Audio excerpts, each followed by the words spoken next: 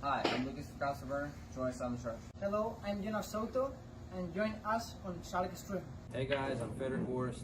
Join us on the Shark Stream. I'm Christina Tkach. Join us on the Shark Stream. Hey guys, it's Jason Shaw here. Join us on the Shark Stream tonight. Hi, I'm John Moore. Join me on the Shark Stream.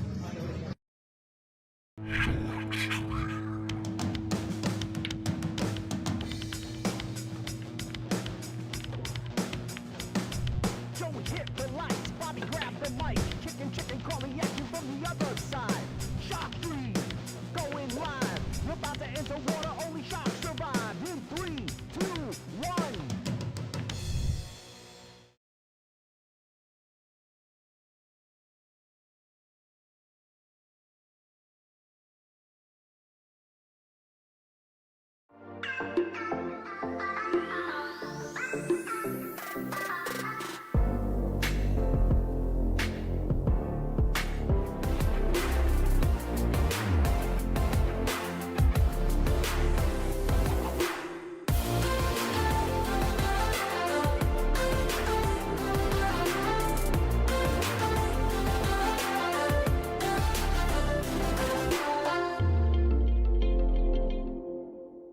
Salotto is the world's premier pool community.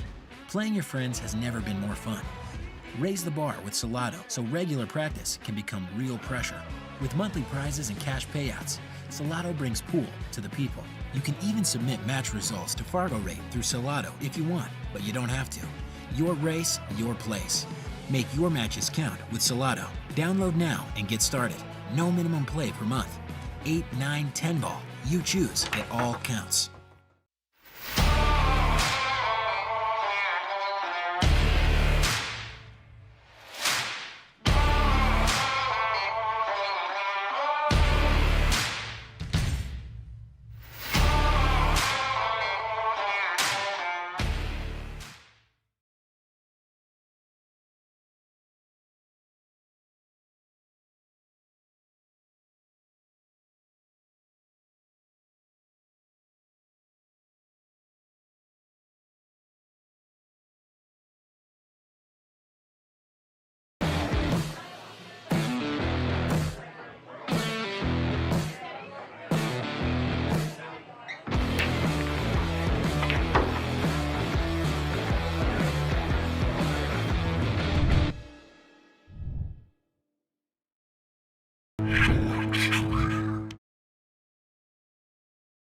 All right, hello everybody. This is Brian Brennan in the booth, coming to you live from Yale Billiards on the Shark Stream.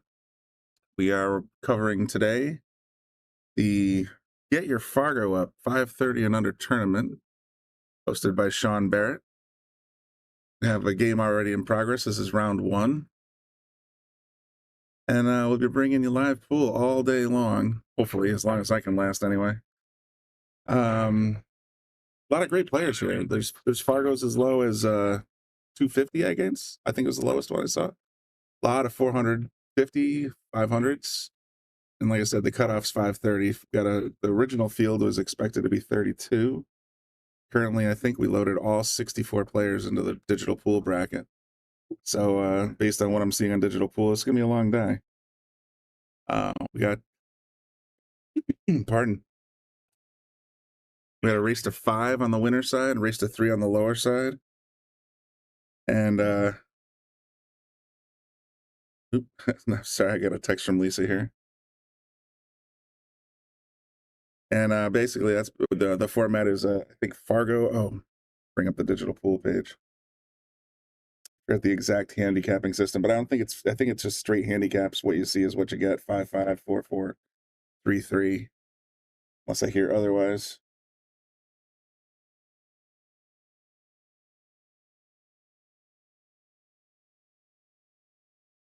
Let's see. This is handicap format, Fargo hot column. I'm not sure what that means. Sorry. I'm not as up to date on the Fargo stuff as I probably should be. On table 8, we got Aaron Barra versus Nuno Cotto starting us off. I'll try to get you some nice matches today from both tables 4 and 8, hopefully. I think I got all the cameras working again. And we'll just see how the day goes. Let me know if you guys are, I see at least 30 people already tuned in. That's awesome. If I sound okay, let me know if I don't sound great. Well, personally, I'm just a little hoarse. I didn't get much sleep last night, so. But hopefully the background noise in the party room will allow me to keep the door open so I don't sweat. I believe that's Aaron at the table. Should still be scoreless if this is game one, is because I tuned in. I started the stream just as the lag was happening, so this should still be game one. I believe that's Aaron going up 1-0 here if he drops this one.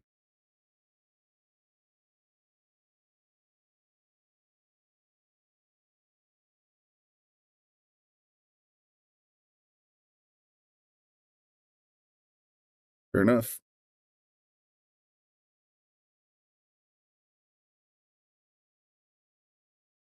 So they did a couple rules changes. It's rack your own instead of loser racks. I think that was one of the audibles that Sean called earlier today. Let's see. He was trying to go for a no 3-foul rule to keep the game moving. And I guess the players kind of overruled him. So the 3-foul rule is in effect. From what I'm seeing here, they're racking the 9 on the spot. So that's interesting.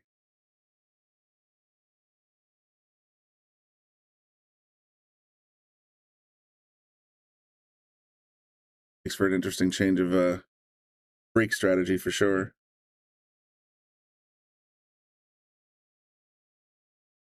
All right, thanks, Don, for at least giving me my first comment, making sure everybody knows we're out there. Correct me if I'm wrong. That's Aaron at the table. There's 64 players here. I know about 20 of them, but there's a good solid 44 I don't believe I've ever seen or heard of before. So you guys will have to bear with me and sort of give me a little guidance.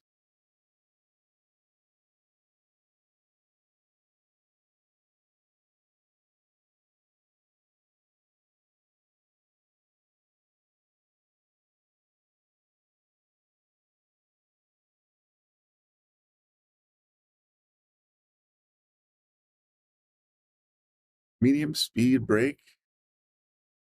A lot of clusters and traffic here, so this could get a little tacky.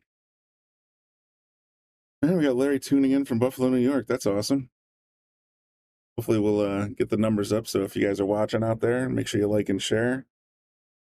I don't believe we're live on Caffeine today, so it's just going to be our YouTube and Facebook channels as usual.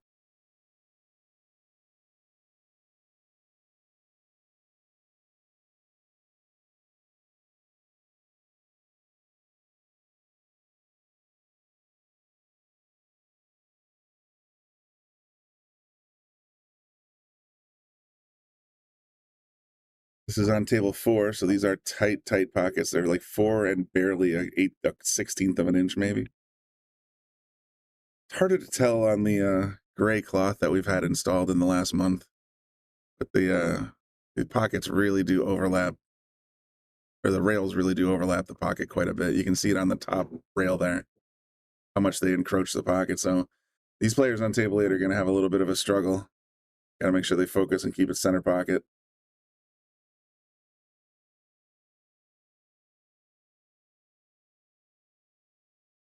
Try to bring you some more games from table 4 as the day progresses, because I have a feeling those are going to be a little bit more speedy and interesting as opposed to just watching a lot of defense. But we'll see how it goes. Got a few big names out there in our pool room today, so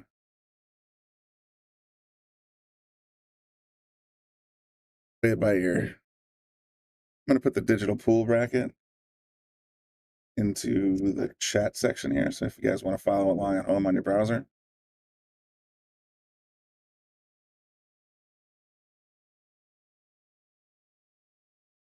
There you go.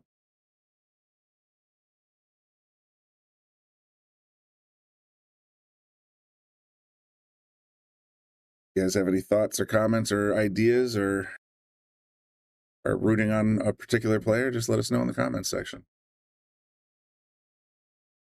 I predict I'll be here for at least 6 hours, probably closer to 8.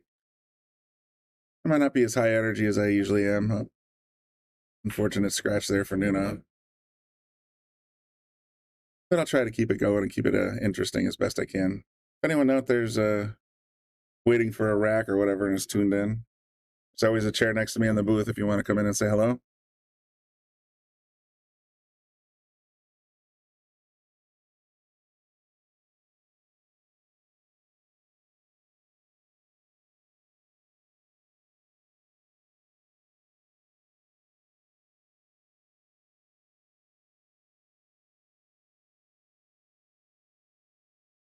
This is the problem right here. I don't know if that's wired. Seldom are balls wired on this table, so be curious to see what his going out strategy is here.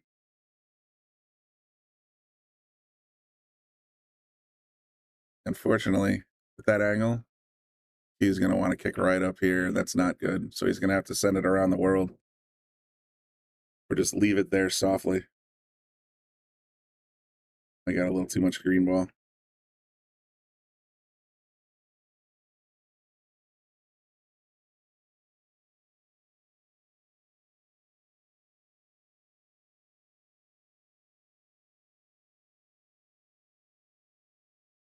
Gonna go for the bank shot here. That's interesting. Can't tell if that dropped. He's standing on the. Oh wow, that was a risky play.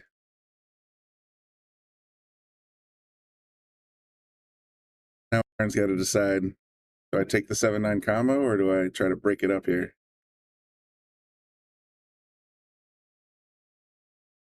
Looked like he tried to break it up and came a little wide. I'm gonna guess he's gonna hit right around here. He just called the 9 over here. See if he can get the cue to just come straight out this way.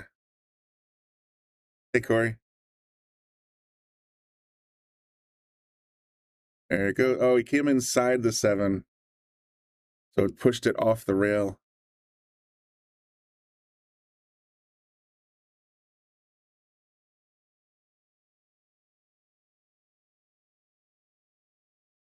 Ooh, these tight pockets. You got to be really focused. Might look like a duck and quack like a duck, but until it hits the back of the net.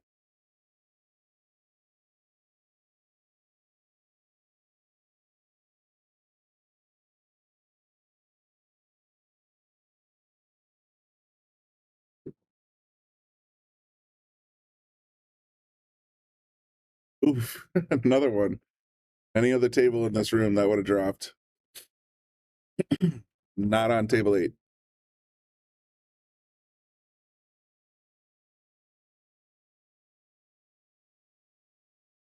Nice shot, decent position. Little straight though. Gonna have a hard time getting on this 9, but as we saw last shot, he doesn't seem to have an issue with bank pool. Oh, he drew it all the way back. Wow, look at that spin.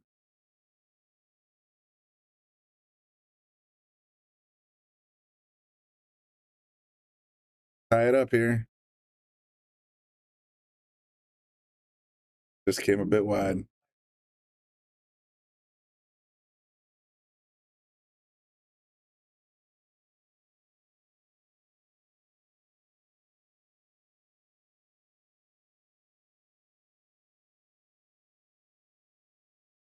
All right, numbers are going up a little bit here. Thanks for tuning in, everybody. I know it's early in the morning, at least for the shark stream.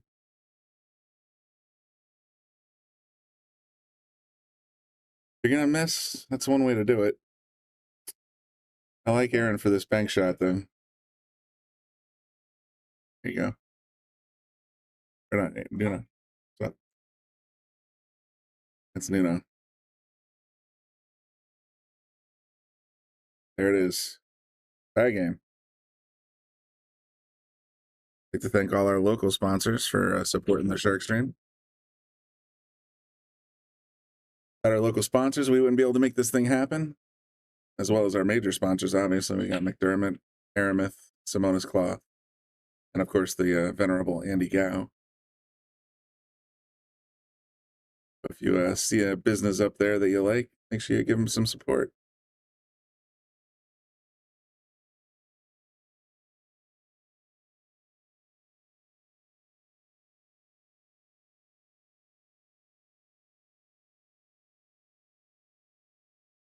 All right. 1-1, race to 4.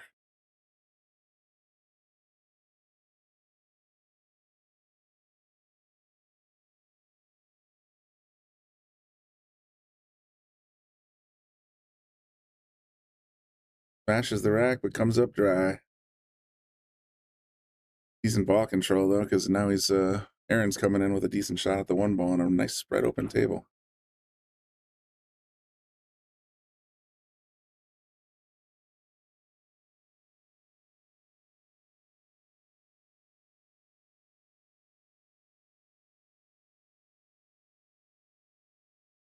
Puts it in the side, but gets into a little traffic, and I don't know if he's going to like this shot. He's okay. He's okay. So he's got a direct shot to the 2 ball in the corner. It's all going to be about speed control to get on the 3, though.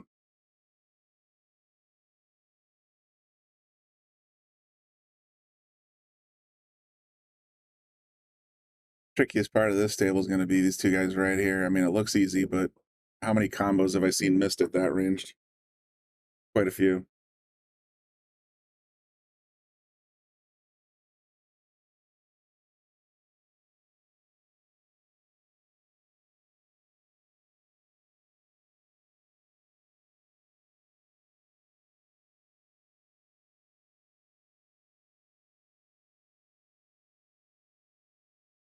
He's going to cut in the corner.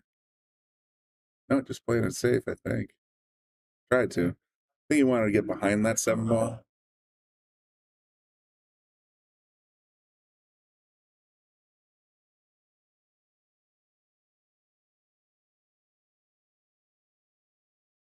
Trying to thin it in the corner. Oh, man. I always make the same joke, so apologize if it's tired. Both pockets are super tight, except when the cue ball's heading towards them. I think they open up. They always get way bigger when that cue ball's coming at them.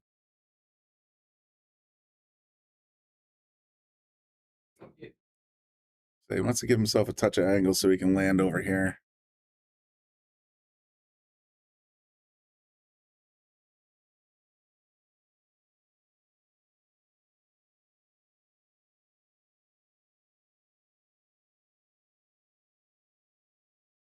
He gave himself a little bit of an angle to get towards this 5 ball.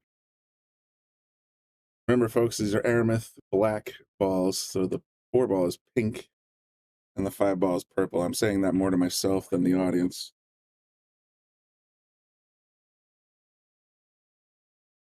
Ooh.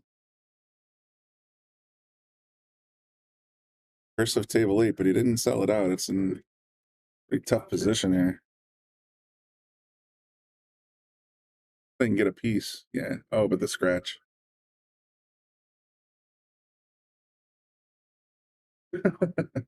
Jeremy says, "Morning, Brian. Hope you survived the day." Yeah, Jeremy, you and me both, pal. I was trying to go to bed at a little around 11:30 midnight last night. Just tossed and turned all night, so I don't think I actually fell asleep till about 4:30 in the morning. That alarm went off at 9 o'clock. I was about ready to blow my brains out, but here we are. I'll try not to be too sleepy on the mic. This is the key combo I was telling you about. He's got to get the key. He's got to knock this 5 ball over here. And that's not like a straight in shot. It's got to come right, almost right of this. Sorry about my drawing. You guys know what I mean. It's not a straightforward combo. And then the 5 is going to want to kick this way. So you got to be careful with your ball speed.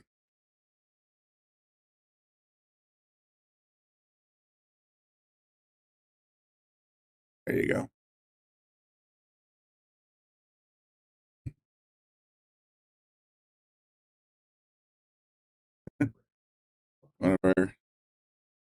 One of our favorite commenters here, Jeremy Tucker Mooser. See you in the comment section all the time, both when I'm in the booth and when I'm in the comment section myself. So good to see you, buddy. Yeah, Jason, I agree. He couldn't have done that any better. He's gonna get stuck here though. Oh, he didn't get paid for that one. Needed about another 2 ball rolls to really make that pay.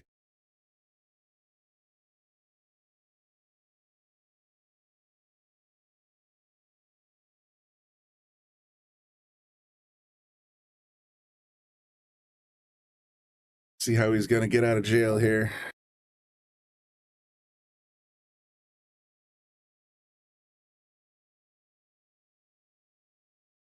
Contact. Pretty sharp angle.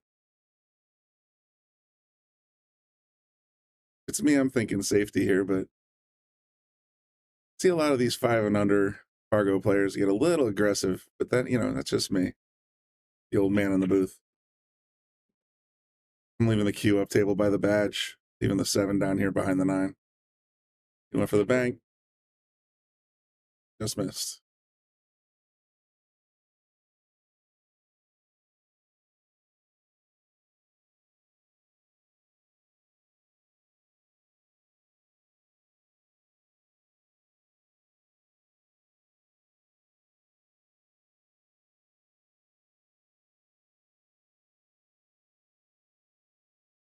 I think that was a good instinctive play. I mean, Nuno has not backed away from a bank yet, so I don't expect him to do that here. Oh, he's going back corner. Or unless he was calling the 9. Oh, he's calling the 9. He's baking this. Yeah, okay. I see what he was up to. He was going to try and make the 7 cross side, but just in case the cue came towards the 9, might as well tap the pocket and be sure.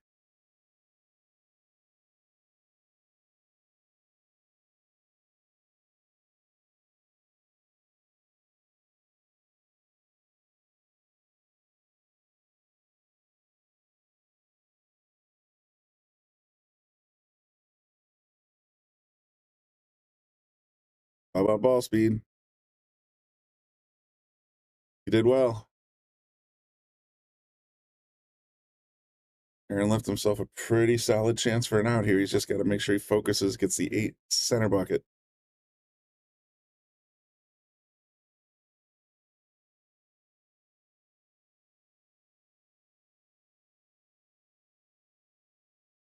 Oh, no, he sold it out.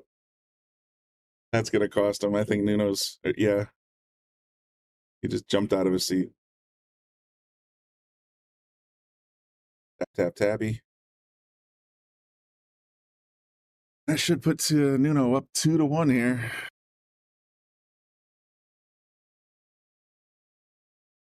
There it is. It's early yet, but let's thank our feature sponsor.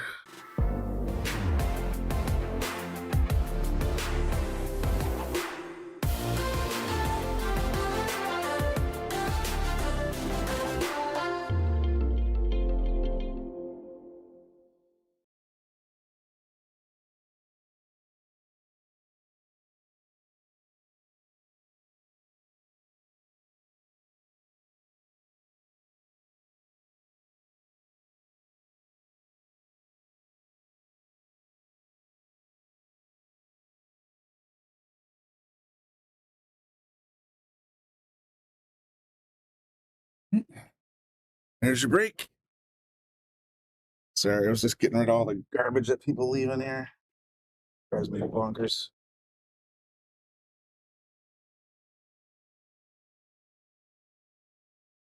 I live in a cluttered enough home. I don't need that in the office too, you know? All right, dry break. Aaron's at the table kind of shopping this out. I wonder what that 9 looks like. It's a little too gross of a cut. One might be able to sneak by.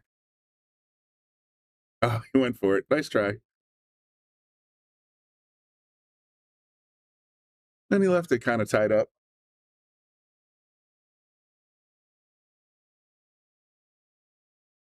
You know, sending the one around the world. Does he get the tie or the lockup? Sure does. I don't think you can see it from here. Yeah, no, that's pretty locked down.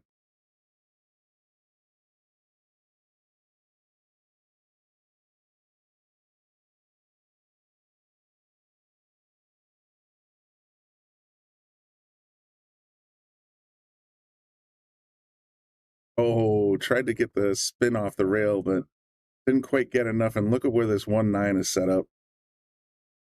What would Brian Merrick do?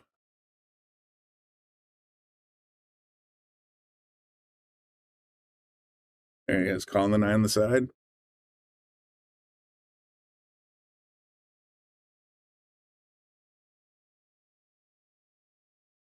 Corey, I thought I saw you in the building earlier, no? Are you watching from the lounge? Drains it. And it goes up 3-1.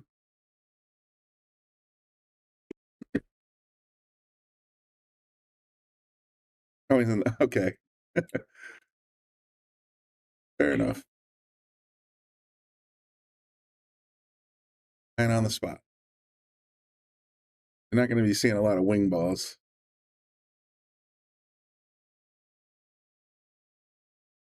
You might be seeing more as what you might be seeing more is the one in the side pocket usually. Yeah, Corey, a little quiet time couldn't hurt. I totally agree. Get your thoughts together. Wait till your phone goes off. Come on in.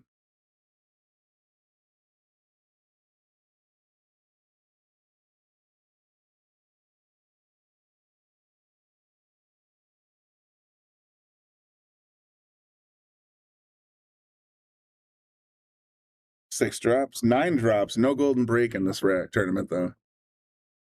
So he will stay at the table, but I believe the 9 has to get spotted now.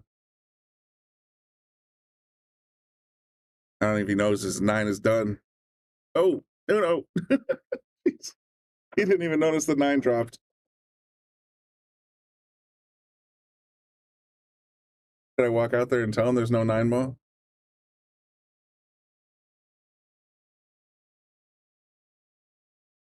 I think Nuno just figured it out. There you go. I'm sorry, but that kind of made me giggle a little bit. That's the first time I've seen that. Where's the 9 ball? Oh, crap.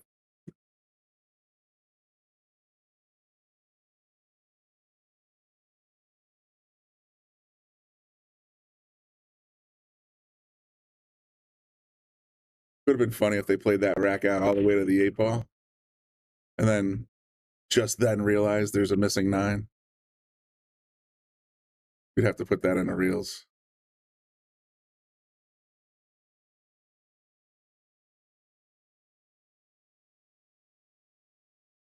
Two great shots, center bucket. 4 balls just hanging in the corner. There's a little trick here just because it's on the rail a bit. They should be able to get at least that far.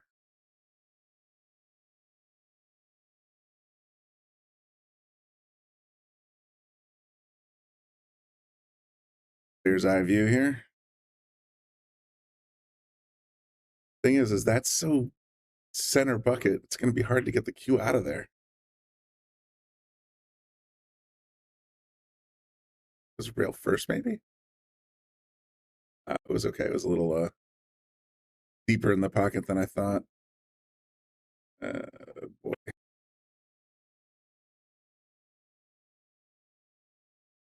Not sure what he's going to do here. Kind of snookered himself a bit. I'd be tempted to just feather it and send the cue up table.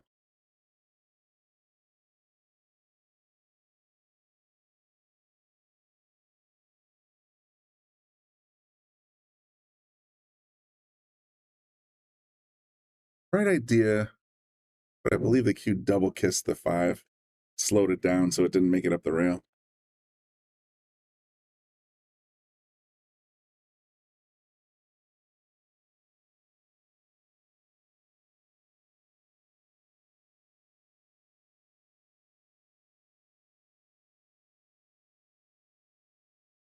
And Beavis sound you might have just heard on the microphone was my text messages going off. I just got a text from Joe Raccio, so I'm going to take a moment.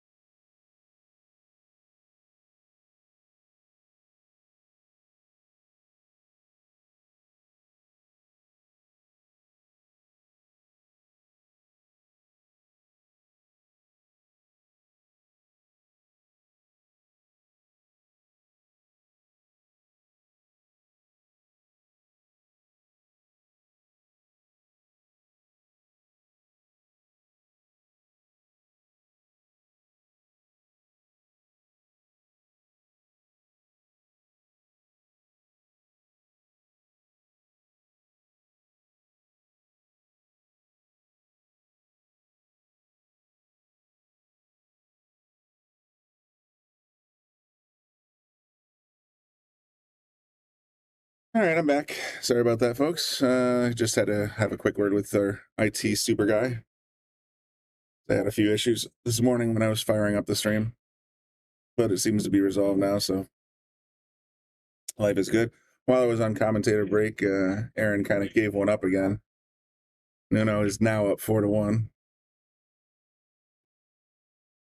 I don't think he's going to be thrilled with this 5-ball, 4-ball. Darn it, every time.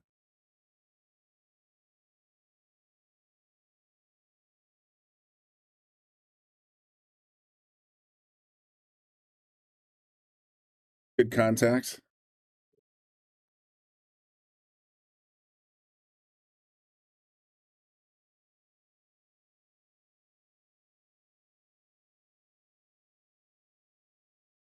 Mike McSherry says Nuno needs to play more safes. I think that's kind of the consensus in the comments section too. I had mentioned that earlier. It seems a bit aggressive, but I mean, your style of play is your style of play. I firmly believe, though, if you want to be a 550 plus Fargo player, you really need to know when to hold him, when to fold him, so to speak. That was a great safety right there. Look at how frozen he is on that 6-ball. Take a note, Nuno. Aaron's looking for ball in hand, and he might get it here.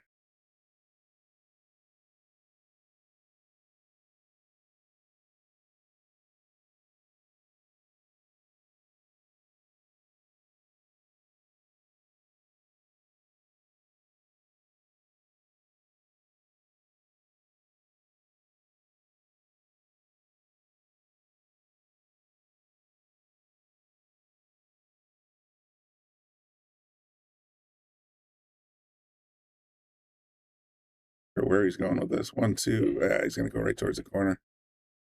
No, Aaron got his ball in hand, which is exactly what he needs right now.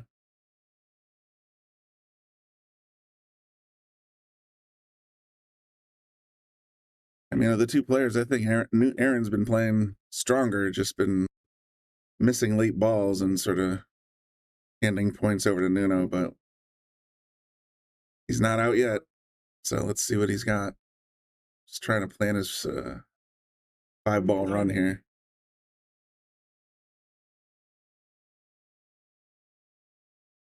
Trickiest part is making sure that that cue ball ends up inside that line.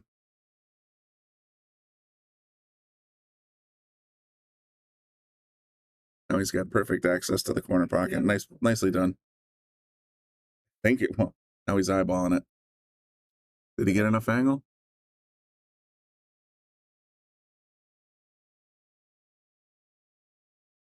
I think he thinks so.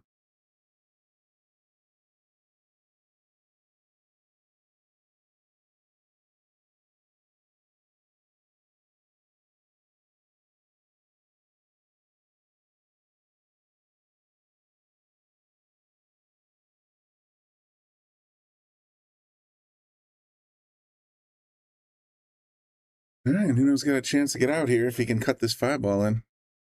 Nope, a little too fat.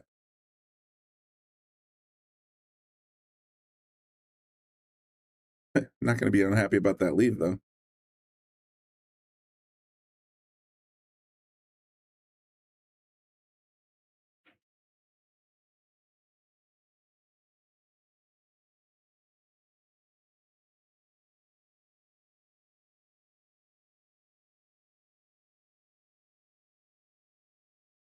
Oh, if he had a little more steam on it, that might have gone. What a heartbreaker.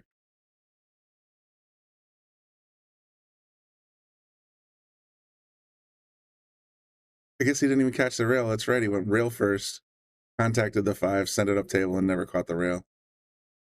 Gave up ball in hand. I think Nuno's got a good chance at this out here.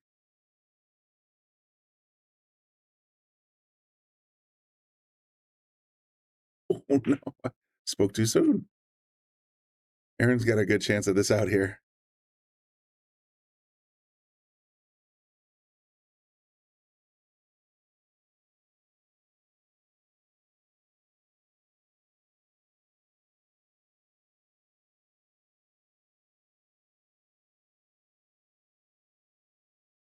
I'd overrun this a touch. I stand corrected. That's damn near perfect.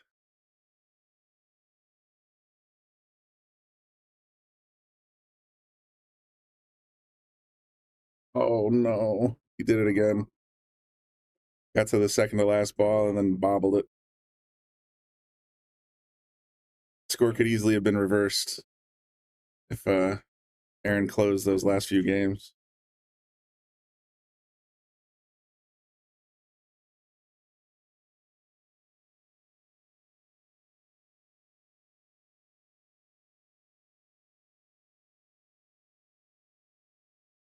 See if Nuno got this lucky stick on the 9.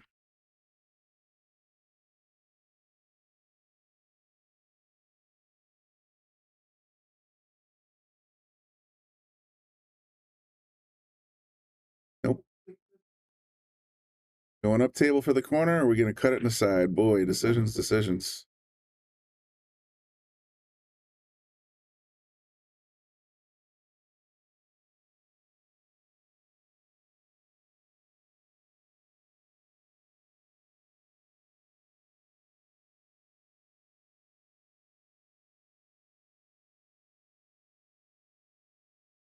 Right in. Give him the boom. That's a harder shot than it looks.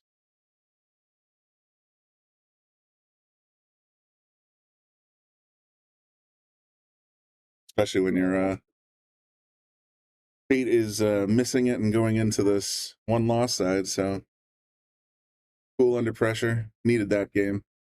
4-2. Good morning, Andy. Figured I'd see you in the comments section eventually.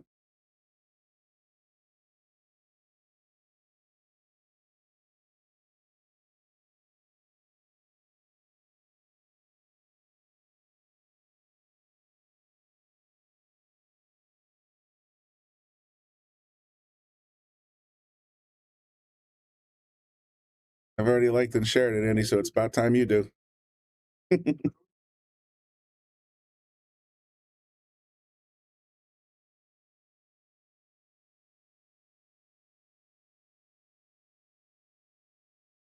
time he did a mid-speed break. Yeah, got a little fortunate. 2-ball dropped. Doesn't look like the 6 got him, so that was a pretty decent break.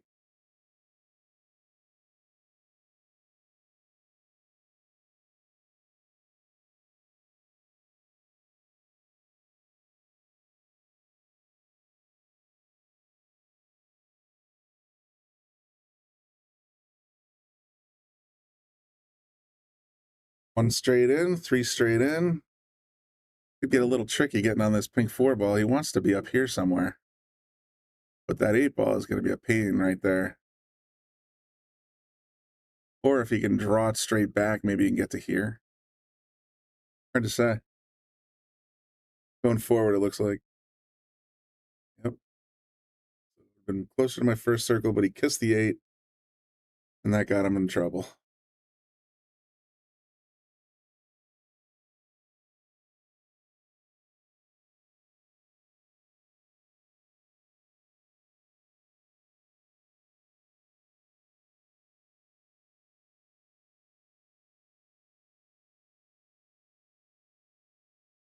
For a little kick action here. Ooh, nice try.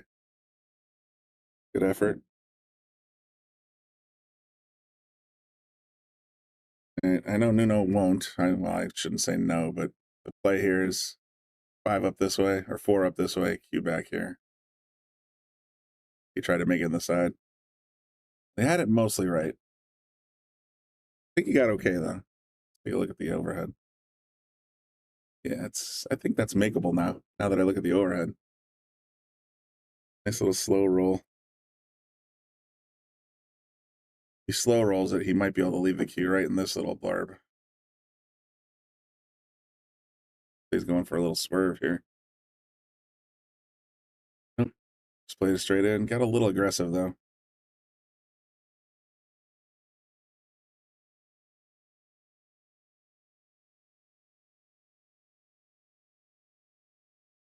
Been liking using the PTZ a little bit more. Seems like we get to see the players least their faces a little bit more. All we get to see on the other views is back of their heads most of the time. So let me know in the comments section if you like the camera work, or if you think you like it just stuck on the long and wide views.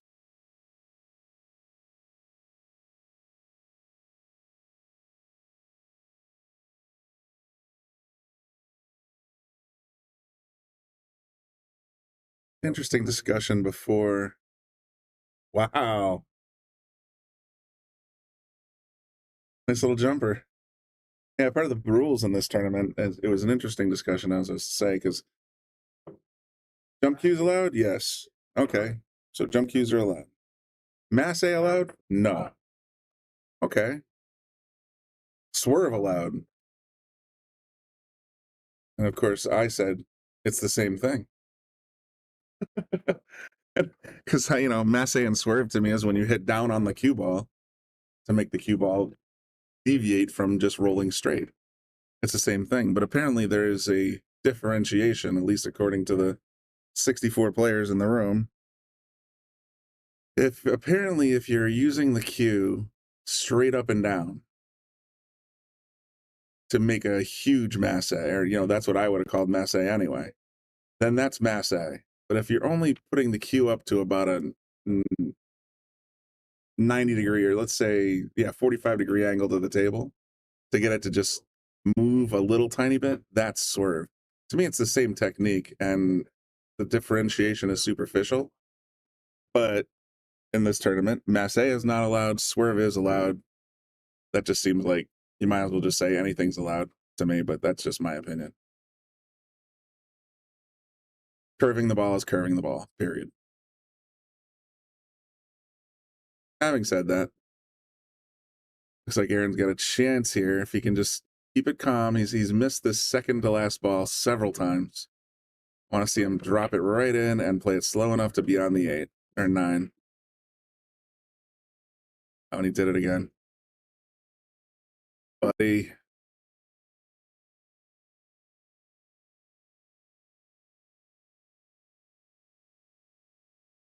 Hope I'm not being harsh, but you got to get that second to last ball in, buddy.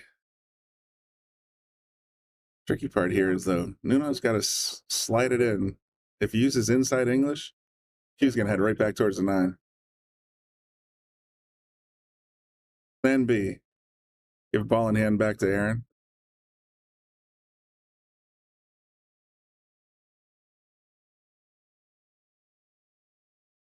This should be a gimme out. So here we go. Though he is right-handed, I just realized for me, this is a no-brainer. I'm a lefty, so I just sit down, smack the ball, and be done with it. But behind the back action, maybe? That would be awesome.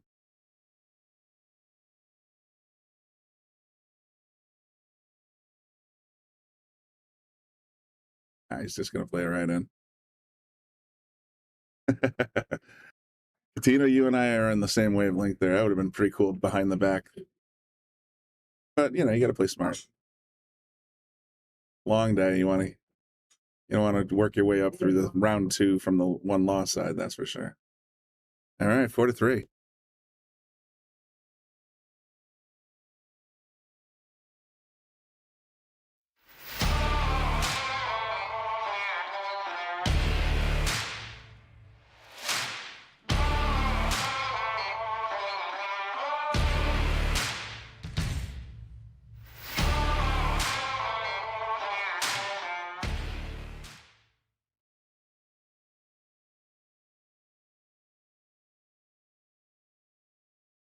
That was Littman lights. The light fixture we have on all 18, 16 gold crowns and 2 diamond 7s. That's the fixture we use on all of them, and you can see on the screen, it just provides beautiful clarity on the table. So the best part is you can be near the table, look straight up, and you won't be blinded by all the LEDs. Very, very well-designed fixture. There we go, 4-3. Aaron's on a 2-game run so far, coming back from 4-1. See if he's got what it takes to get this Hill. Again, he's shooting a medium break because of this 9 on the spot. See if he does it again. Yeah, see how he said that wasn't like shooting out of his shoes. It's interesting. I mean, I understand that there are different approaches to the different break styles for the 9 on the spot, but I'm Nuno. I'm saying safe it up, but yeah, did he do it? Didn't put a lot of thought into it, but I think that's what he was trying to do. This is going to be a difficult rack. As you see up here, we got the 2, the 4, and the 6 all messed together. You got 7, 8, 9 all screwy. A lot of incentive to try and get a long run here. You just want to, make a ball or two, leave them safe. Break it up when you can.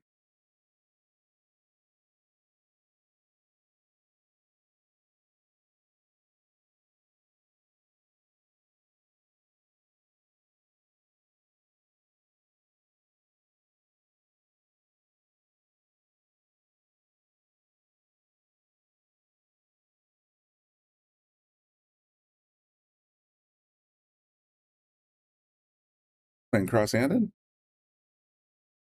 Looks like it. He's holding the cue like I hold the cue, so he must have played cross-handed.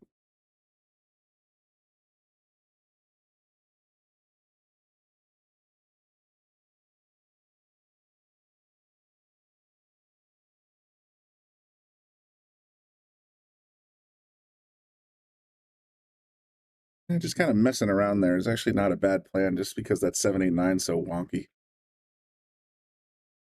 You can sort of mess around, leave a couple balls open, because the chances of, let's face it, either of these guys getting out is slim to none. It's just a matter of seeing who gets to the 7 ball first. What's up, Big Worm?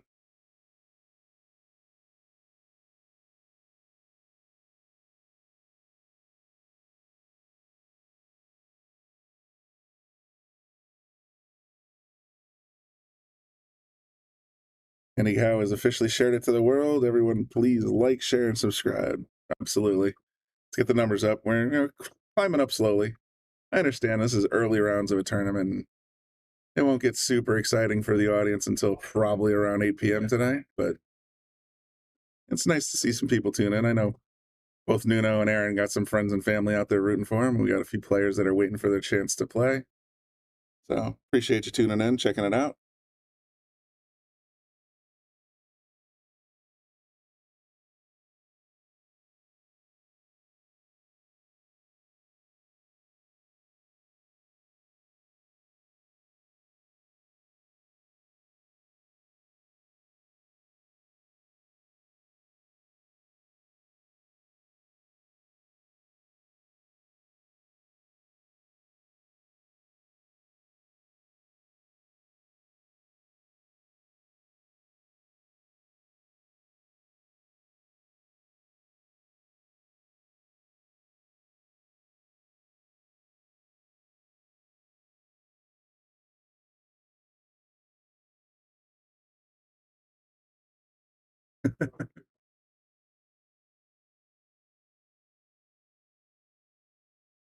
I did not know until this very moment that there was a worm emoji. That's awesome, Andy.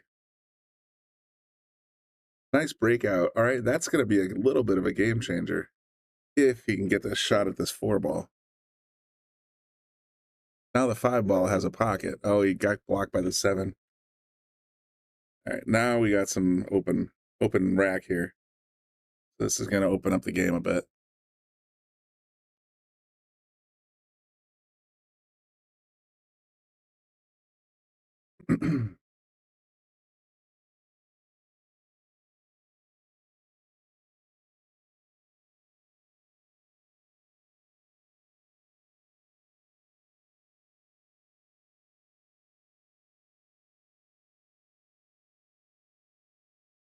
Trying to lock it up behind the 6. A little slow, but it's going to be okay. A little bit of a conundrum. Oh, he's going to send it down table. Something like that result. Aaron's got a great chance of making the 4-ball. It's a touch of draw. He should be able to avoid the purple 5. Got to avoid the temptation to hit it so hard. Good speed and a great carom. Develop the 5 right towards the corner pocket. He's got a good chance of getting back towards the 6 if he was left-handed. Since he is not.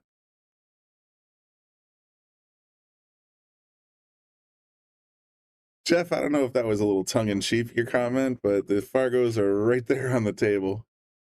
There are several 300 Fargo players here battling it out, but not necessarily right now on this stream.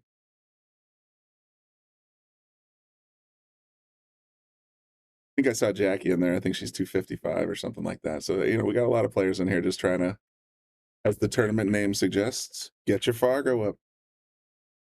Someone like her with a lower handicap or lower Fargo rate could easily move up a bunch of points if she takes out a couple of players early.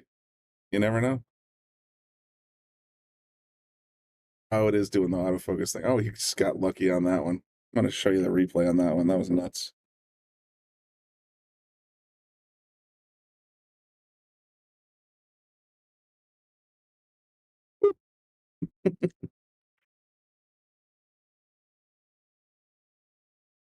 Little luck never hurt anybody, right? That was a big ball for Aaron because he needs this hill.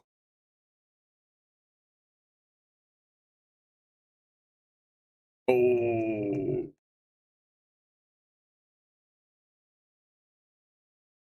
If he'd hit that into the pocket, I think he had the right cue speed to get on the 7, but because he thinned it, cue got away from him. Now it's all up to Nuno.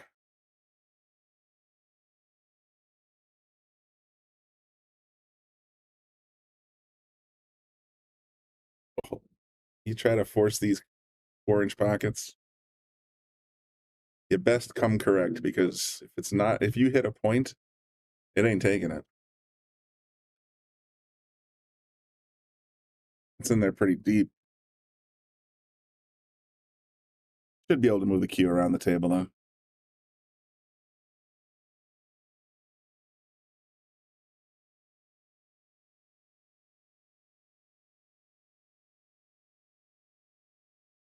A little follow on there, and it took away from his right English. Now that kind of slowed the cue from coming up the table. Once he hit the 6 into the corner, you could actually see the cue bend as it hit the end rail. That changed the whole angle. All right, plan for his good idea, a little bit of speed wrong.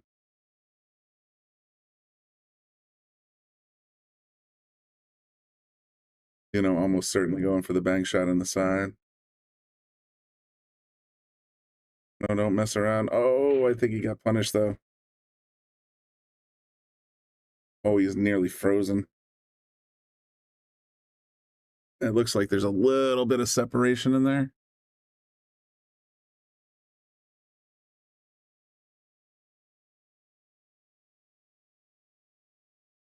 Yeah, Kevin, Nuno's a shot maker. He doesn't...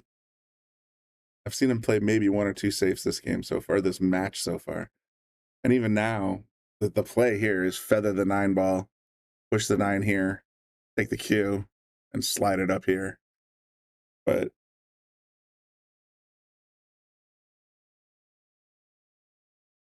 see what he thinks.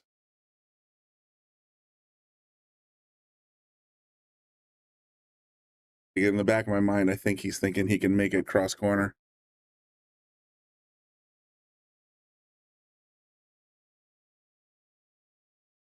Andy, Brian, are you showing transmission out to Caffeine TV? I just checked and I don't see this match on there. I have no idea how to make caffeine work. When I sat down, I pressed the on-air button and our Facebook and YouTube went live. I think Joe's coming in sometime today and maybe he can figure that out, but I have no idea how to make caffeine work. So for now, we're only on YouTube and Facebook. If those are separated, this is a push through. That's that. If they, yeah. That would have been a double hit. but I'm not a referee. I just push through the cue like that.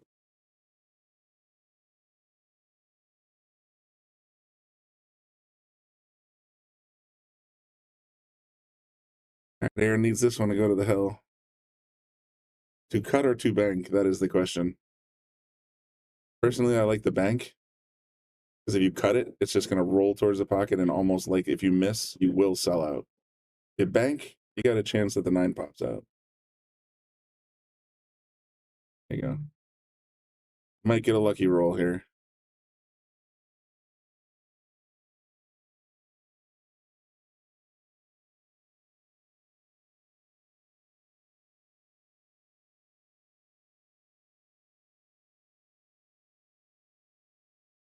All the way up for the set. There's the handshake. Nuno wins 5-3. And let's take a look at digital pool. See if we can figure out what's coming up, what's going on.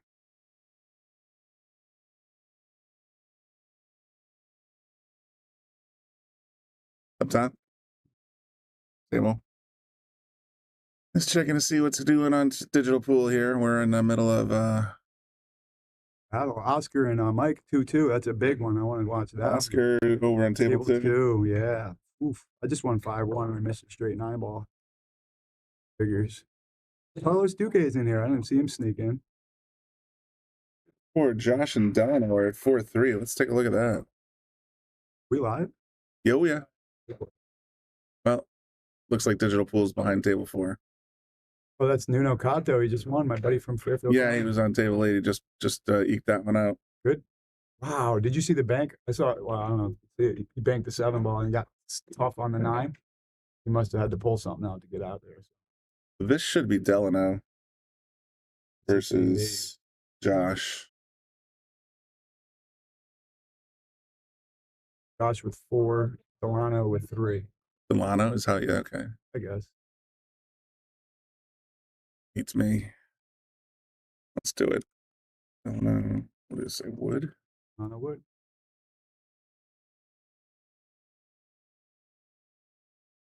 Let's see. He's 509. Josh Groves, 512.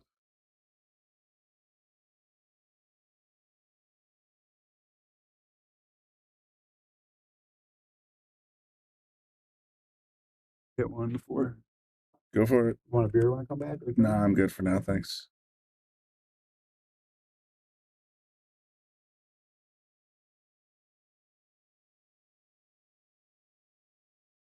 And Reese is going to be 5.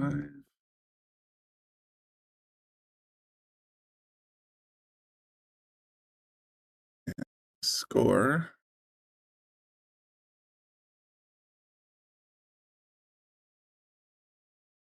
Josh has 4.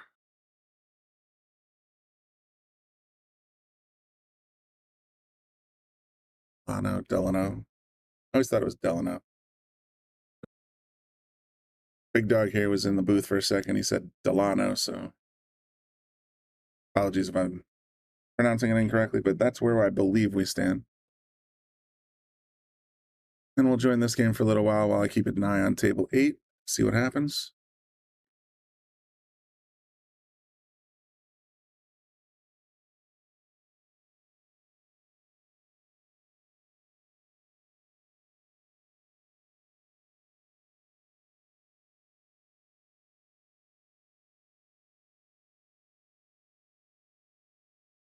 Paul's got the perfect solution for me. From now on, I'm just going to say Del. Delano, potato. Del it is. Del and Josh.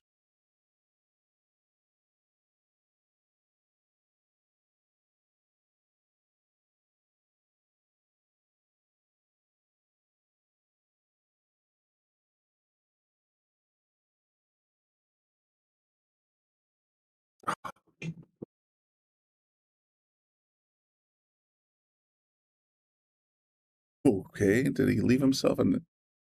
Yeah, he can kick it in the goalpost here. The 6 has got a tiny bit of the pocket, but he can make it through.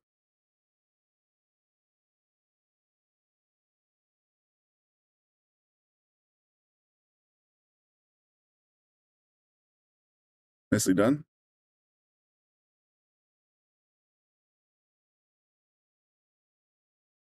Draw straight back, I'm guessing. And he tried to cheat the pocket and got kind of bit him in the butt a little bit. Yeah, he's not thrilled.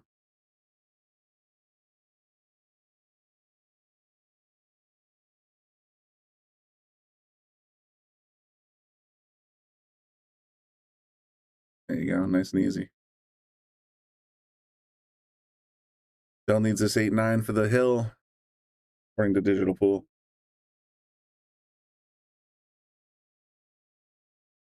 Don't draw on the side. Don't draw on the side. Fortunately, the gray cloth is playing a little bit slower than it has the tournament blue cloth. It's, I guess there's some classification that couldn't, I don't know. Plays a little slower. Having said that, looks like it's 4-4. Hell.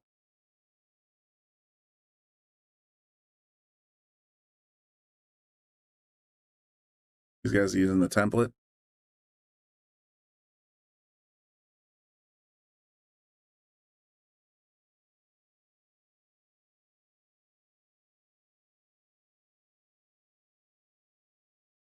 Two people rooting for Team Dell. Anybody out there for Team Josh? Race to 1. Two of the higher Fargos in this 530 and under tournament. So, like these guys getting pretty far.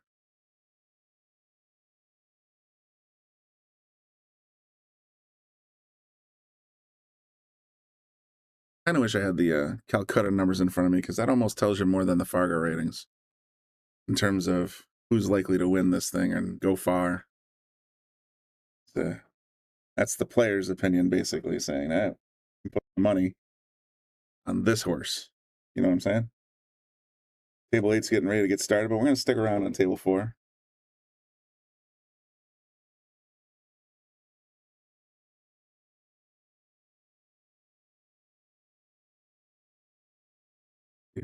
Table 8. Table 8, Carl Burgess, 502 versus Mike Hale, 468.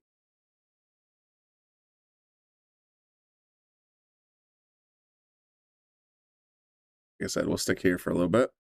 Actually, till the conclusion of this game anyway, and then we'll see what happens on table 4 and tune in one or the other.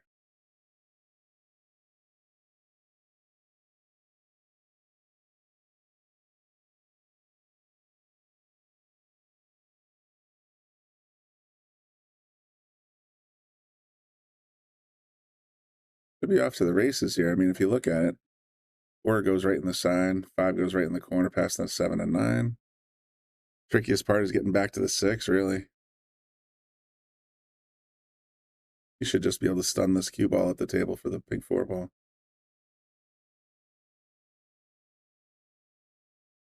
A little more speed.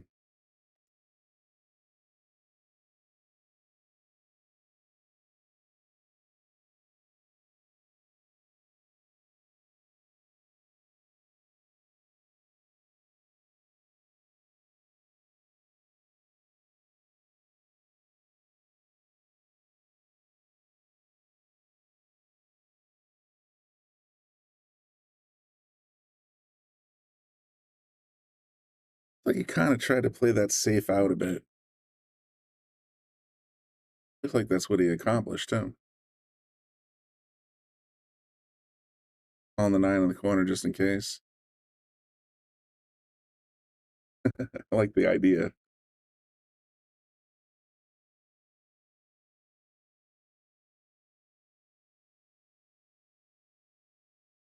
Tricky part is not letting the 7 get in the way. He can make this 4 up table, but he's got to leave the cue down here somewhere.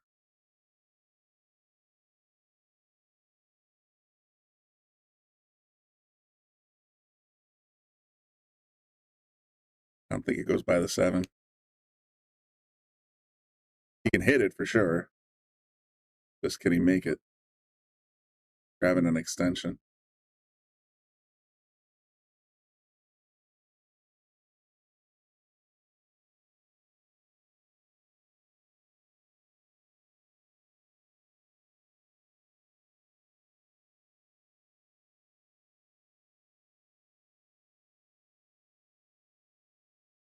Heads up play there. I mean, the cue just wants to stick by the 7 anyway. You might as well take advantage of it.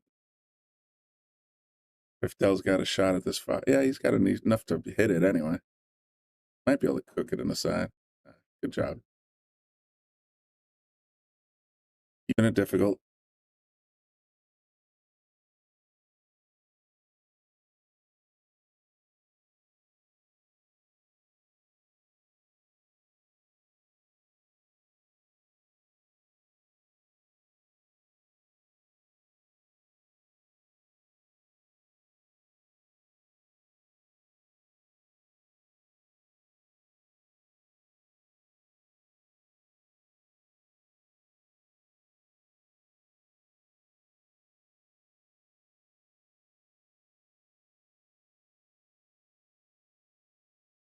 Dell thinking it over.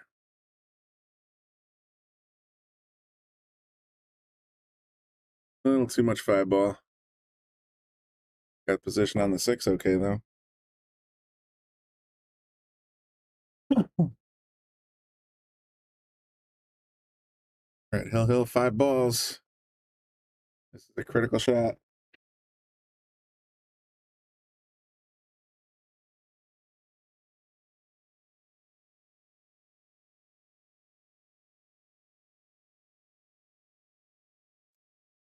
Josh has said he's not going to be the first one to blink.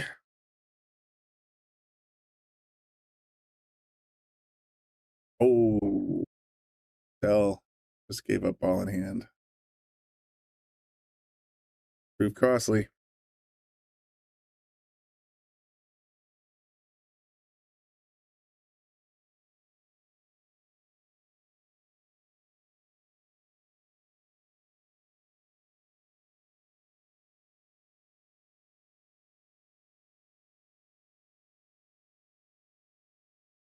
There's 6 straight passes, 7 same corner.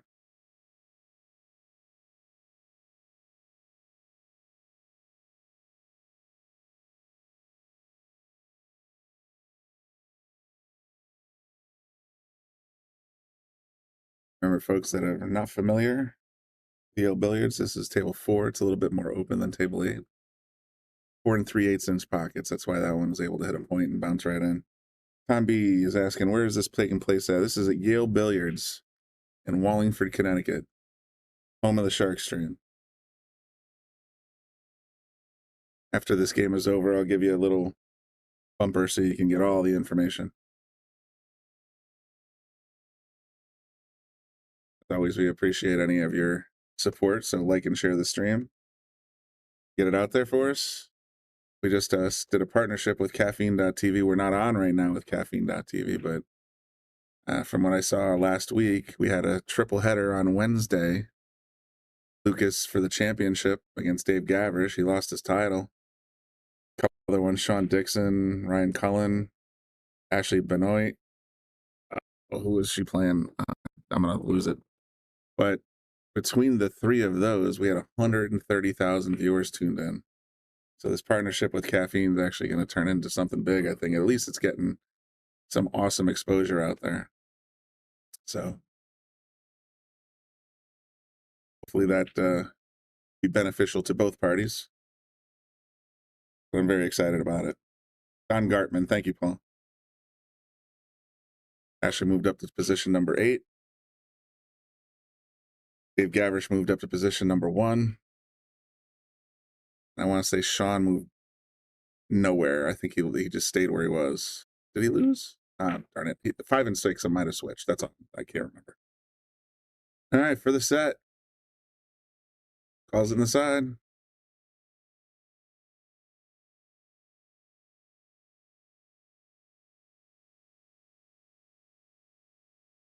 Just stay out of the corner. No problem. All right. Delano goes to the 1 loss. Josh advances. For Tom B, here you go. It's a little bit about the Shark Stream.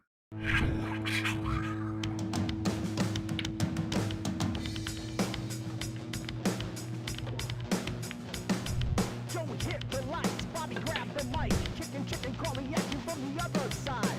Shark freeze, going live. We're about to enter water, only sharks survive. In 3, 2,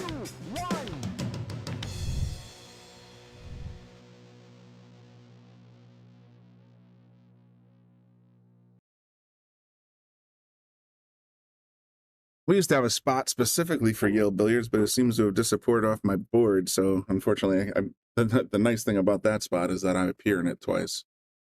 But maybe when Joe gets here, I'll ping him and say, "Where's my Yale billiards button?" For now, let's take a look and see what we got in progress. We got Carl Burgess, 502 versus Mike Hale, 468 on table 8. I don't see anything announced for table 4 yet. Table 4, Heath Desso and David Andrioli. I see David Andrioli in the comments section for a while, so I think I'm going to stick on this one. I'm going to get the table prepped. I like to see that one. He's a 512. Heath Desso's a 486. That is going to be a good match. Let's get that queued up for you.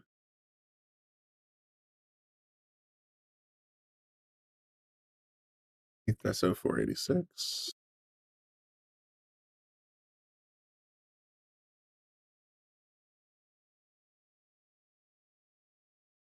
Is it not working? There we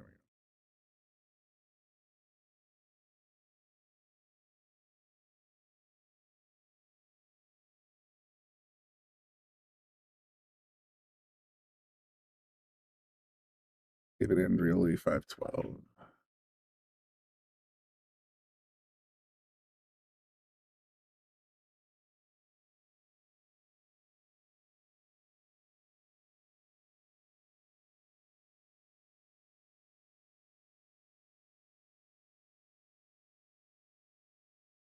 Like the players are getting ready.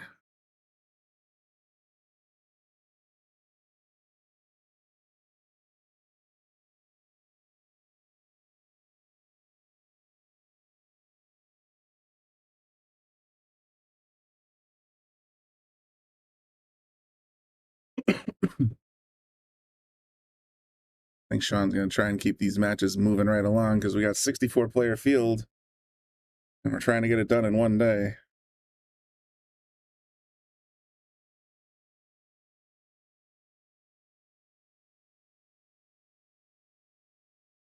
There's a Yale Billiards t-shirt. Life is good. Here we go.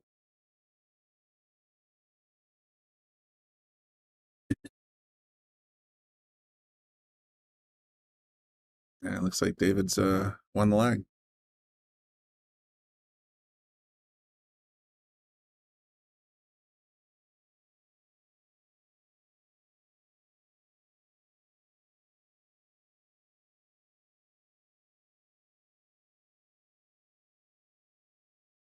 Ooh, I'm wildly mistyped that Fargo.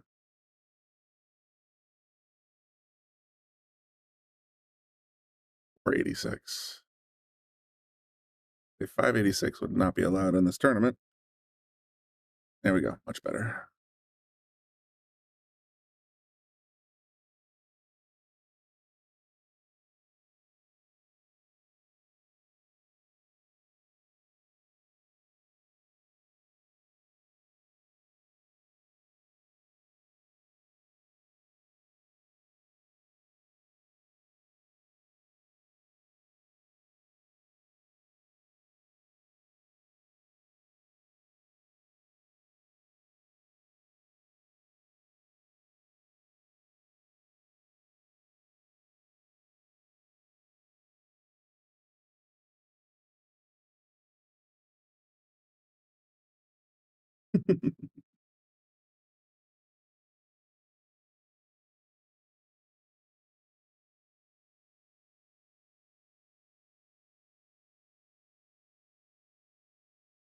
Broke dry. There we go. Oh, weird happening out here. Big bank shot. Nicely done.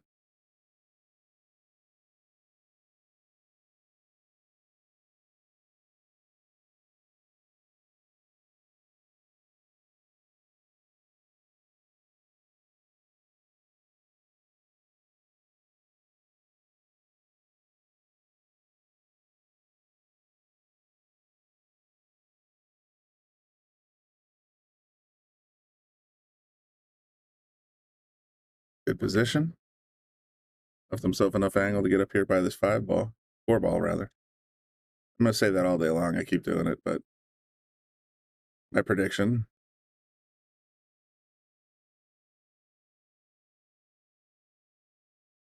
That's what I would think would happen, but we'll see what he does.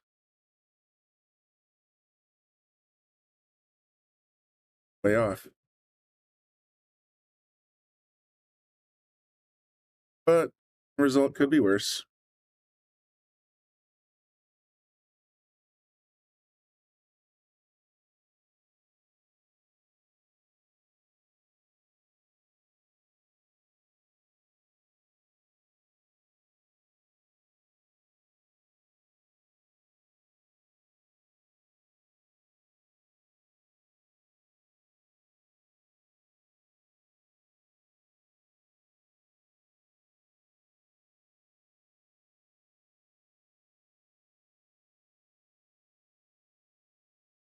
Hold it a little bit.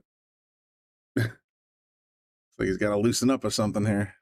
I believe this is still round 1, so might be their first time at the table for both of them.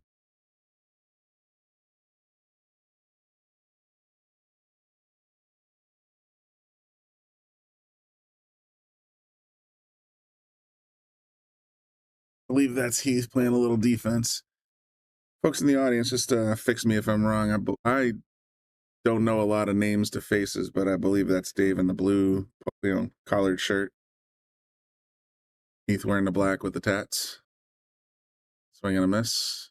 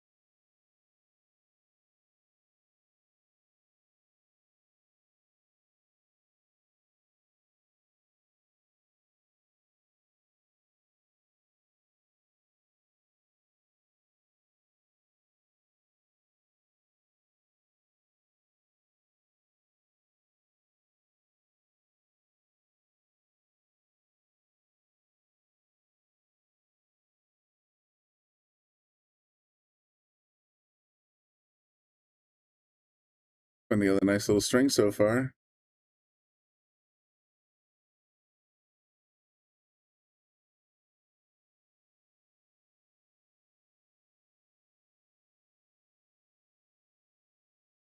Might have been a little slow on that one.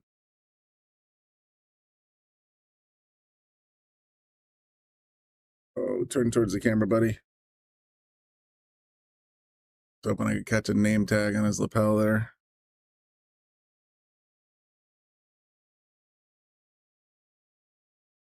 It does say Heath. I was right. Woohoo!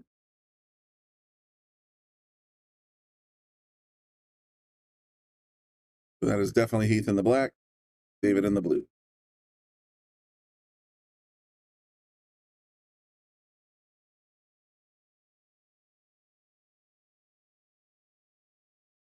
David getting an opportunity here to go up 1-0. Yeah, Nick, I finally got a clue. I was able to see on the front, right around where his heart is, he has his name on his shirt. So, John, this is not Bobby. Bobby says boom a lot more than I do.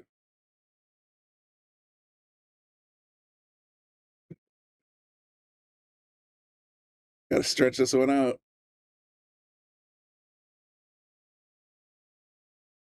Good to see a fellow southpaw out there, though. Oh, no. Worst case result. Scratching on the 9. Going to concede. All right. Heath goes up 1-0.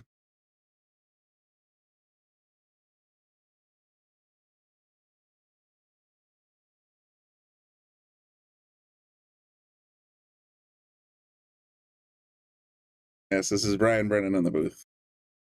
Basically, when Bobby wants, long timer, heavy hitters, you get Chicken and Bobby Hunt. And when Bobby and I are in the booth, Bobby Hilton, Bobby Boom, as most of you know, we call ourselves Diet Brian and Bobby. And then when he gets an 8-hour day, he says, "Hey, Brian Brennan, would you like to go in the booth all damn day?" Because no one else is dumb enough to sit down here for 8 hours. So, you know, you guys, you get me, Brian Brennan, for the tournaments.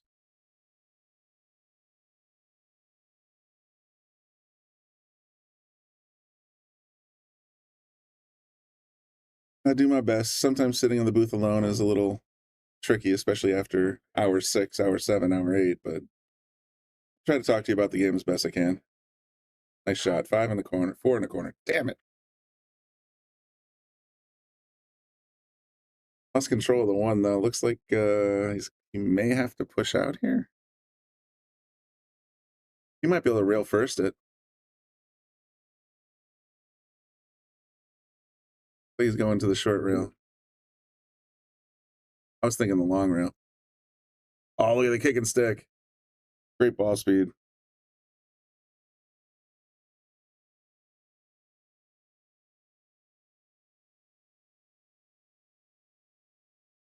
That was a good kick and stick.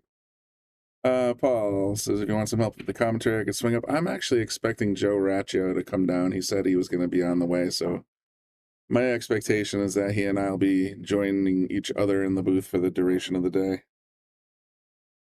Andy Gauss says his booth record is 13. 13? That must have been some time ago, Andy. I think the longest you and I have lasted together is 2 hours, but maybe that's my personality.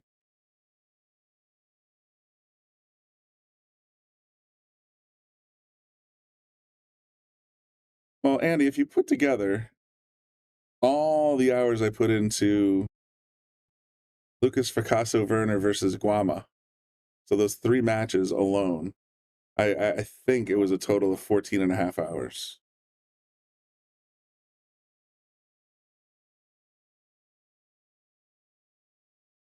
So I logged a few hours in the booth, is all I'm saying. Dave's still disappointed with that result. I can't blame him. 8 Ball's messing up his kick at it, too. Oh, I thought he was going to get lucky. Oh, no. His cue balls finding the pockets quite frequently. You did last year, Andy. Good for you, man.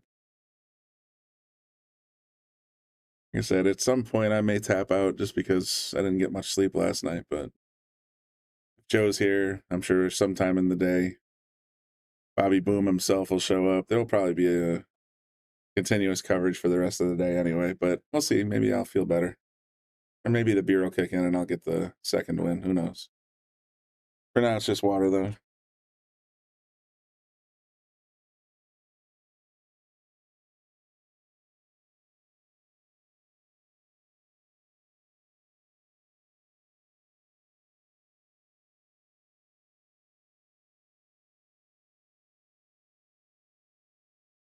Tried to cheat it and cheated it a little too much. Didn't sell it out, though, I don't think. Because maybe... Nope. Even rail first, that's nearly impossible. At least on the near rail, he might be able to go cross, hit it around here somewhere.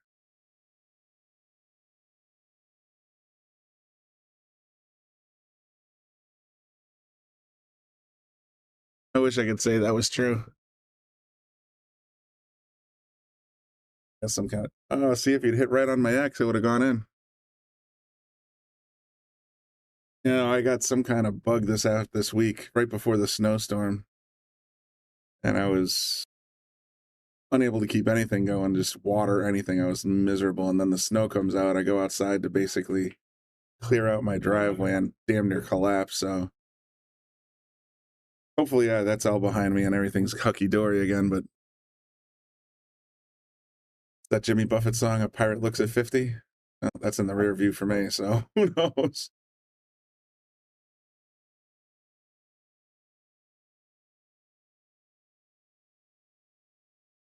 Is it A Pirate Looks at 50 or 40? Oh, darn it, I think it is 40.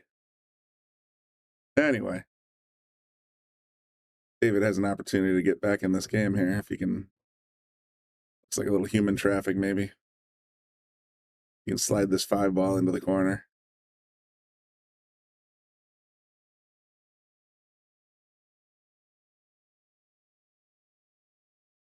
Seems a little off so far. Hopefully he'll catch a gear at some point. We'll see.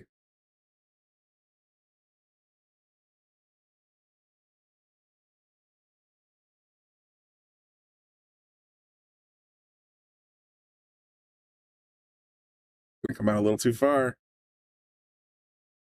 Nice try. I mean, that ball speed has to be perfect. He's gonna have to go rail first. By another kick and stick. Exactly what he did. Close enough, I think. David might be able to push this through the 8-6 to get to that side pocket. Or push the 6 through.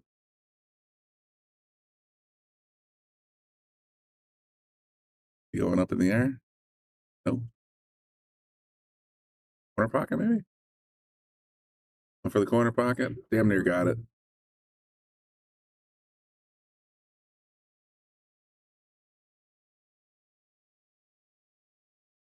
Now it's going to bug me. With the Googles. Darn it. Pirate looks at 40.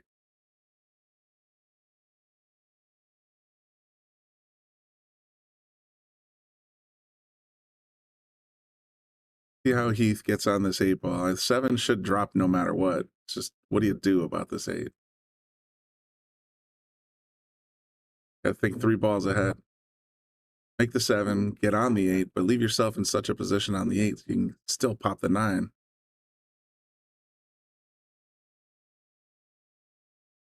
Draw outside. He's gonna. Does he have enough meat? Boy, that's close to the point.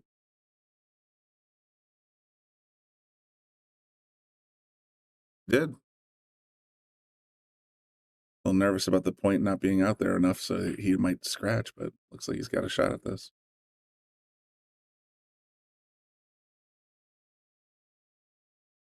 Oh no. Jeez, that's 2 in a row. These guys have sold out on the 9. All right, well, I guess turnabout's fair play. He's going to make him shoot it. That's funny. There you go. All right, so Heath goes up by having ball in hand on the 9 last rack. Dave goes up by selling out. Heath selling out the 9. See what we land from here. Salotto is the world's premier pool community. Playing your friends has never been more fun. Raise the bar with Salotto so regular practice can become real pressure. With monthly prizes and cash payouts, Salotto brings pool to the people. You can even submit match results to Fargo Rate through Salotto if you want, but you don't have to. Your race, your place. Make your matches count with Salotto. Download now and get started. No minimum play per month. 8, 9, 10 ball. You choose. It all counts.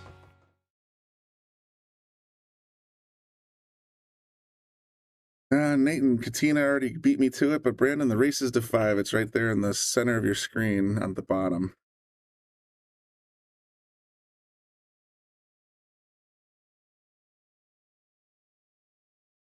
We have 2 numbers down there because occasionally we will be showing 2-man tournaments and there will be racing to different numbers. So a couple games on the wire here and there, that kind of thing. So both players are racing to 5 though. On the front, it's a race to 5. On the 1-loss side, it's a race to 3. So as the day progresses, that'll sort of bounce back and forth a bit. Right now, we're still in round 1 on the winner side because we started at round 10:45. So just trying to get through the first set of 64 players elimination. And then we might start seeing some 1-loss sides. Got to keep that side moving, you know. We'll see what Sean Barrett, our tournament director, decides for. As long as it's on table 4 or 8, I'll try to do my best to get some good action for you.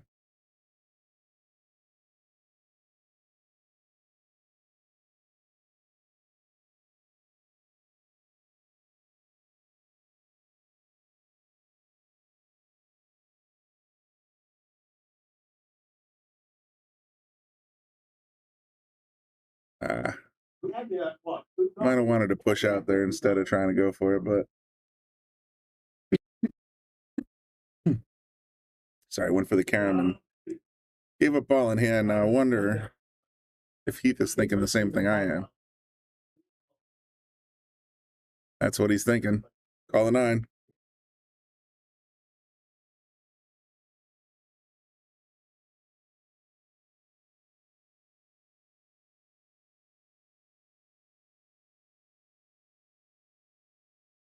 There's your shortcut.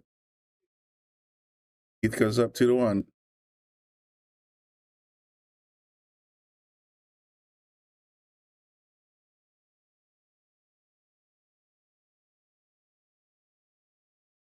Yep, 2-1.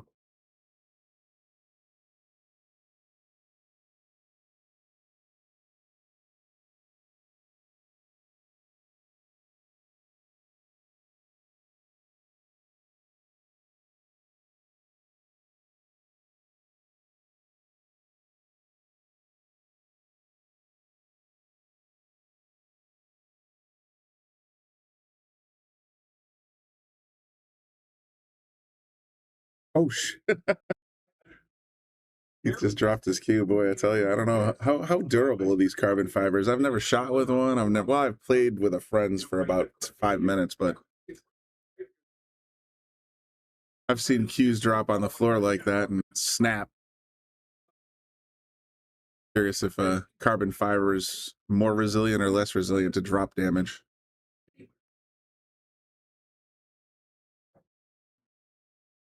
Wow, left the 9 hanging, 2's down, 7's down. 1's visible. But the danger is if you don't make the 1, that 9's just begging for a smacking.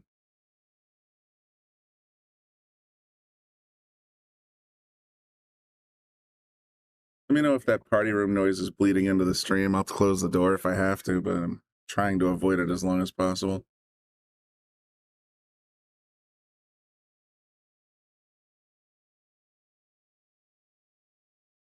Oof. Good thing you didn't scratch. That would have been an easy 1-9 combo. I wonder...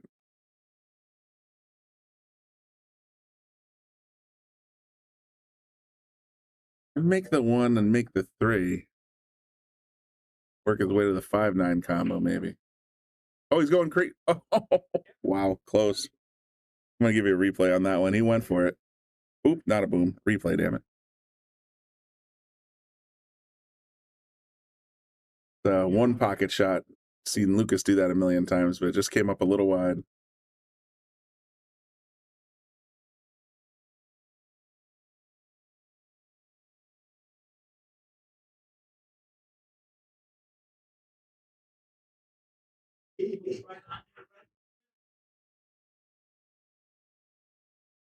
Sounds like Hector's in the 1-loss side. His comment is, after being up 2-0, I hung a 9 ball to go 3-0 and ended up losing 2-5. That's rough, dude. You got a long day of pool ahead of you, hopefully, though.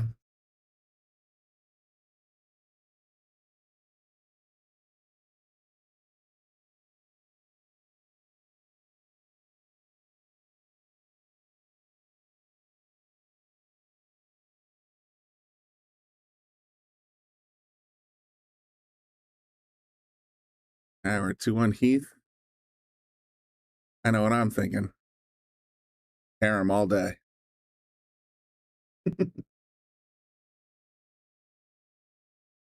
He's going to lock it up. Okay, well, that's another way to play. There must be something genetic with the name Brian or something.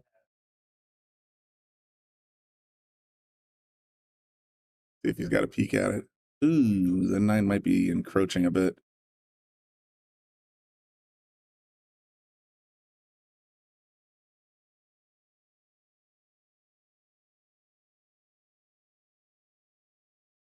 Nice attempt. Jason Longo. Good afternoon. Aren't you in this tournament? I swear I heard your name out there a couple times.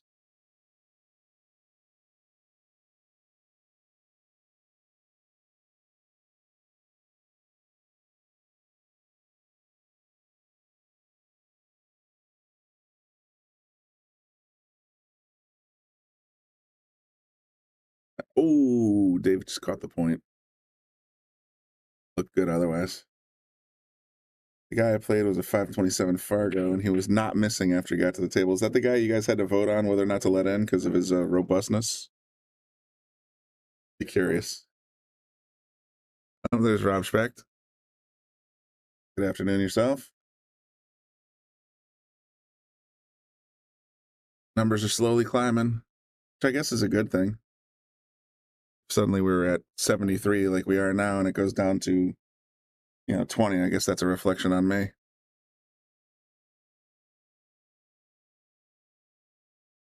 Brandon, this is the Yale Billiards Pool Hall, located in Wallingford, Connecticut.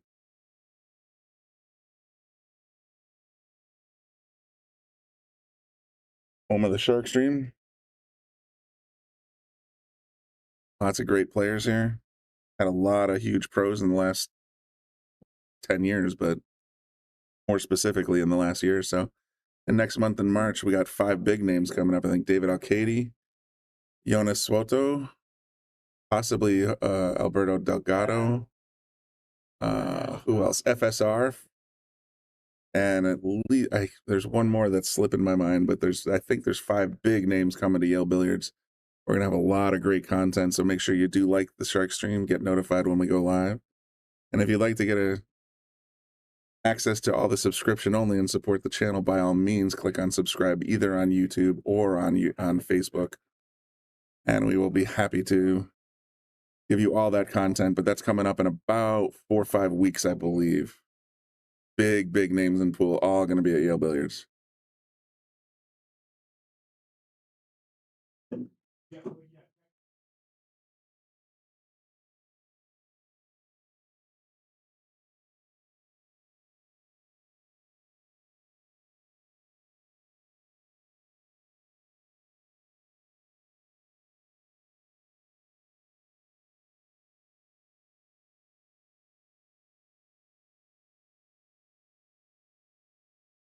It's my water. Darn it.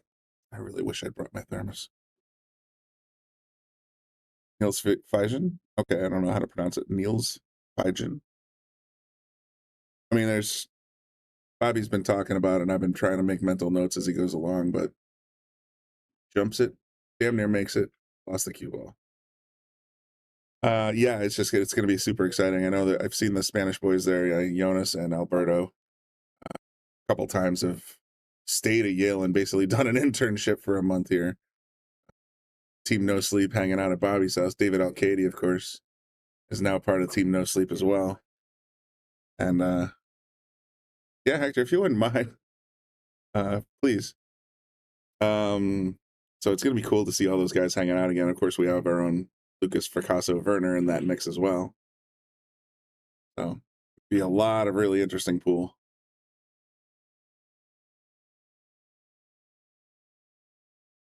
From world-class players. That's the best part. You wouldn't think my little hometown of Wallingford, Connecticut would be able to draw that kind of action, but Bobby Hilton has been doing a wonderful job of getting the Shark Stream out there, promoting pool in general, promoting Yale Billiards. So we get a lot of really awesome guys coming in, and gals. We had Christine Tkach, and of course we got our very own Ashley Benoit, the Shark Stream sponsored Ashley Benoit. So there's a lot of talent coming through here. Make sure you do like and subscribe on both YouTube, Facebook. Ring the bell if you want to get notified on YouTube, all that good stuff. Keep this Shark Stream growing because it's going to be awesome. It's going to be a huge year this year.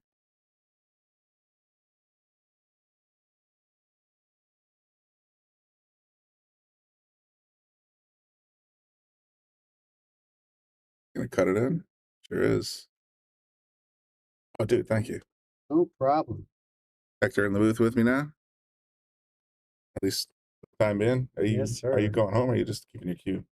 I'm just holding my cue. I gotcha. I'm still in. Hopefully you still got a long day ahead of you, Hope so. I got about 8 something like that. matches into one loss bracket. All looking for you there. Shoot, I looked down. Heath won a game while I was kibitzing. On the underdog tournament. Does he? All right. Well, we can work something out. When's the next underdog? April 27th. Wow, that came quick. Anyone who's still interested, I got 14 spots left. That thing filled up fast. No kidding. So 14 spots left, 5s and under in both 8 and 9 ball APA handicaps. 9 ball. It's a good event when the power's on. Yeah, you know. One time, yeah. I think Bobby got that all straightened out, though. God. Here it was hot. It was it was boiling hot, and it was like, so there was no air and no light. We had all the little rigged drop ceiling lights and trying to keep things going, but it was, you know, some people plowed through. Still a good day once we get everything straightened out. Just want to verify this score. I'm 90% sure it's 3-1 Heath. Oh, you're never gonna go back down. It's not gonna happen. Sorry. And if it does, you're playing me first.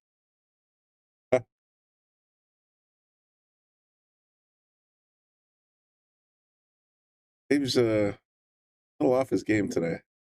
Yeah. Been watching, he just seems a little bit wonky. Missed a couple clutch balls, boxing here and there, so he's been taking advantage of it. Scratching on the 9. Mm-hmm.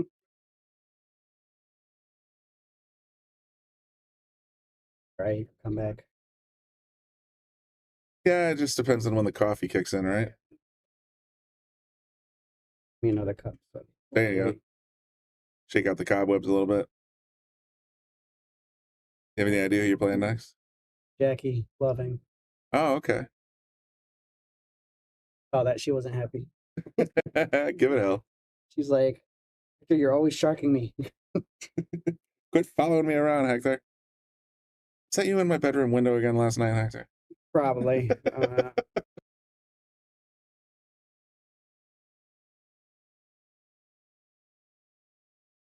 I bought a house in Bristol, so I can't creep into Jackie's window anymore. Oh, that's too bad.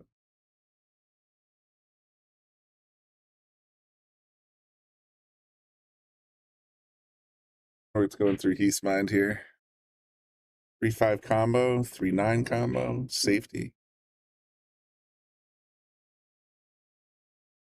Didn't call it though, so he's got to be going for something else. Aram shot into the 5. Okay, that works. Well executed.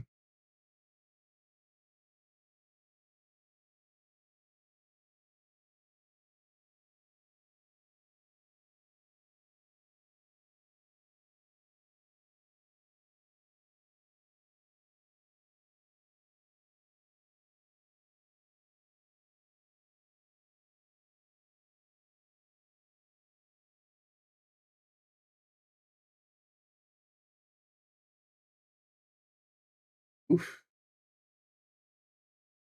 Dave's going to be getting a little frustrated because every time he gets to the table, he's stretching or he's locked up.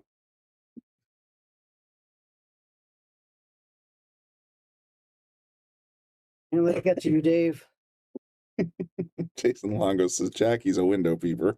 She has a funny story about that. You know what, Jason? I might have to go after she has a couple of drinks. I'm gonna definitely catch her at the bar and say, "So, I hear you're a window peeper." I'm gonna ask her, Jason, when we're in our match. Oh, that's true. You're gonna see her very soon. Find out what this window peeping is. What's up, Patty? One of my biggest Shark Stream fans has joined us.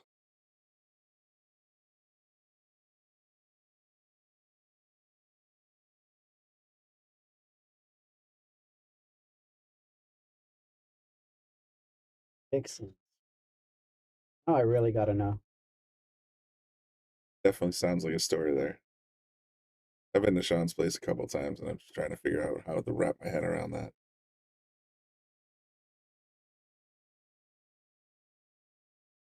It plays a 3 on the side real nice.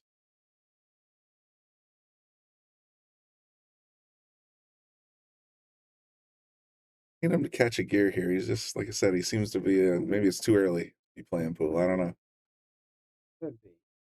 I'm a night owl myself, so, oh, Dave, see, that's the kind of thing. He just doesn't seem to have it locked in yet. At least he knocked that 6 behind the 8. That's going to slow him down a little bit. Slow Heath down anyway.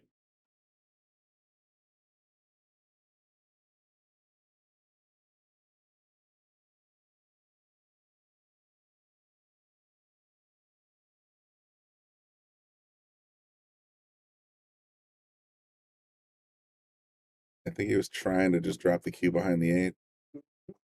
Didn't quite have the stroke for it, but another opportunity for Dave.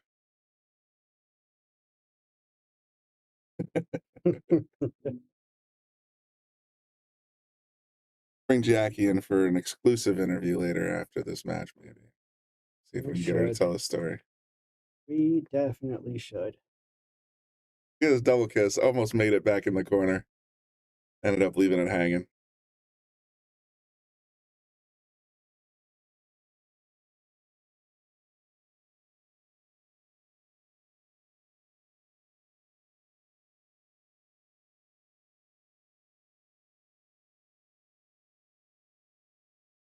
We get to interview Christina DeCatch and all these other awesome pool players. I'll sit Jackie down and be like, all right, tell me about this peeping story.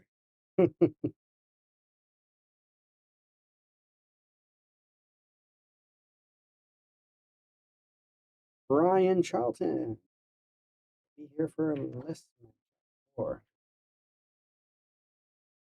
Yeah, Ryan, it's up to you. I mean, I think Joey's on it. Joe Raccio is on his way down, but that's also Joe Raccio, so Joey Rex. you never know. But yeah, if you want to stop in the booth for a little bit, that's fine. I could use a cigarette, honestly, so I'll pull a Bobby Hilton on you. Just every time he comes in, I come in the booth. Bobby will be like, hey, Betty, I'll be right back. And then I don't see him for 2 hours.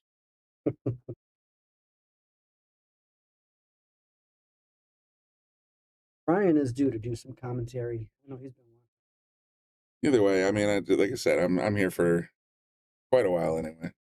But I do know Joe is on his way at some point. And he will no doubt want to be involved in this whole situation. So here we are. Extension and bridge. Does it equal success? Sure does. Nicely done. Well executed. Heath 4-1.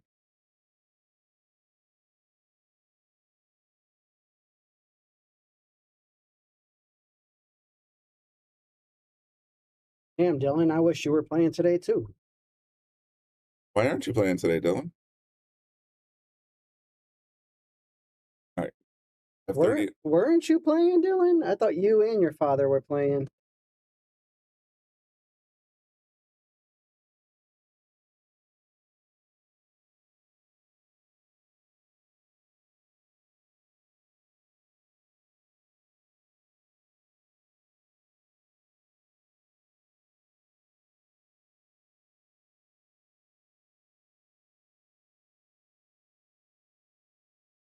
Well, that'll do it, Dylan. Says he tore some ligaments in his back and he's been out for 3 to 6 weeks. Yeah, you definitely don't want to be stretching over a pool table. Of course, ask Brian Charlton about, yeah, I should stay off my feet for a while. That worked out. Get better soon, Dill. Yeah, definitely. Hope you feel better. Greg.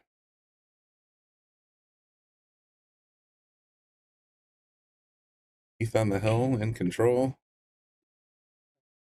Tried to give that cue behind the 6, but he just didn't have the speed. Noticing a lot of people that are used to the tournament blue Simonis cloth. On this shark gray cloth, it's about 5% slower.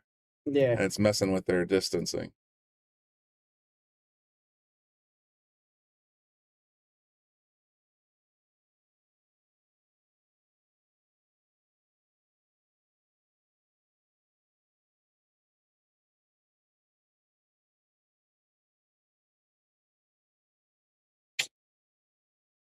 Could leave, though. I don't think he's got much of a shot here. Gonna have to come off the left rail to get at it at all.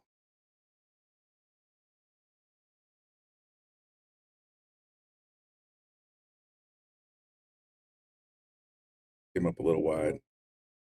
Ball in hand for David. Really needs a break here.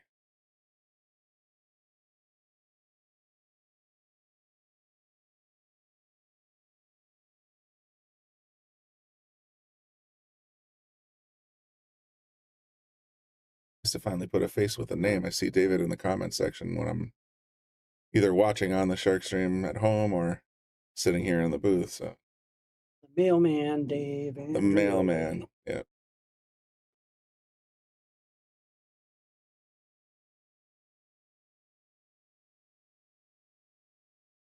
But he did not leave himself well with that ball in hand. I said he doesn't seem to be in his groove today right now. Like Chancey's really, is he going to try and go up table? See, I was thinking maybe.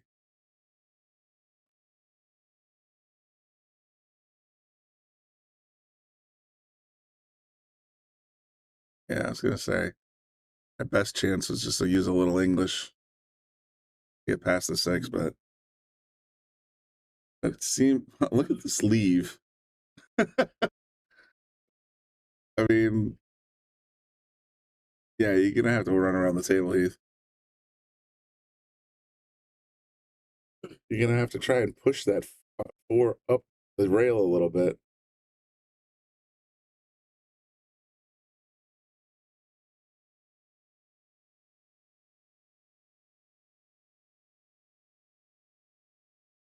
Say if you got ball in hand, move the cue up closer and sit on the table.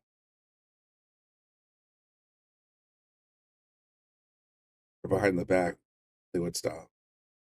Mm-hmm. Made it, got stuck.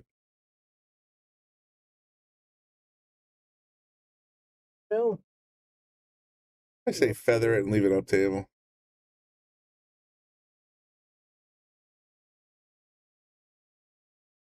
Six, and I don't think he wanted to. Get back out there. All right, well, you good luck today with Jackie, and however far you go, you know where I'll be. Sounds good. Well, not good. Just had Hector Sanchez, host of our underdog tournament, coming up April 27th, I believe he said. But he still got 14 spots left, so if you're interested in your APA 5 and under, reach out to Hector on Facebook, and I'm sure he'll get you straightened out. It's always a good time.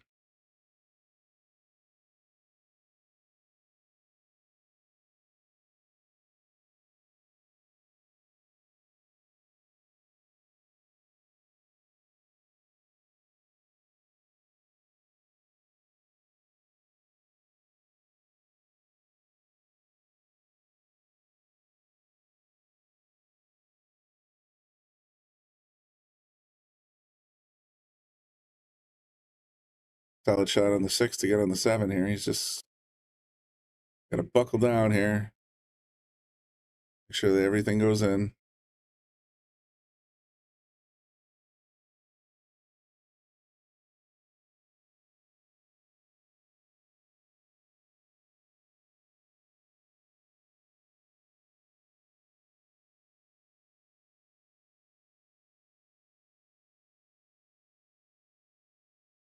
Knock it by the 9, but left it on the rail a little. I make it a little trickier, to say the least.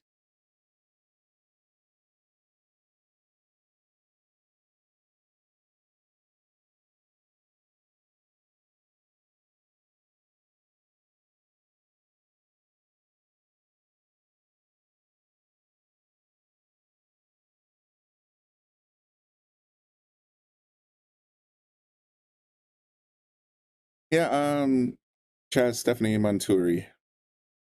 What was mentioned about a tournament April 27th? That's I just got it from the horse's mouth himself. Hector Sanchez was just in the booth with me, who runs the underdog tournament.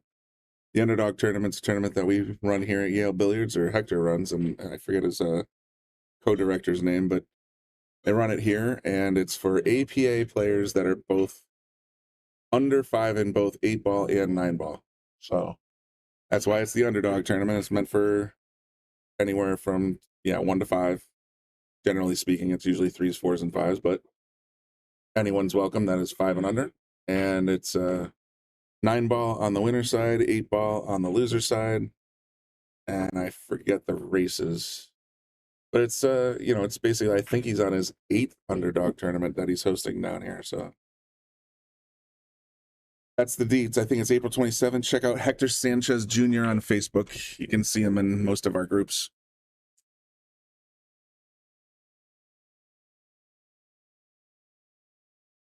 He's about to win the set. No. Commentator curse.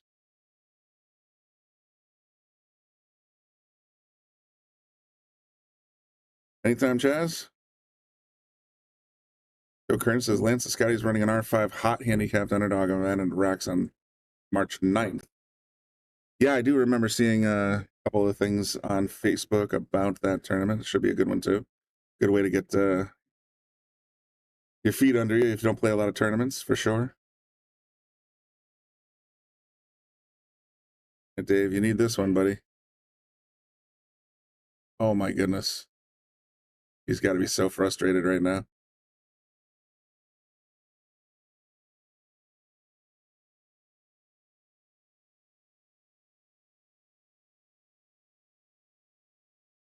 It just seems a little bit off today.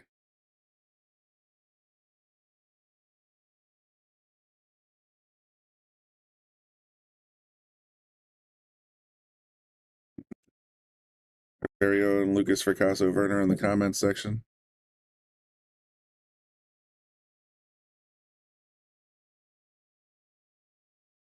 Banking? No, going straight in. Nope. Nobody wants this game. Keeping us entertained.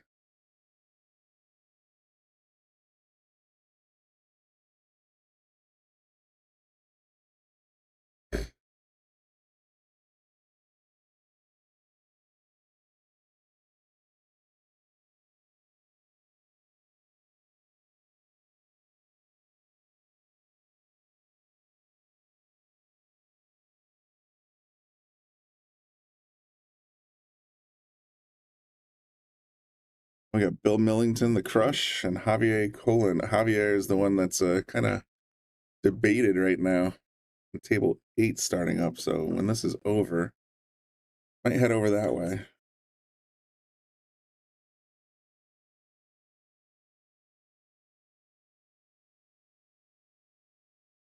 He calls the 8 in the side, 9 in the side. I think this is gonna do it.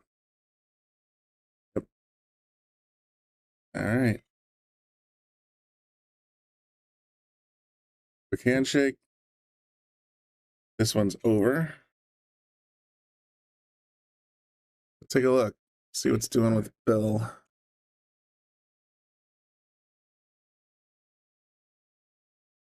At Bill Millington 502.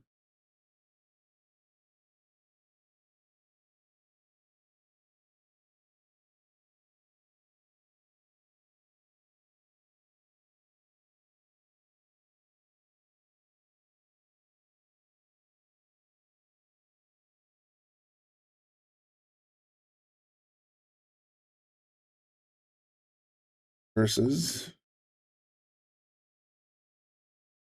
Javier Colin 527.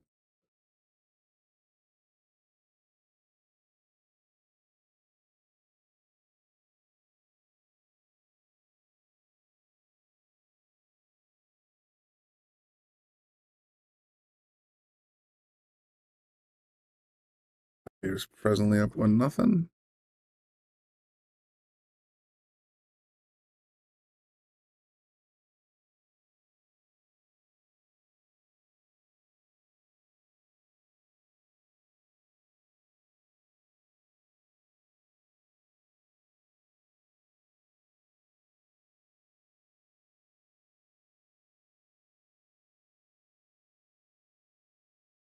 Paul was in the underdog tournament past 10 or 11. No, I honestly think I did the last 2 and they were the 6 and the 7. So my guess is we're coming up on underdog 8, but Hector would know better than I, of course.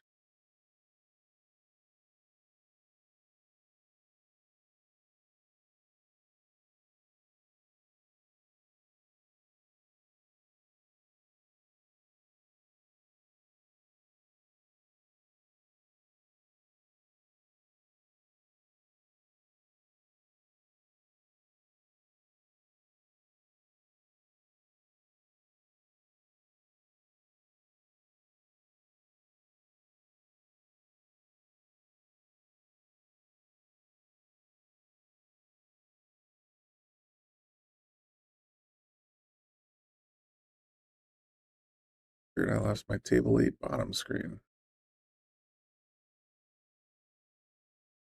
Weird. Maybe Joe will help me figure that out when he gets here. Till then, I think I got everything straightened out. 1-0. We are watching table 8, Bill Millington, the Crush. This is Javier, who, pardon me, I believe is the one people were questioning his 530-ness. But the players voted when he got here and decided to let him in. So this will be a challenge for Bill, to say the least, I'm guessing.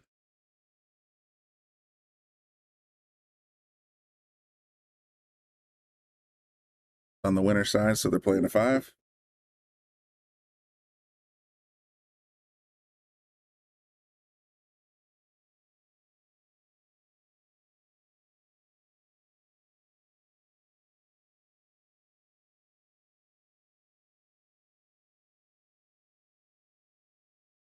Oh, just grab either the white one or just a folding chair. You want to sit? In use. Oh,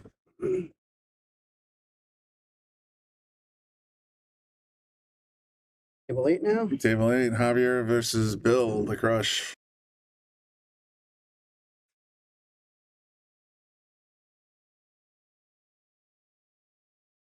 Brother-in-law playing on table 4. Ex-brother. Ex-brother-in-law. Bill says, if Oscar and Jeremy are playing this, Javier should be able to play without questions. Well, like I said, it was pretty much unanimous. Let him play, so. We all voted him in. I believe he's up 2-0.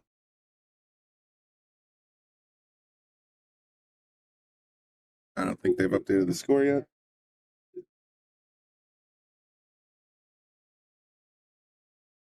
Cool app if they're keeping track on there. App still says 1-0, so I'm curious because it said 1-0 when I tuned in.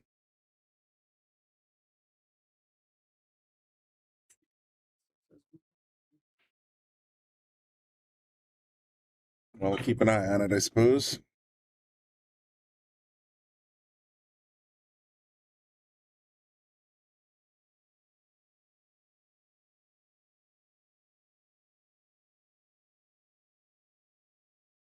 Beer breaks dry. Bringing the Crush to the table. Bill goes back as long with Yale Billiards as I do, so we're old buddies. There he goes. Somebody walked by and set the oh, that was Javier. Set the counter right correctly, so we are at 2-0. Hopefully somebody will tap it into digital pool so they know too.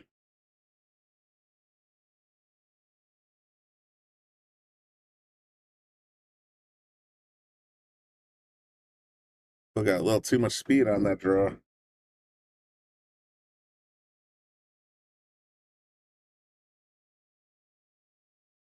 Players I see that are like 527 to 529. Fargo's.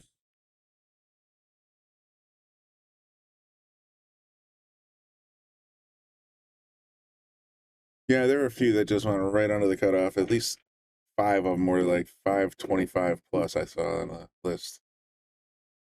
So obviously your favorites there, but I see a few dogs in the 400s that might be a little undervalued. Yeah.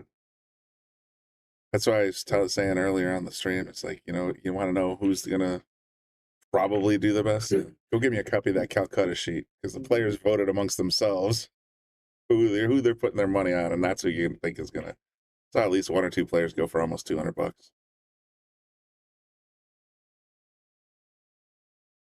Jeremy Cranes went for about 2.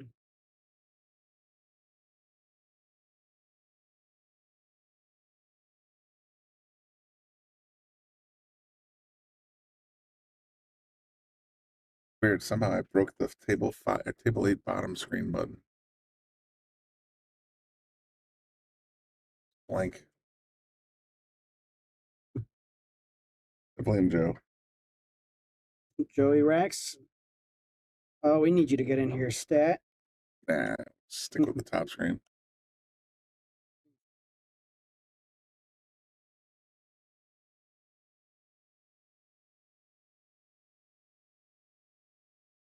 Oof, use the whole pocket. You don't commonly see those sink on the table 8. Hit a point or two, it's done. Curious what he's thinking here. 4 cross side. Possibly carry him up for that 4-5 ball. Maybe I wouldn't play cross corner. That's asking for a beating.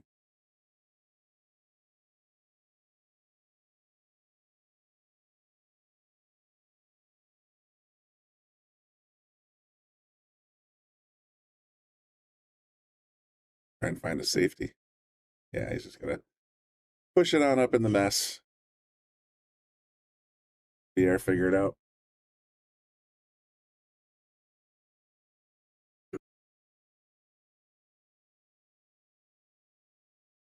Where? I always say the same thing. Who you calling gentlemen?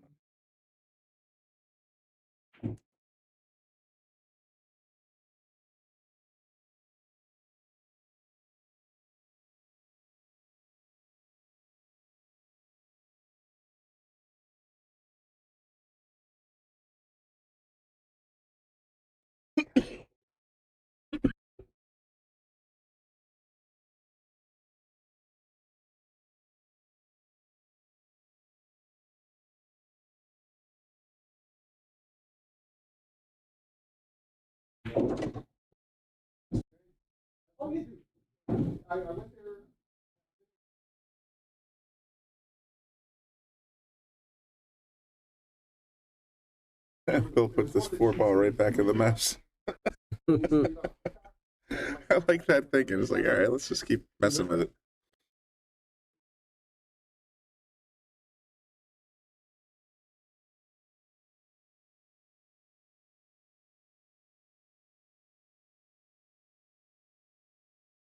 On Porto.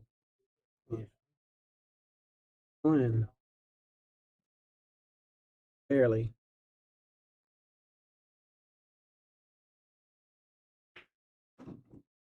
Javier with a brutal safety here.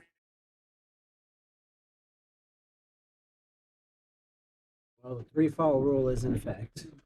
Yeah, it was interesting that Sean caved on that. He had put it in his flyer that no 3-foul rule, but the players has spoken. My tournament, my rules would have been my way. Mm-hmm.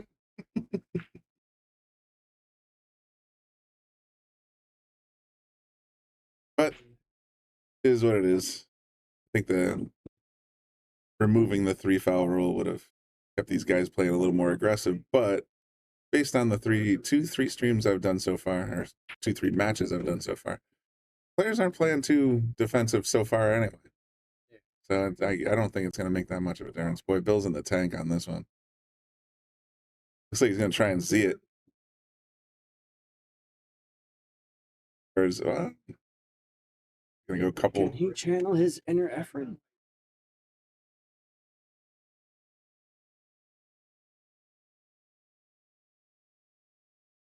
Got the right angle. He got the rail. Nope. Come here, come here, come here, come here, come here.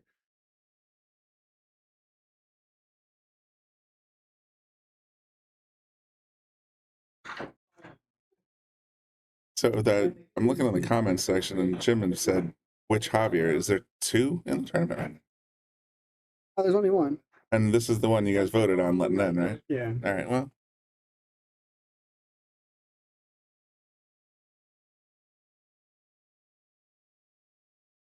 and try and place this 4 in the side and roll up on the 5.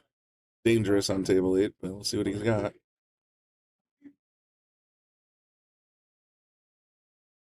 Oh, looks like my match is up next. You and Jackie are on deck. Me and Jackie are. That note. Good luck, sir.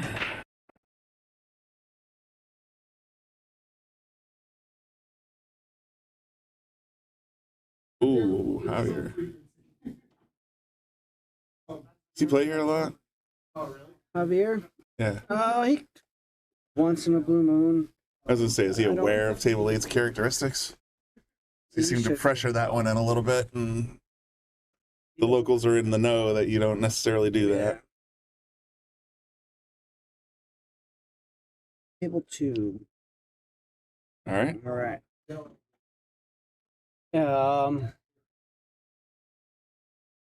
Javier actually, he's a singer. All right. Yeah. I forgot what show it was. Hell, I think it was like the first season of The Voice really? or one of those singing shows. He won the first season of it. No kidding. Yeah. I'll be darned. That's wild. Later.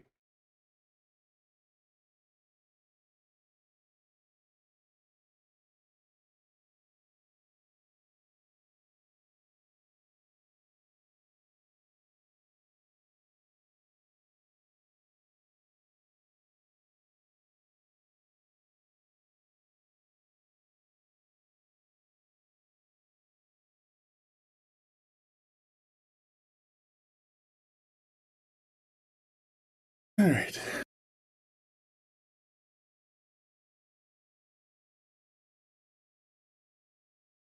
Javier's gonna have to stretch to get this 7 just so he can get back to the 8.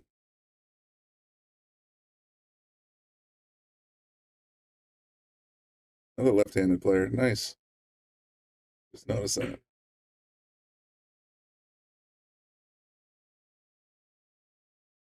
It's like Javier's getting rid of the hoodie so he can avoid fouling on the 8.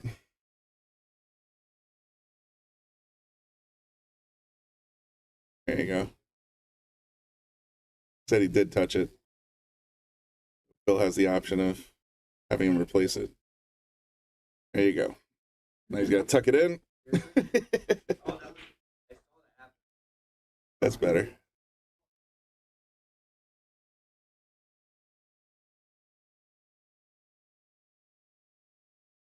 Tried to stuff it in the corner again, but Table 8 said nope.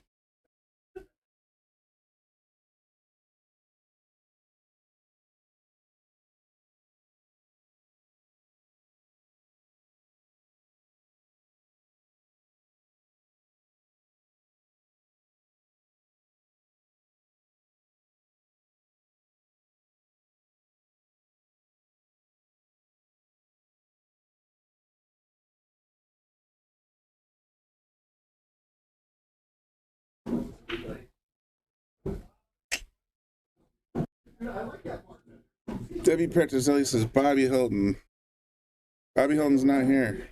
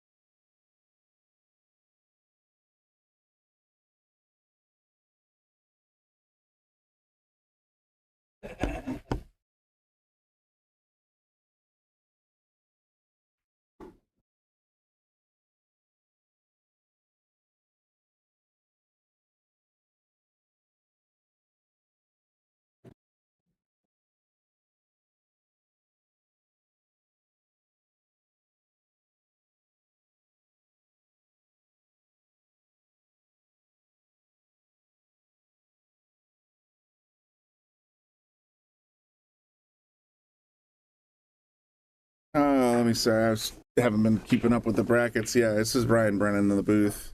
Bracket says his match is live. It means it's in progress. We can only stream tables 4 and 8, and we are presently watching table 8. Your husband is on table 14 in the back room, so even if we wanted to, we have no camera that could even look at him. He's up 2-1 at the moment.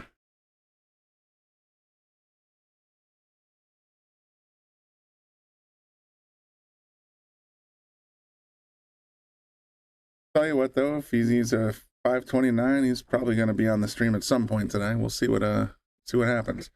And it's just, you know, the only tables we can stream really are tables 4 and 8 right now. Ooh, Javier came up a little wide on that one. Big opportunity for Bill.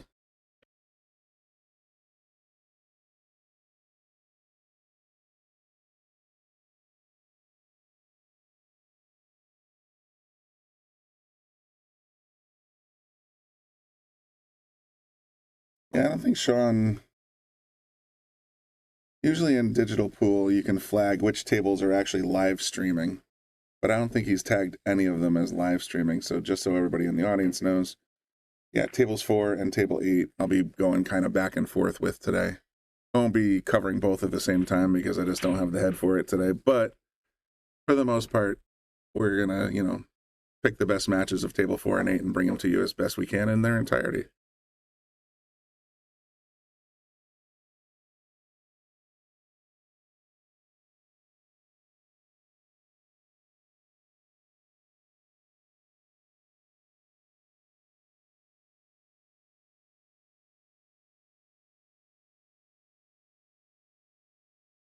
Javier with a big chance of going up 3-0. There it is.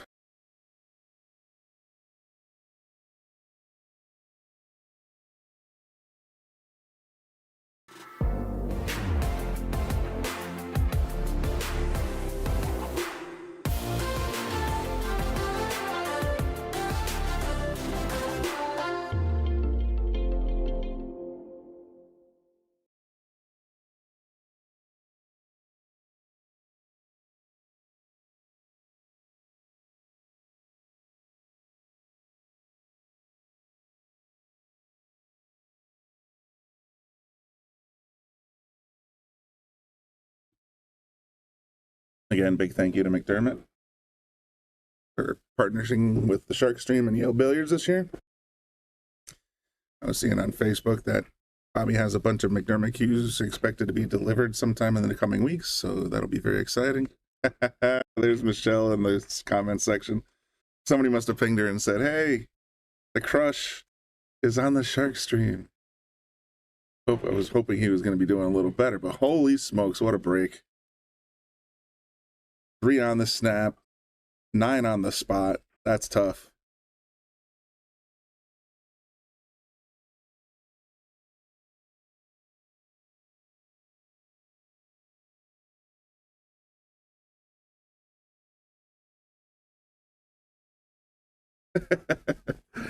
Also, hi to Javier. Well, Michelle, you're such a sweetheart.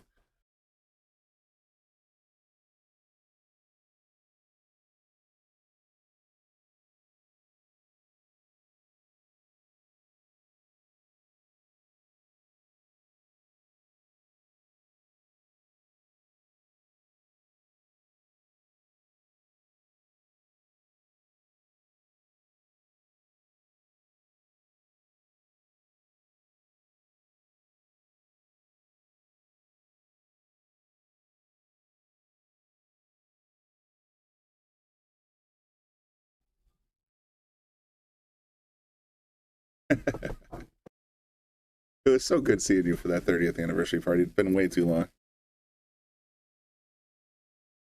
And I'm proud to be your bud as well. It's awesome. I think Bill did that kind of deliberately, but I'm not sure. Left the 3 snugged up to the 6. That'll be a tricky shot for Javier coming in. Javier.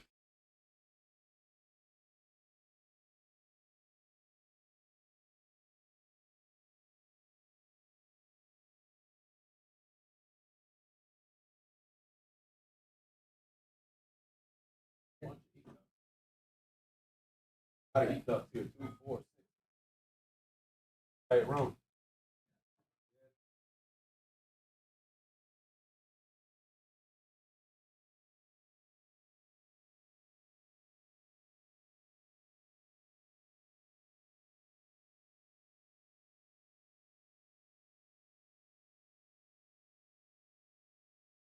See the pinball machines when the arcades went out of style. Oh, with a nice 3-ball cut in this corner. It's got great position.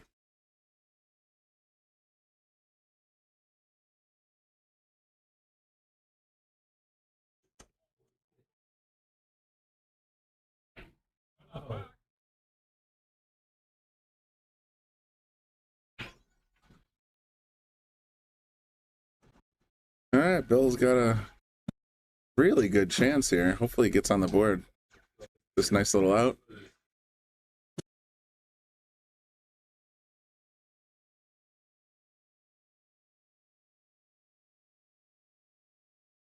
Got to get a plan together, string them together. I wonder what the debate over there is.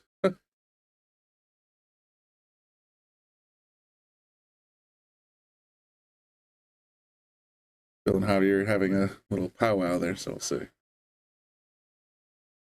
Nice shot. Gonna get great position on this 6-ball. Hopefully not too straight. Perfect. Get up table for the 8 if he needs to with just a touch of draw.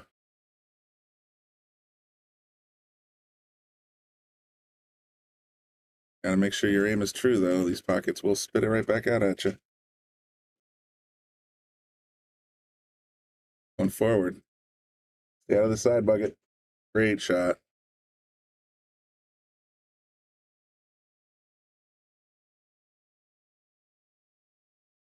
He's visualizing. Where's the cue going to go? He's just tapping. He wants the cue to come back right around here. That's what that was.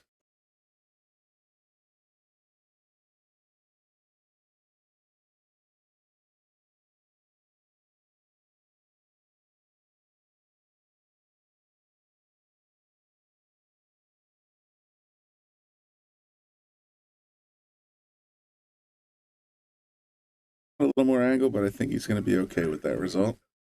Because the cue, believe it or not, the side pocket makes it easier for him to get the center of the ball. Not quite as trapped on the rail as it might look.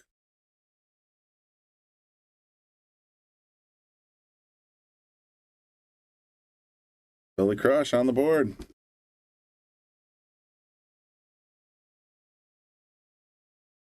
See what happens, Miss Millington, when you tune in? Your boy comes alive.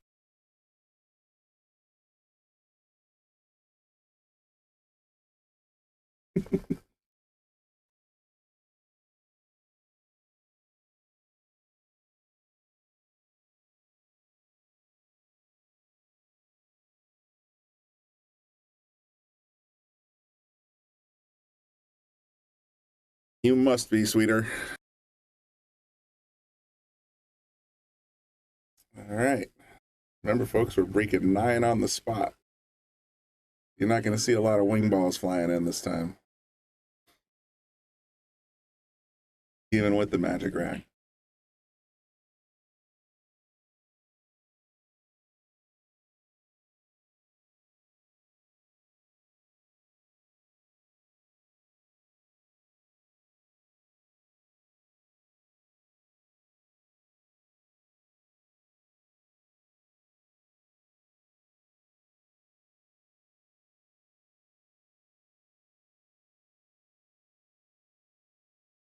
Here we go, break time.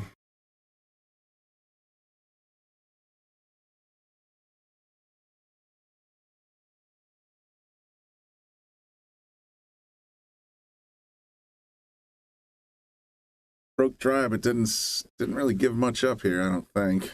Looks like perhaps the one is easily, yeah, I can easily see Javier playing the safety here.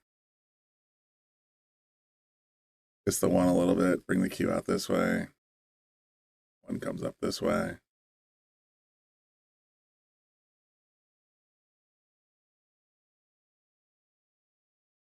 See what he does.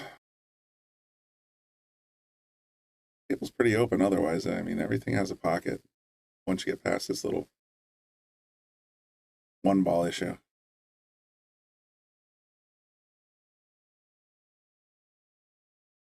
Wow, I actually predicted it correctly. Strange days indeed.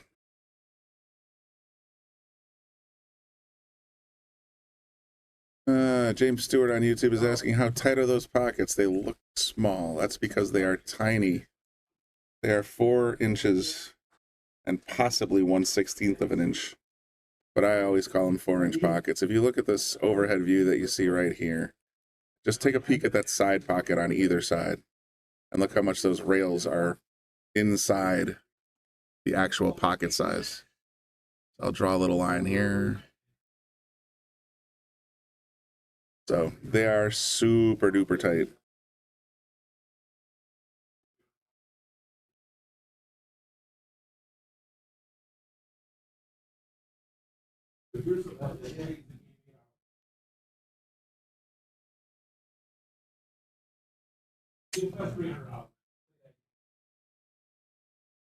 Can't tell if Bill's got both corners or just one. Let's take a peek at the overhead again. No, just the one. Bill's a pretty smart player, though. He might choose to just snuggle the cue up on the 6.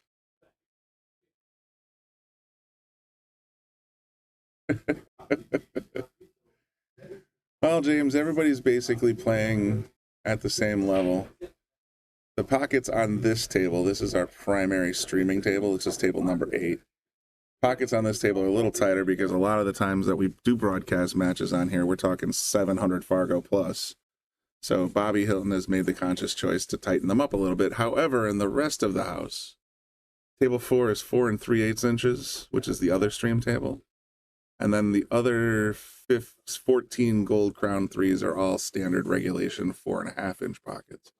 So for the most part, a lot of the players are going to be playing on standard regulation pockets.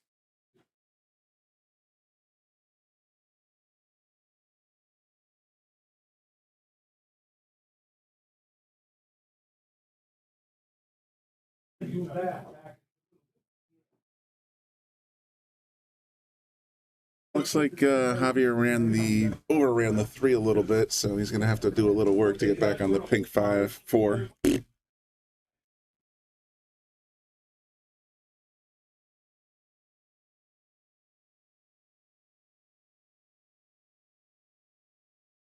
Oh, look at that. I didn't even realize it went past that all. Nice shot. I'll give him the boom. I didn't even see that coming. All right, Javier.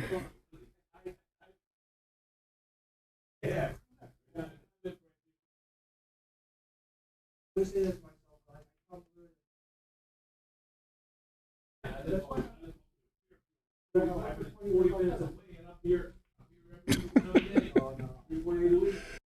got some of the strangest comments here, and I've seen this dude, I don't know, he says my girlfriend, but so I'm going to go with dude. Peco Star, I want to say. Sometimes he talks pool, but now we're talking relationships. It's just making me giggle a little bit, sorry. Just deep thoughts with Jack Peco Star.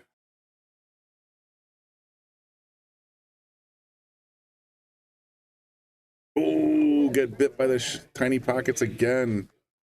Yeah, he's a little frustrated, I can tell. And Bill plays here quite a bit, so he's very familiar with this table. Might have a slight advantage despite the Fargo.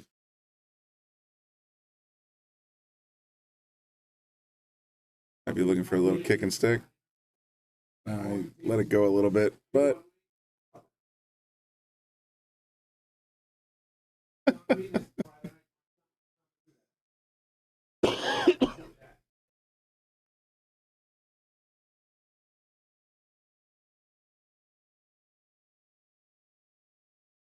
that was not me as the Shark Stream. That was one of the admins, obviously. Guessing either Bobby or maybe Joe.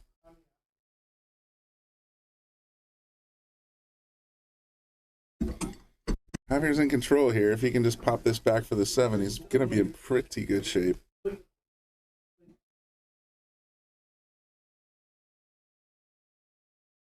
Use the whole side bucket. Left himself a pretty thick angle for this cut up the rail. If he hits the rail anywhere north this dot here, it's not going. So just so everybody knows, he's got to really cut this true.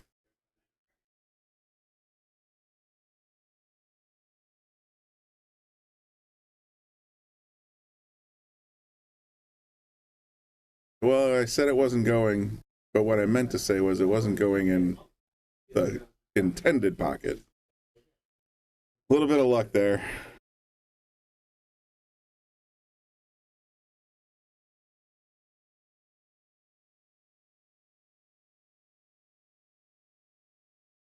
Here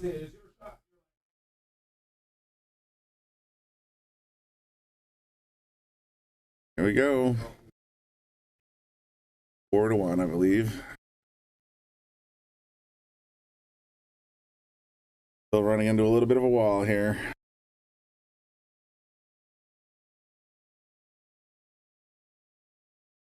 think we got Oscar getting ready to get started on table 4. Not that I'm looking for Bill to be done or anything. Or maybe Oscar's just messing around, but let's take a look at the pool bracket.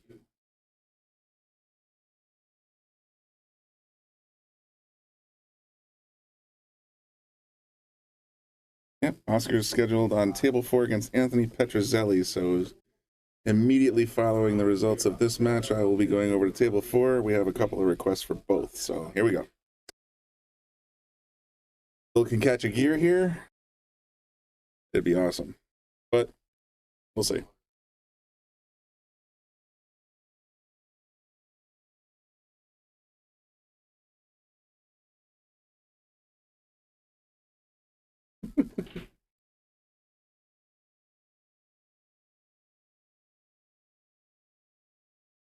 And Javier broken dry. Brings Bill to the table. Table's a little bit of a mess.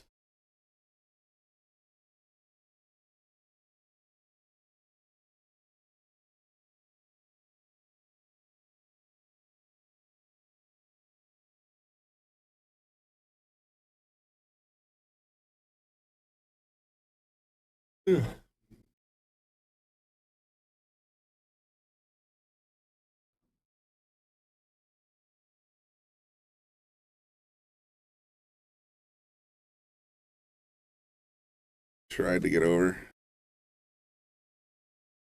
Let's see. That 2 in the way? Boy, it's really hard to tell from that angle.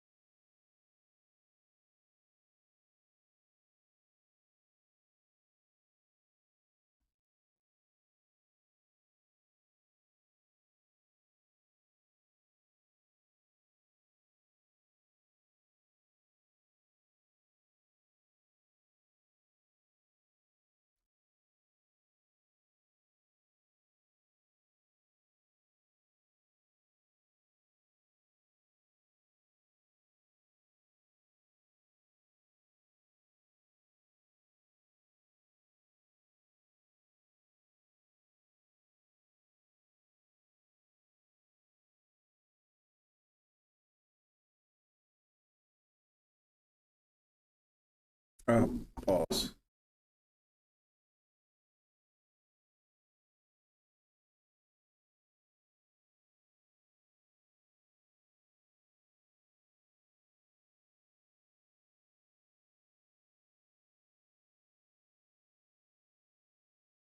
We're streaming live. No, I know you're streaming live.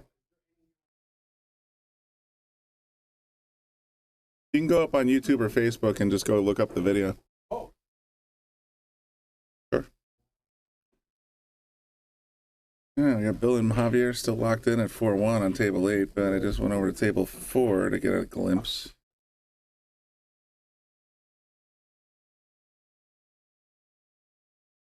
We have Oscar and Anthony getting ready to lag. There you go. Oh, I think he was trying to leave him more stuck than that, but he's in pretty good shape.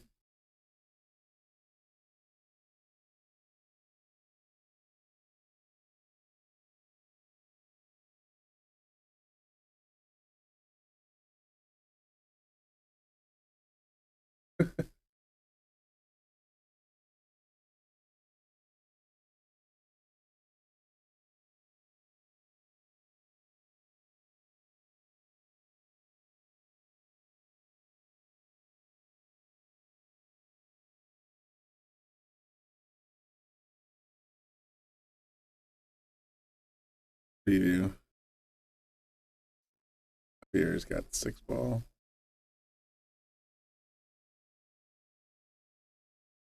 This is not looking good for Bill, but 7 ball, 8 ball. Still got to get on the 9.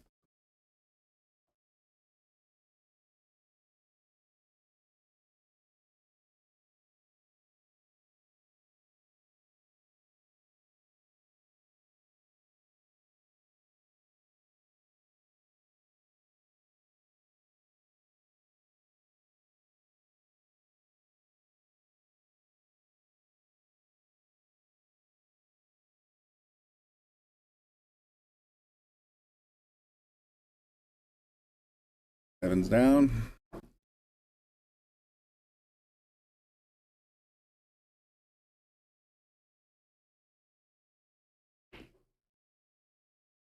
I thought we were still on table 4. What the heck?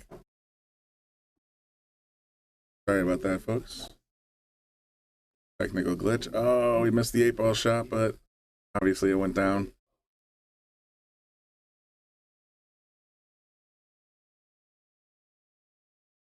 Yeah, that's going to do it for Bill and Javier.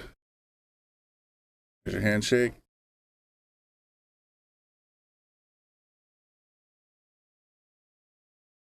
Meanwhile, we're on table 4. Just getting started. We have on table 4. Just getting started. We have Oscar and Anthony. We had a request a few minutes ago, well, maybe a half hour ago now. Let's see.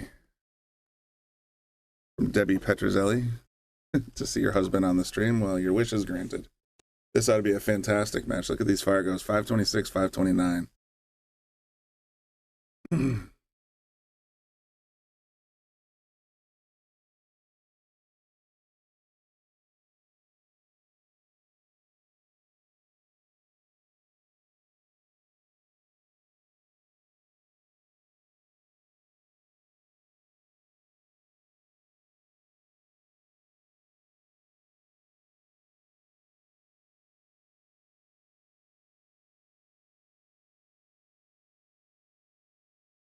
Oscar, what the heck was that, buddy?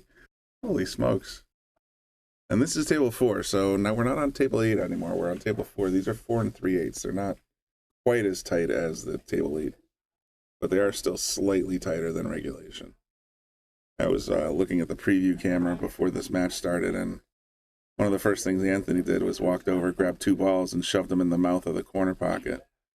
And based on how far they go in, that's essentially how you can measure a pocket. I kind of wish I had it on screen when they were doing it, but it was he looked over at Oscar. He's like, "These pockets are still tight. What's going on here?" So doesn't matter. Both players are staying on the same table, so just get to work.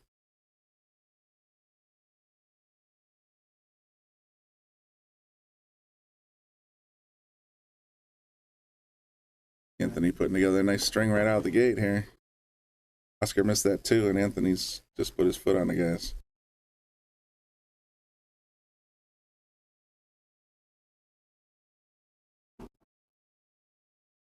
Yeah, Katina, I was thinking the same thing. I'm like, I saw this match starting, and I said, I better get Anthony on the stream, with Debbie's going to be furious. Someone text her. Want to get that view count back up. There he is, 1-0. First blood against Oscar.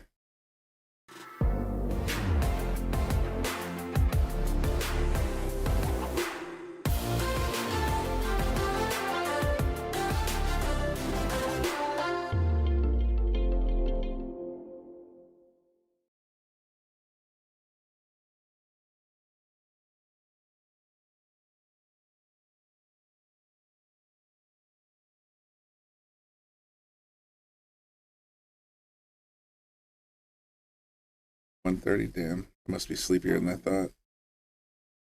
I was telling you guys earlier. Yeah. I didn't get a lot of sleep last night, so I thought it was like 4:30. I looked down at the clock, 1:26. Damn it. Might have to go get something caffeinated.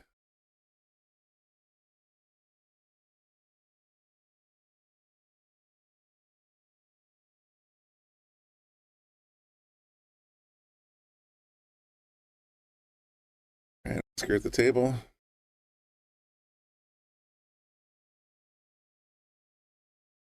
He's just playing it a little.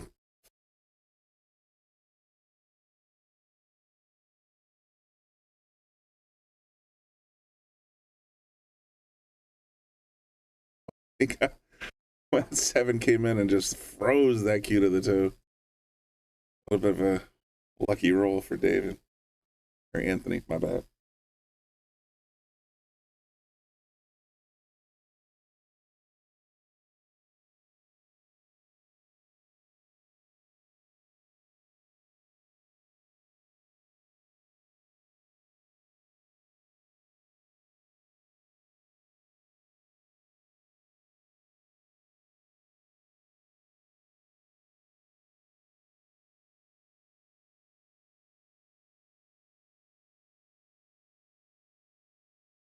Seems like Oscar's in the tank a little bit on this one. And I don't blame him. I mean, there's no easy way to get to this shot. I'm thinking 2 rails, personally.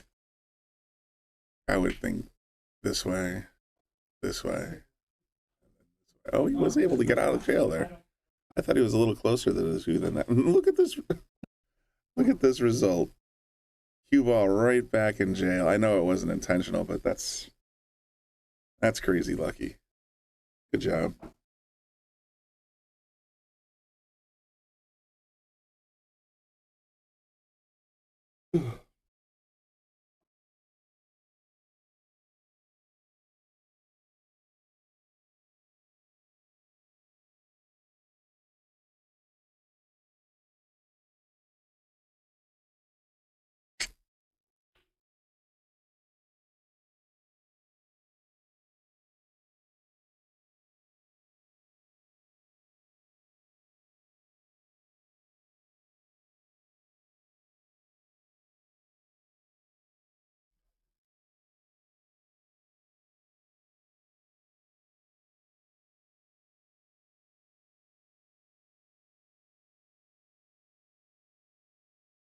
Oscar has the 1 and the 2 down already. Where's he going to put this 4 ball, I wonder? It's that pink 4 ball that's kind of trapped by the 9 and the 8. He's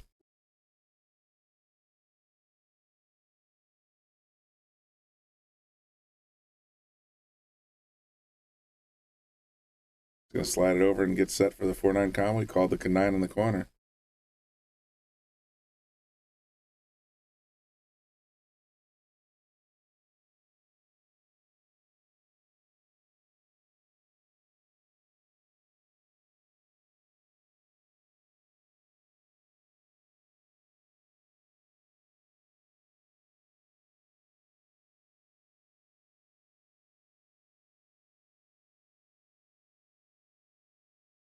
Oh, now that's interesting. I swear I saw him shake the tip of his cue before the cue even stopped rolling towards that corner pocket, so I'm a little shocked by that. Yeah, it's a little too outside. I don't think it's going to catch. Remember, the 3-foul rule is in effect. They changed the flyer. The flyer said no 3-foul rule, but the players voted before the tournament, so I believe Anthony's on too, which may play into how Oscar plays the rest of these balls.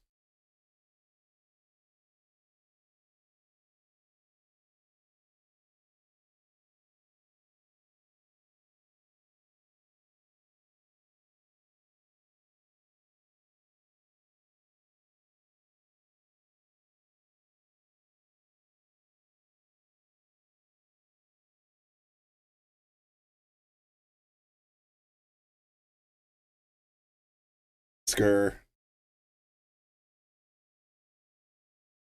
if you remember, I think Anthony's on too, and he's locked up behind this 9-ball a little bit. Should be an easy out. Yep.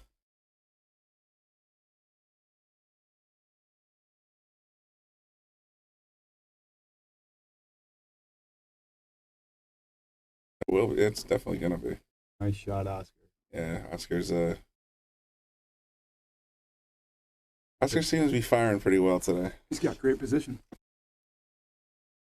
Stool if you want. I don't know. There's supposed to be a chair out there, but I can't. Wow, use the whole pocket.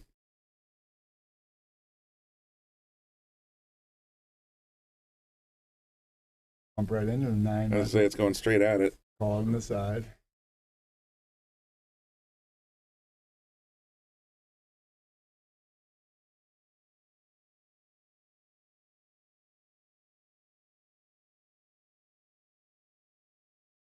Well, I'm sure that. I'm like a half a tip of draw, and it should be fine. You don't even need to use outside English. Or even just center it. A little extra speed, you know, just put it in there. The other way.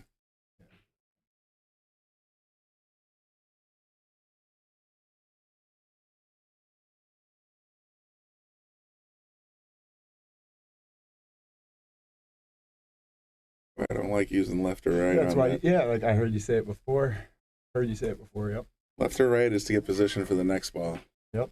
End of story. That's why I said center ball with just hit it firm. Pop it over right to the long rail there, right on the first. He's missed some interesting balls. He missed the 2 in the last track, and Anthony just punished him. I just watched Anthony's. He just played next to me on table 14. He killed us. Oh, no. Oh, wow. Wow. Cream somebody on that table.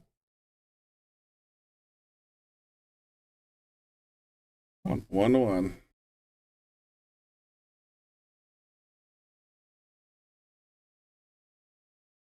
Looked like he drew it without thinking it through, because all he had to do was hit its center ball and it would have drifted right into the middle of the rails. Yeah, even roll it in, you know, a little extra roll. That's what I'm saying. Just hit its center ball and it would have kicked right out. Bob Doran's wondering. Yeah, I won first round. Bob Doran first round 5-1. I should have won 5-0. Next round I just lost. I missed 3 9-balls. I ran the whole rack out and missed 3 9-balls. Some more easy as this 1 ball here. Oh, jeez. Yeah, somewhere easier. I just lost the round finally. You're in the one loss side? I'm on Jeremy Cranes' side. Double elimination. Yeah, it's full double. Austin. And Kevin Malley, when was this tourney even announced, LMAO? I want to say almost 2 months ago. Yeah, at least a month. Sean started putting it together. He's like, who wants to do a Fargo tournament? And then it just sort of came together on Facebook. It happened on the stream. It was a comment on the stream. Oh, was it on the stream? Yeah, cool. It was on the stream.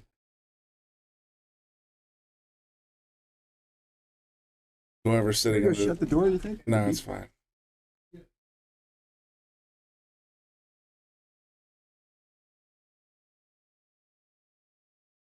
Yeah, it's telling you not to sit in it without paying.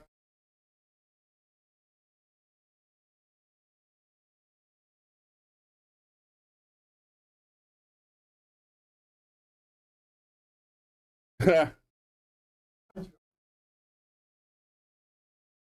of a negotiator time. So Anthony just plowed the 5 into the traffic, and now we're gonna have a whole bunch of messy stuff going on.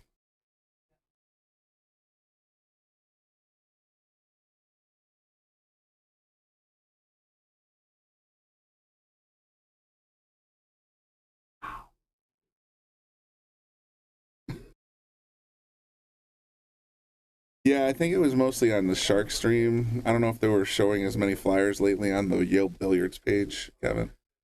But yeah, I definitely remember being on the stream talked about there, and I know I saw a couple of flyers at least 6 weeks ago. Pecos Stars back at it. So it's apparent Europe's pool players are stronger than USA based on the Mosconi results. I can't disagree there. Do you think the strongest Filipino pool players could beat the European team? I would actually posit yes. I think the Filipino players are probably amongst the strongest in the world, so I would like to see that contest, if for sure. Guys are no joke. All right, so Oscar's got ball in hand.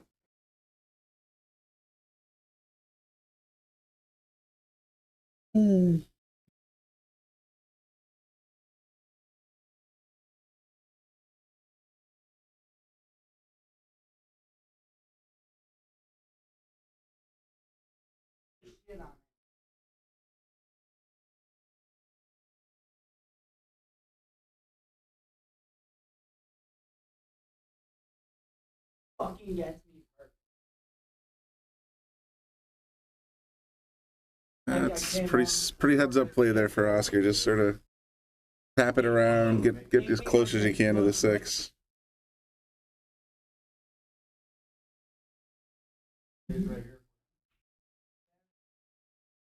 Goes here.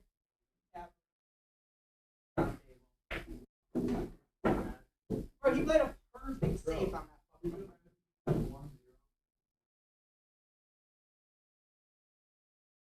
99 out of 100.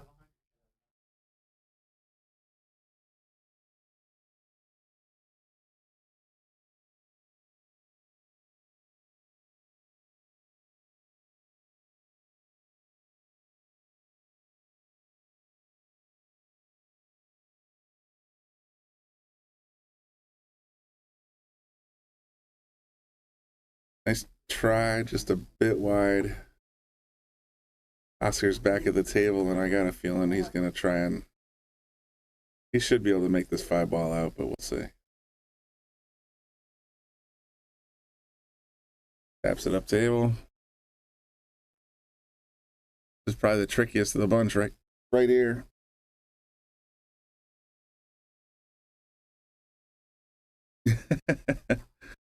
That's it. This is great Cloth, a little slower, Oscar.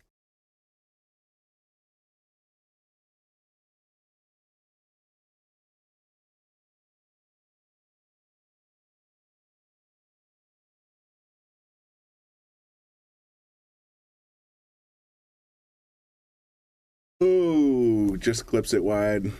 But I'll tell you what, Anthony's got to be getting a little frustrated here.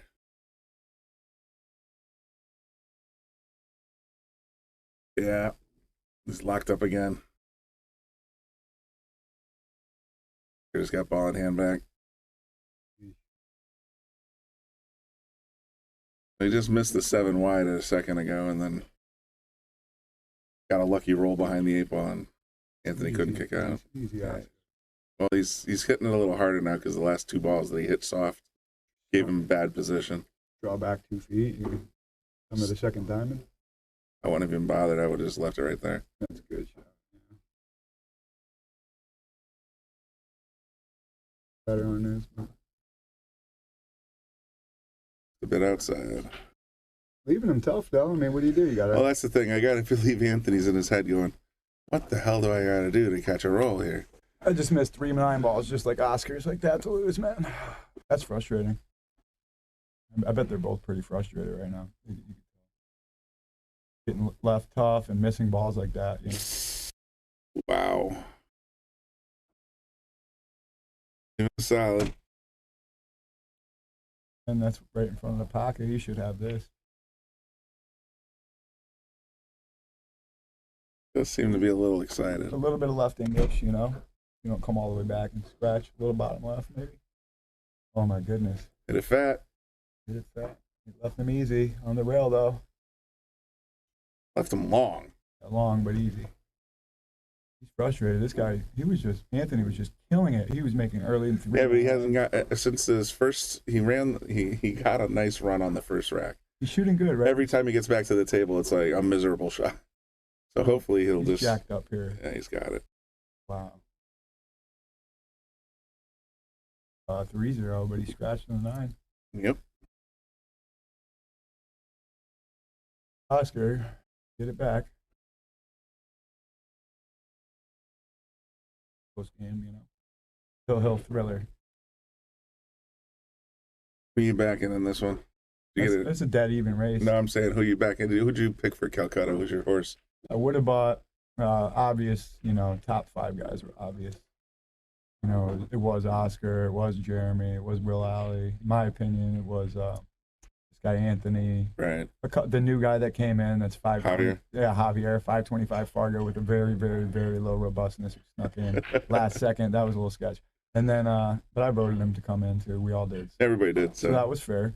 And then, yeah, there's a couple other guys' names. I think Joe Kearns could do well. I think there's a lot of no-name, like people with the no-name, speaking Fargo-wise, you know, low Fargos. I think these guys could easily do well. I'm 460, and I could have won 5-1. I mean 5-0. I won 5-1, and then the next round I could have won 5-1, and I lost. So you never know. I don't know. It's any man's game. It could happen to anybody, sure. 530 and under, it's any man's game. And some of the 276 I saw in here, warming up with him, he beat me 2 racks, 3. Really? Yeah. Well, the name of the tournament is Get Your Fargo Up. So if he took anyone down in early rounds, he's got to get his Fargo up. He was warming up great. He was he's got to get his Fargo and up. Mike Angus, who played Oscar first round and lost 5-3, but it was tied 3-3. So. Wow. He was shooting good. He's a good player.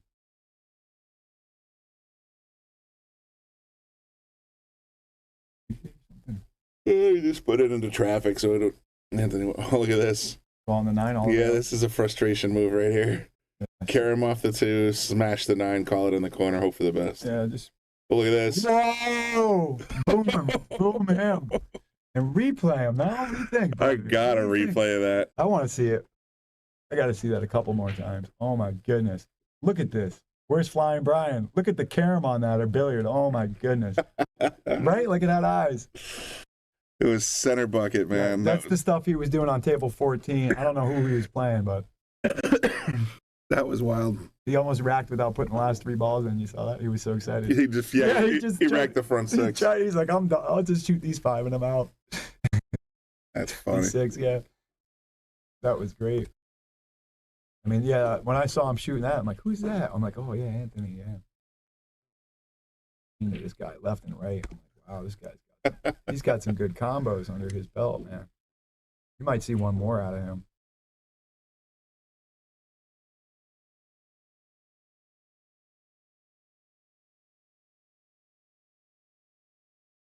Crystal's wondering if that's Big Dog in the booth. Yeah, that's Big Dog. Stops by from time to time for a little scratch behind the ears. Ooh.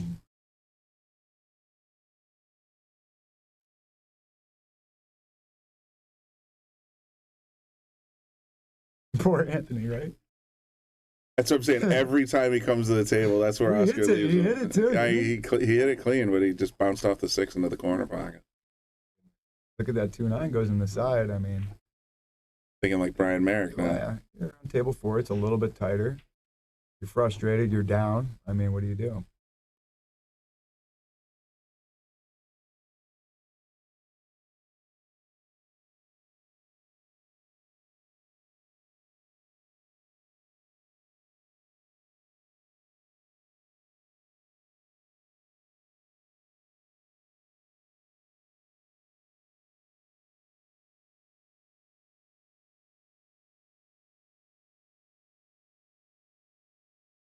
More snow. You crept behind that 9 on the morning. Ooh, just a bit out. He's on 2, right? So it would seem. I believe so.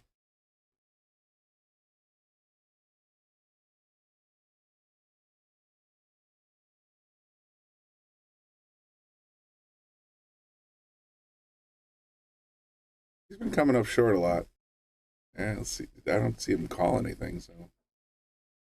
probably just there it is.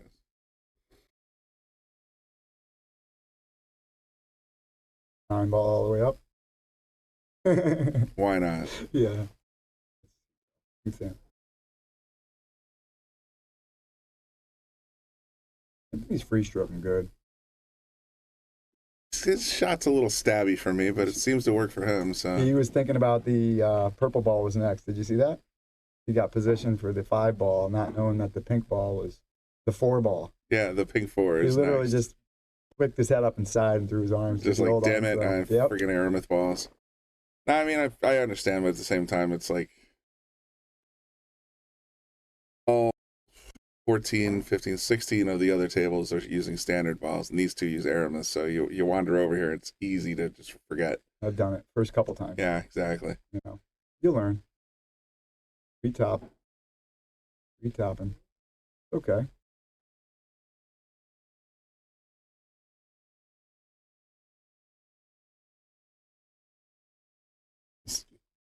Don't have to get too complex on that one because the 7, 8 is just basically gimmies. Yeah, 6 is playing.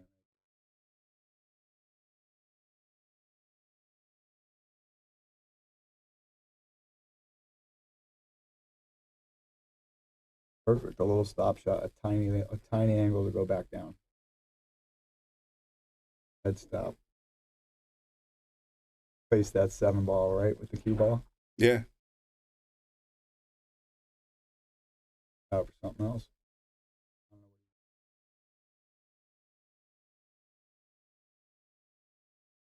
Just the typical Oscar's positions. Normally one of his best attributes. Kicked it wide again. Shooting. He's off stroke. Michael, give him a pep talk. I'll be right back. Do you think?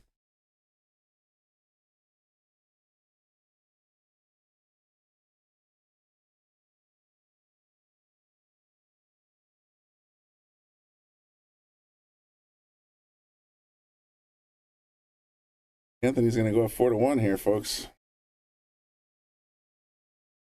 Anyone reach out to Debbie? Let her know. Yes, he's on the stream. Intently watching. There it is, 4-1.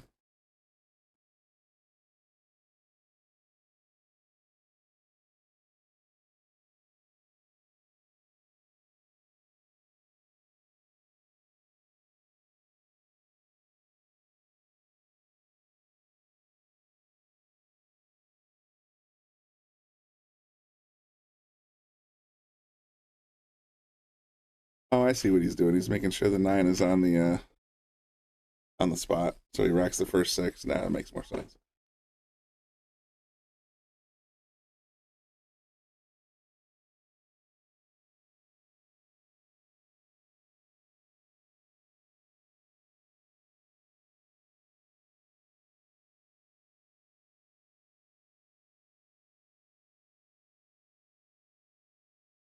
Look at that cue ball spin. Whee!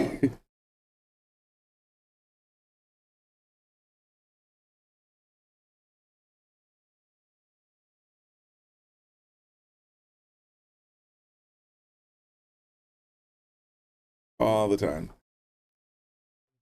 Joe, Brian. Chicken? The other one. The other one? Likewise.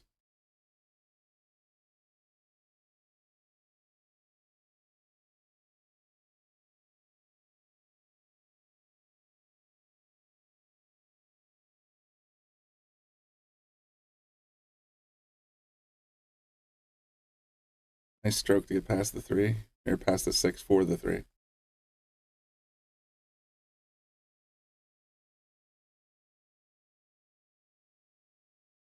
Oh, he just caught a point, though. That's unfortunate.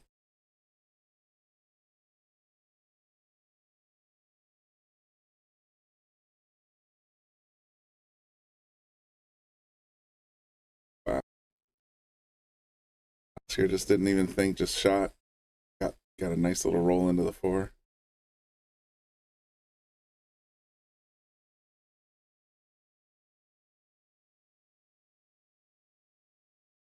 I think Oscar's actually getting a better beat on the claw speed, so in the last couple, maybe 10 minutes or so, his position's dialed in a little bit better.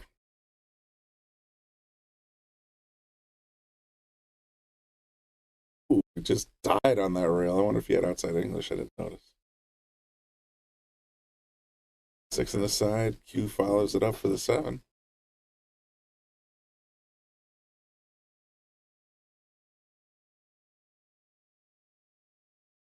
Like this position, that may have been exactly what he needed.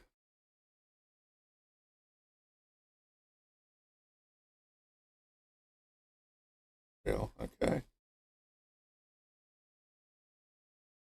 Textbook.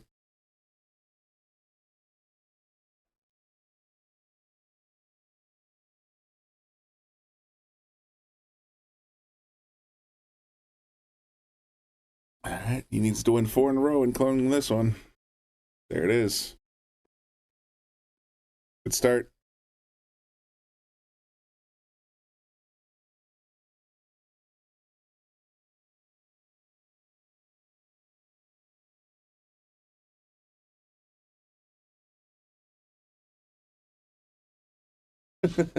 Hi, Brian, or hi, Tom.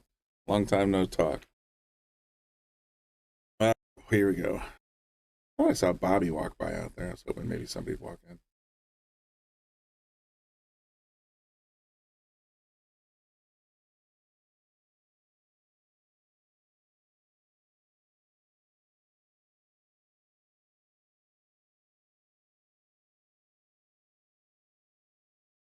It broke dry, and there's a little bit of one visible, but not a lot. Just enough. Enough to stick them.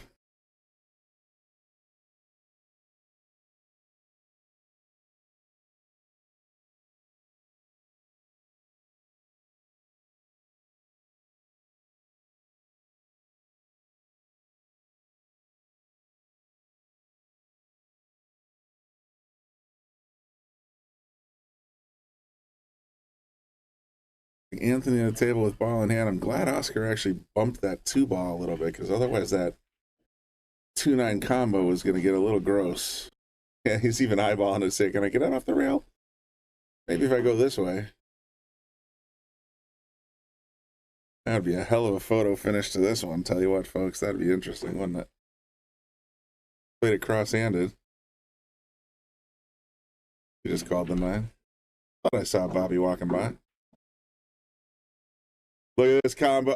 Oh, that was gross. All right, let's take a look at it again. For the set, Bobby.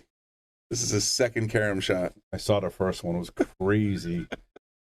And I'll tell you, Anthony Pacelli, he's probably the highest Fargo in here. He can play, man. He's no joke. He's a tournament warrior. He's been playing the tournament for years. I think we got Javier Clone on 8 now. Of course, you can look it up on your bracket, because digital pool we love so much, right? Yeah, of course. We just watched a Javier match, but okay. I put it right back. Those who don't know, Javier Clone won season 1 of The Voice. I don't know if you knew that, Brian. I was informed this very day. Mm-hmm. I think Hector Sanchez brought it up, and I was like, no kidding. That's pretty impressive, right? Winning any of those shows is insane. He had we actually had him on the Shark Stream. He actually sang for us on the Shark Stream at his house. I got John Baylor and Alan Blaze. Oh, maybe that's his table 8. Maybe that's it. Let's see any other great ones going on here too. And that's a 1-losser. I got Big Dog on 15. That kid's not going to work. I can't see that one either. Maybe 7. Your nephew's on 6. You can put that one. That's kind of far away. Put that one on though. I don't see any closer ones. Table 7. No. Nothing on 7. No. Okay. Why the browser's being such a nut? Won't scroll. Oh. Oh, table 7, Heath Desso and Nathan Johnson. Phil Hill. Go over that one real quick. Table last rack of that one. You guys are special guys. Heath Desco versus Nathan Johnson at 4-4. And somebody's on the 8-ball. I was going to say, it's 2 balls to go. Keith in the viewer seat. Weird when you mess with the PTZ.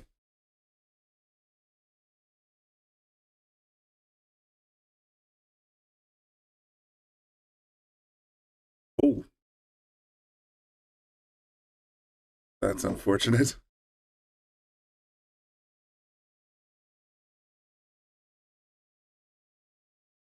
Not an easy cut though here. Well, the thing is, it gets in your head is that you have to try and get position on the 9, and when that outside angle, it messes with you. You start trying to, do I play left? Do I play around the table? There you go. Now he's got an outside angle. Hello, Crystal. Crystal.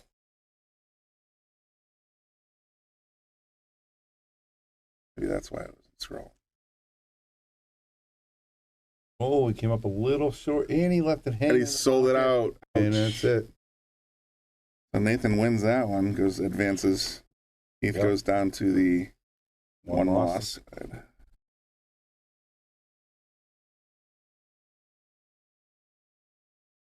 Announce for table 4. Place chat. The tournament's going on pretty good speed right now, right? I hope so. I don't want to be here all day. Yeah, it looks like it's going pretty good speed. I'll come in a little later. Sounds like Sean is doing pretty good, keeping it moving. And races of 3 on the... Races of 3. The one loss side is going to go quick. There's Jack right there. Oh, sure. And not the best angle, but...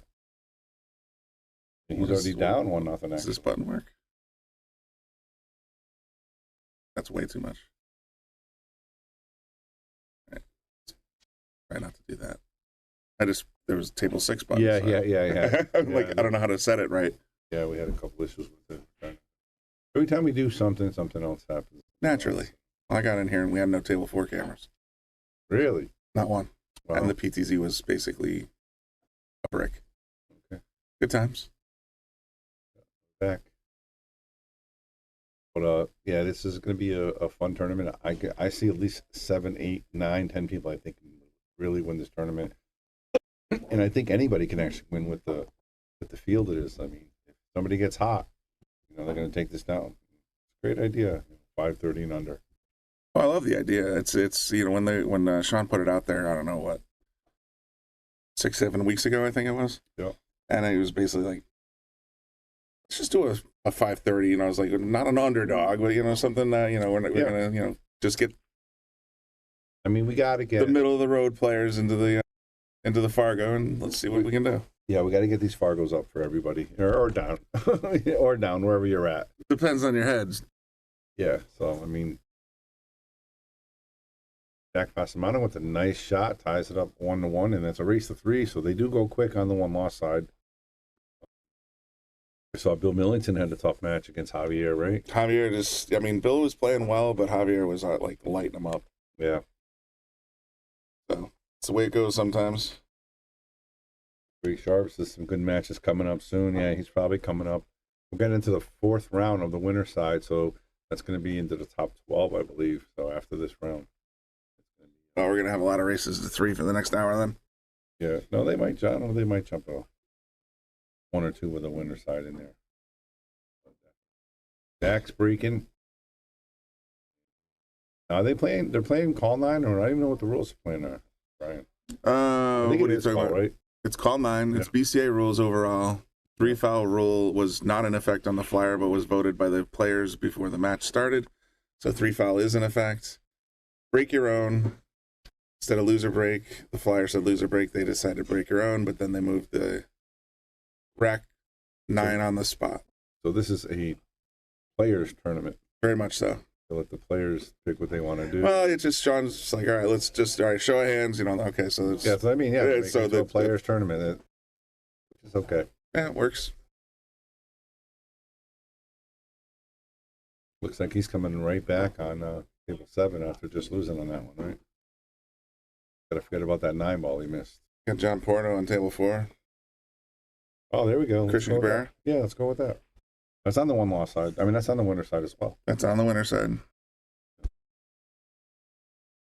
I gotta go fix the thing.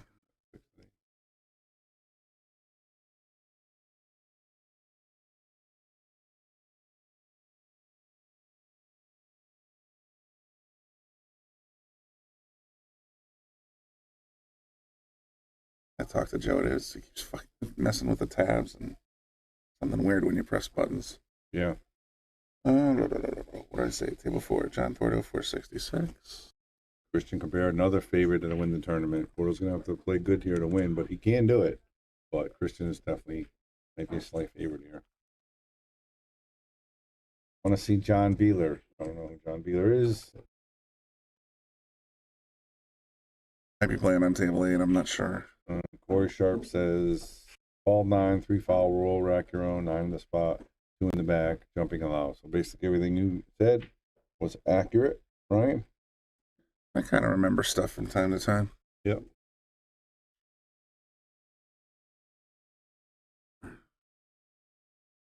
We're going to do another Shark Dream Invitational this year, 100%. Just as far as finding a time with all these other events coming up and, you know, all the big things we got coming on with the pros, it's getting a little more difficult, but I definitely want to do another Shark Dream Invitational real soon. All these guys are just getting ready, right? Yeah, they're just getting ready. Yeah, you can go to 7 if you want, or 6 and watch Jack, whatever you want to do. Well, this one, oh wow, that's the other thing chat doesn't work on.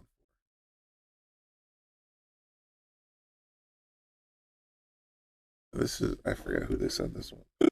Excuse me. Copy paste action.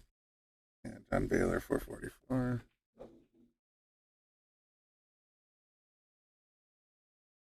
Table 8.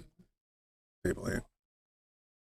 Now this is there are playing on the 4-inch pockets, and they both seem to be on the lower side of the Fargo, or at least the middle of the road. They might have a little more issue with this table than the higher or mid 500s, but it's fair because they're both playing on the same table, and they know what they're getting into with this. And I think with this such a large field, 64 players, man, that's. It was, and he could have probably even pushed it out further if he needed. There was so much demand. He had like a 20-person wait list at one point.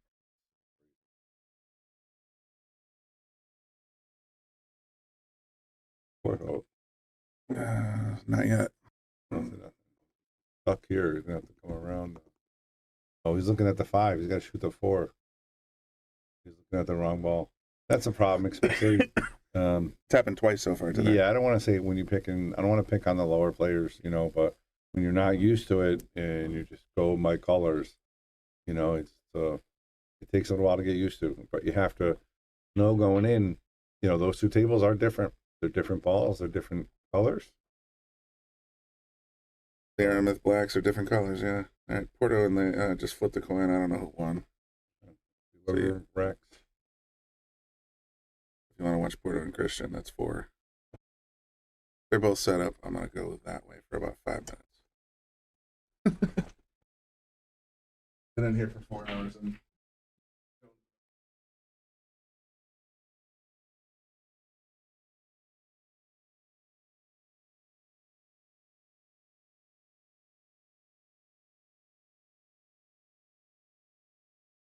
You might have a bank on the 9 here.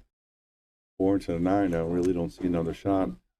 It's a real tough cut on the 4. Yeah, he is going to play the 9 here.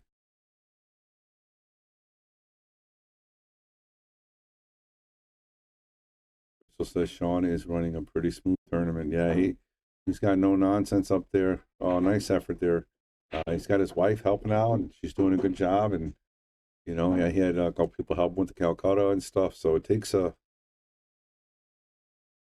village sometimes. You know, he's learning, trying to run a tournament here.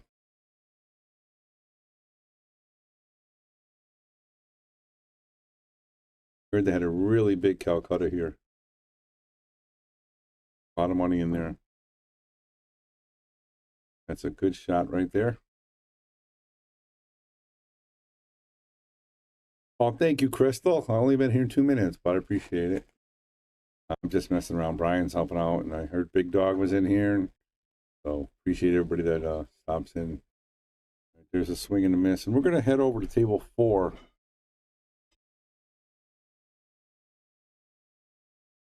Table 4. And check out John Porto and Christian Cabrera. And that is Christian in the purple. He's going to be breaking. Again, I think he's one of the higher Fargos in this tournament. But Porto is no slouch. He's been playing at EL Billiards for a really long time. He moved to Vegas and came back. And, not playing as much as he did before. He's working a lot, but it's good to see him. And it's a dry break coming up right there. Porto's at the table. It's the cut. Not going to get there. Trying to get a little lucky lead there. Honduras says thank you to Crystal for running. Let's not give him too many accolades yet. It's not over yet. So far, so good. Jeremy Mush says Christian Cabrera, skill level 8. Great shot. Yeah, I think him, Anthony Petrozelli, Mike Signorella, Javier Colon, Oscar De Leon. There's a lot of top favorites in this tournament that I think can win. Maybe 6, 7, maybe even 8, 9, 10 players. And then again, if somebody gets hot, race to 5. It's anybody's game.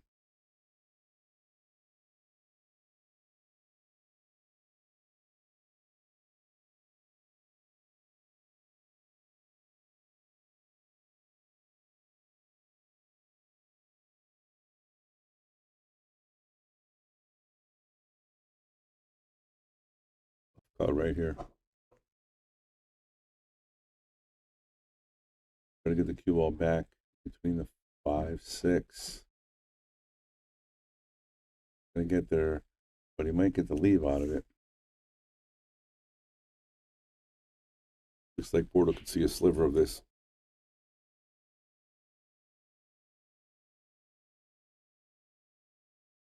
Don't underestimate the underdog. No, absolutely. I'm saying anybody can win if they get hot. I think there's between 8 and 10 favorites, and then after that, it's real open. But if any one of these players get hot, it definitely can happen. And there's a swing and a miss by Porto, and he made the 6 ball, so it's going to make it a little easier for Christian. But this is not easy position for this 2 ball down here, because he's got all these balls in the way. So it's going to be a little difficult. He has a short window to get position right over here. It really needs to be in this area.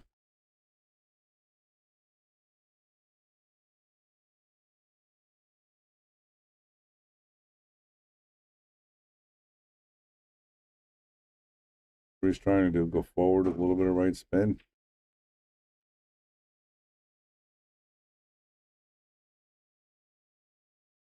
On this actually might be going 2 rails. He likes to control a bit of that way. Yeah, he's going to go 2 rails, actually 3. Did he get in the area? No. So he's in trouble now. The shot I like. You fire to the jump shot into the rail and jumps back over the 5 ball. Definitely a makeable shot. And you have to hit it with a lot of velocity right here. You pound it, it's here, and it bounces up and goes over. Very difficult shot, but anything else really. Ball goes this way, it's going to come this way, and then it's going to natural come around here. It's not going to go near the 2 ball.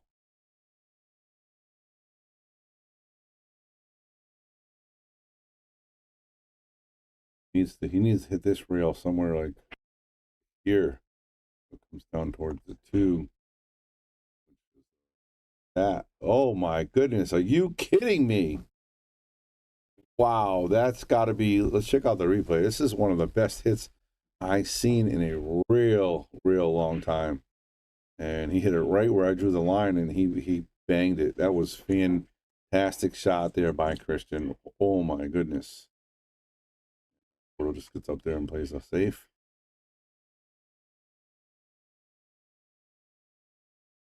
That was a really good shot.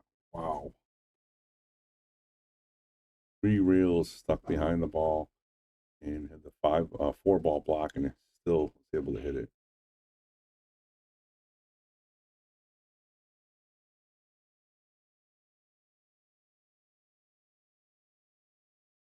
He's back at the table again, trying to make this deuce and draw it to the side to get to the 3. This is not an easy shot as well. Just miss it. Bordeaux has a good look at this too. I use a lot of draw stroke here, or a lot of follow down towards that short rail.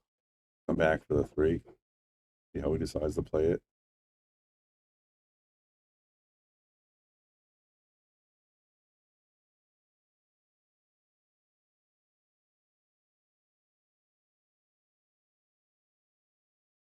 Deal says, let's go, Porto. Got a Porto fan sighting. And while I got you guys on the line, could I hit you guys up for a share?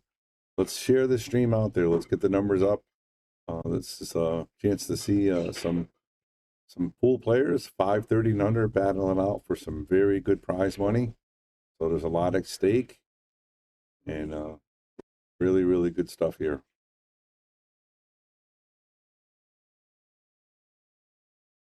I bought one person in Calcutta. I gave Corey money, and I bought Corey. So I got part of Corey, and that's pretty much it. Thanks, Crystal, for the share. So that's all I got. I got here too late in Calcutta. I'm glad I did, because I probably would have spent like 1,000.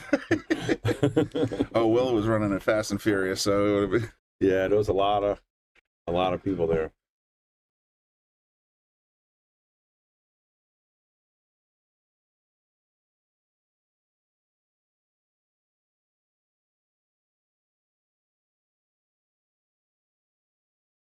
This right through the window. Yeah, it snuck right through there, didn't it? You see that hit? You did. I was watching. I wowed it, man. That was fantastic. That was a sick hit. Wow. Just the right amount of English and speed. Yeah, and it had to get by that 4 ball. Unbelievable. You guys an update.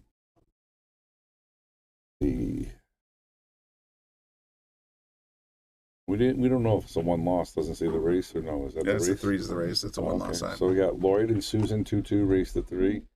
Michael Hale is down 2-0 under Robert Durling. Daniel Trotter 1-1 over Heath. Jeremy Crane's down 2-0 to, I don't know who Carlos the Q is. 526. 526. Yeah. Sean was pretty adamant about the robustness, so he's got to be right in the right range there. Yeah. You got Dawn versus Melvin 0-0. Porto with the scratch. Oh, Jack, pass them on. Let's go to table 7. It's 7. It's 2-2. Hill. See if we can see what's going on in Jack. There he goes. That's Heath. Yep. Right here.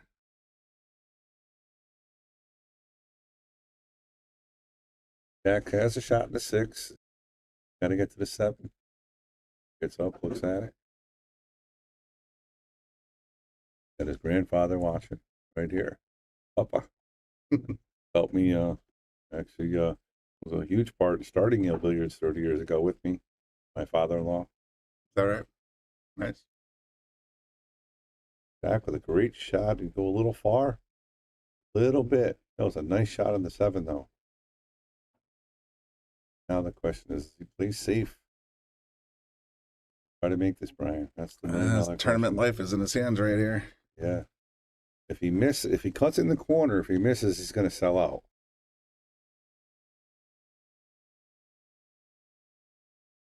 You have the 2 shots, you want to bank at it and come a little high if you need to. Yeah, I kind of like the bank here and try to get the cue ball up here, you know. But it's also safety. Backing up over here. Cross side too, and that's exactly what he did. He's got to avoid the scratch. Wow, how unfortunate that is.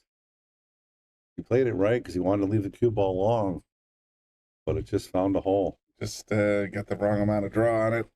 Yep. Sucked it right up. All right, so we've got pretty simple 1 rail position here.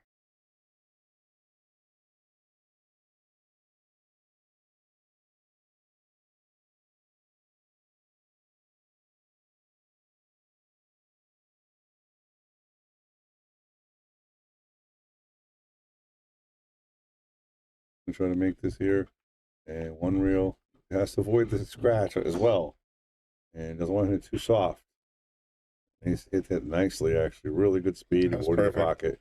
Yeah, he's pretty much straight in. He's calling it straight in. For the tournament, next round. And he makes it. So that's it. We'll go back to table 4. Take a ride on the reading. Do not pass go. Do not collect $200.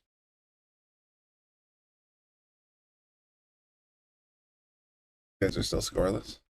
I believe so. Yeah. They were on the 3 ball when we left. Oh, really? Okay, there you go. Yeah, they were on the 3 ball we left. That's the thing with these tables, you know, even this one, it's a little tighter, it's a little tougher. And that's a good shot right there. Yeah, it was pretty clutch. Yeah. And they always got the side or the corner. Corner messes with the side, you're burned. He is as well.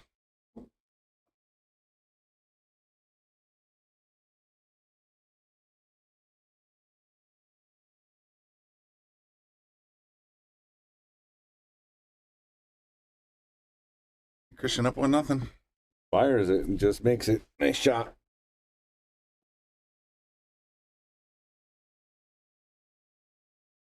Get an update again on the scores. Hector Sanchez up 2-0 over Mark Manello. How about that? He was in the booth a little while ago and he was saying he's gonna make a run at it, so wow. Yeah. He's playing a 520, so that's pretty true to the tournament name. Get your Fargo up. Yeah, Mark's a good player for sure. Carlos up 2-1 over Jeremy Cranes. Oh, Jeremy Cloth went back. Nice. Jeremy was one of the ones that people were saying Big had a favorite. good chance. Yeah. Mm-hmm. Dean Johnson, another good player against Alex, 2-2. Bill Millington 1-1 over Jerry. Tom Shine 1-0 over Tom Big Dog. I mean, Joe down Kearns 1-0 over Joe Kearns.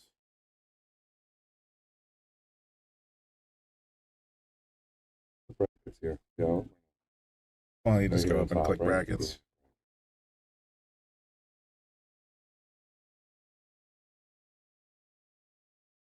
Well, yeah, 3 of the winner brackets going right now. And the losers are going to be down to 32 after this round. That's right. Half the field will have gone home. Yep. And 3 o'clock. It's not bad. Colin Stegman, go. Christian.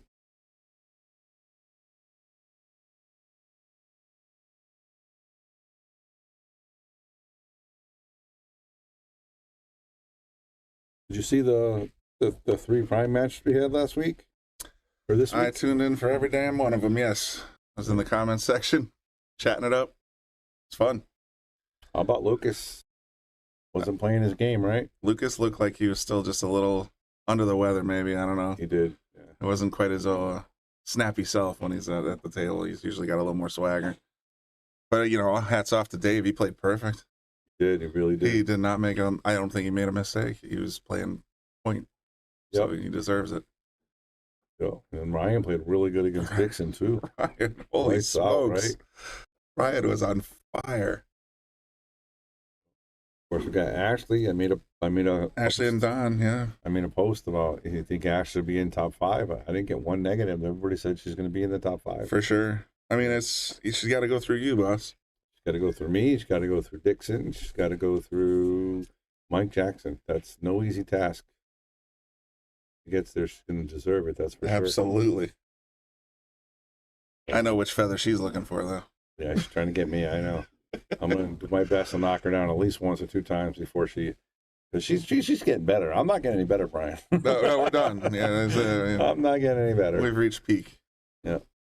I mean, I could if I played a lot. And I enjoy being in the booth, and I actually enjoy being out there with the people much. So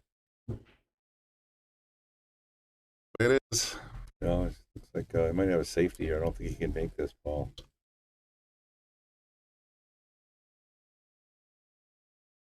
Crystal. Do you have the block button? Where's the block button, Brian? Let's find that block button. I need it. I gotta hit the block button. I showed you where the block button is. All right, show me how to block these people. I can't wait to watch her smoke you, Bobby. I mean, it's going to be a great match. My finger's on the block button there, Crystal. Right there. Well, we know Crystal's on Team Girl Power, so no matter what Ashley does, she's. I gotta play Jackson first. Right. So Mike. if I can beat Jackson, and last time I scratched on the 9, you can scoot up a little bit and get out of her way. Get out of her way, and give her some distractions. Figure Mike's problem first. Yeah, exactly. That'd be great. And then, smart thinking from there. Yep. Keep ducking her by moving up. That's right. That's not ducking her, I guess, but it is in a way. But I'll take that. And just a swing and a miss by Porto. Ball in hand for Kristen. And again, you guys are watching. I think it's called "Get Your Fargo Up." Or the tournament is literally titled "Get Your Fargo Up." Get Your Fargo Up. So, and we had a couple of 200 entries. I know Jacqueline Loving and a couple other people that entered the tournament at 200, and I think they at least got one win. And true to the tournament name, that's going to get your Fargo up. Yeah. So you never know. Absolutely, for sure. So it's very interesting. And it, like I said, the response when Sean put the idea out there. I think it was just commentating during a Shark Stream event of some sort. Like, I got an idea, just put it together. Yep. And sure enough, there was a huge interest in this tournament. Oh, wow, look at that juicy head on that one. But, I mean, he's filled up 32 in like a day. And then he expanded the field to 64, filled that up, and had like a 19-person wait list at one point. And even today, everybody showed up except for one person. So they had one person fill in from the stands, and that was Javier. So it's just the demand is there. I mean, if he does this again, he might even have to make it a 2-day. Maybe. Definitely got the numbers to prove it right now, and he's running it smooth as silk so far. Smooth so far, so good. It's not over yet.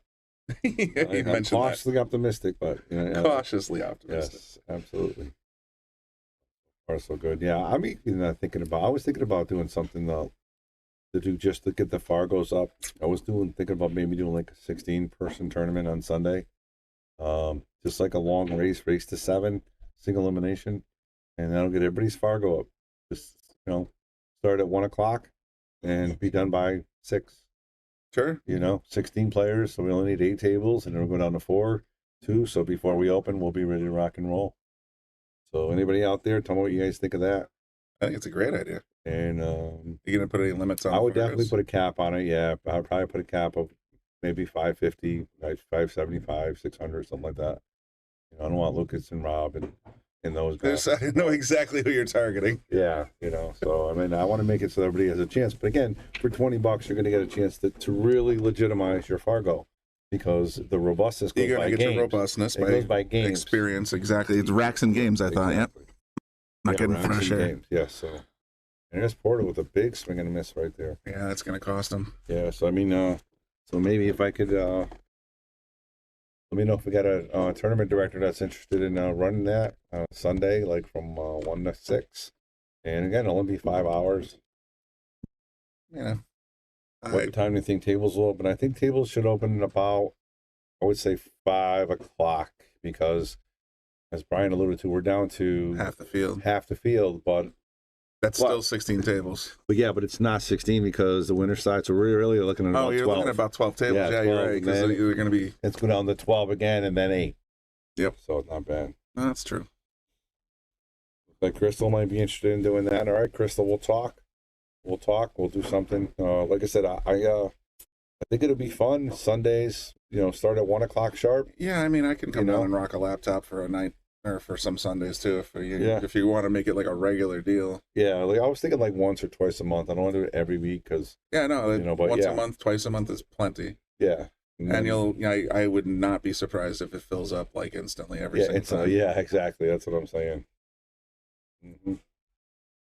I created a monster. My wife is dying to play.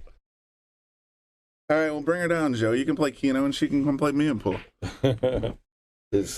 It's for sure not my first time running them. Yeah, Crystal does a good job. Yeah, Crystal runs a great job at tournaments, and like I said, this would be something that would be so simple. Talking single elimination, maybe new races to 9. Because again, I want to get the robustness up. I just want to get the Fargos in, and for $20, you know, I'll play first and second place. So first, second, I'll make a little bit of money, and everybody will get their robust and stuff. No Calcutta, none of that stuff. Just come and get your Fargo. Shotgun tournament, do it. Shotgun tournament, come in 1 o'clock start. Maybe doors open at 12:30. Start at 1 o'clock in single elimination. You might be home at 2. I think you probably might be home at 7. That's true. I mean, I like the idea. Yeah. Especially, I mean, if you do run it single elimination, you know what your day looks like. Yeah, absolutely. One and done? It wasn't my day. Yeah, it's not. It cost me $20. You know, if you played somebody racing an iron at Yale Billiards, table time would probably be $9. So it costs you a little bit more. You know, well, you get the competition, you get everything else. Well, that's the perk of that is similar to the entire genesis of this tournament. Well, one of the laments that I've heard several times by you over the Shark streams is like, I think we're undervalued here at Yale Billiards, and I agree. Connecticut, yeah, whole Connecticut, not just Yale Billiards, all of Connecticut. Let's get some Fargo stuff going. Absolutely, I agree 100%. I agree 100%. Plan. That's the plan. Let me get you guys an update on some scores while we're chatting it up. All right, Mike and Robert Durling's 2-2. Don Trotter and Heath 2-2. Go to table 7. We caught the hill on that last one. Pitch the hill. Oh, we just missed it. Timing's everything, Bob. We just missed it. What about table 6? What do we got going on there? That's Crestmore and Dan. That's on the winner side. That's on the winner side, if I'm not mistaken. And Crestmore has been kicking butt at Yale Billiards. He's been winning all the teams event, and he's been playing really, really good. But yeah, Crestmore's up 1-0 over Dan. And Dan's one of the guys that I said he's got to get his Fargo up. He's a 408. He's a 7 or an 8 in 9-ball. And he's no 408, sir.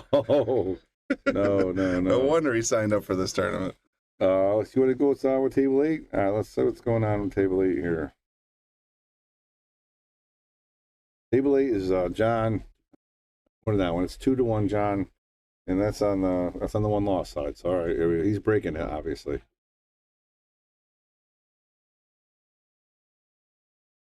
Yeah, did you do that score? No. 8? I thought you did, but it wasn't.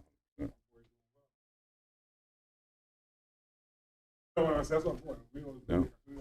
Yeah, we did. All right, so we got it. We'll do it. It just popped up. So we got, we'll leave it here because this is almost over. And 2 John, 1 Alan. There we go. And then that's John shooting right now, correct? I think so. Yeah, I believe so.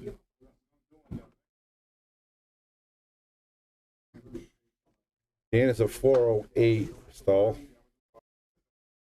But again, that's why we want to run these tournaments. We got to get the Fargos accurate.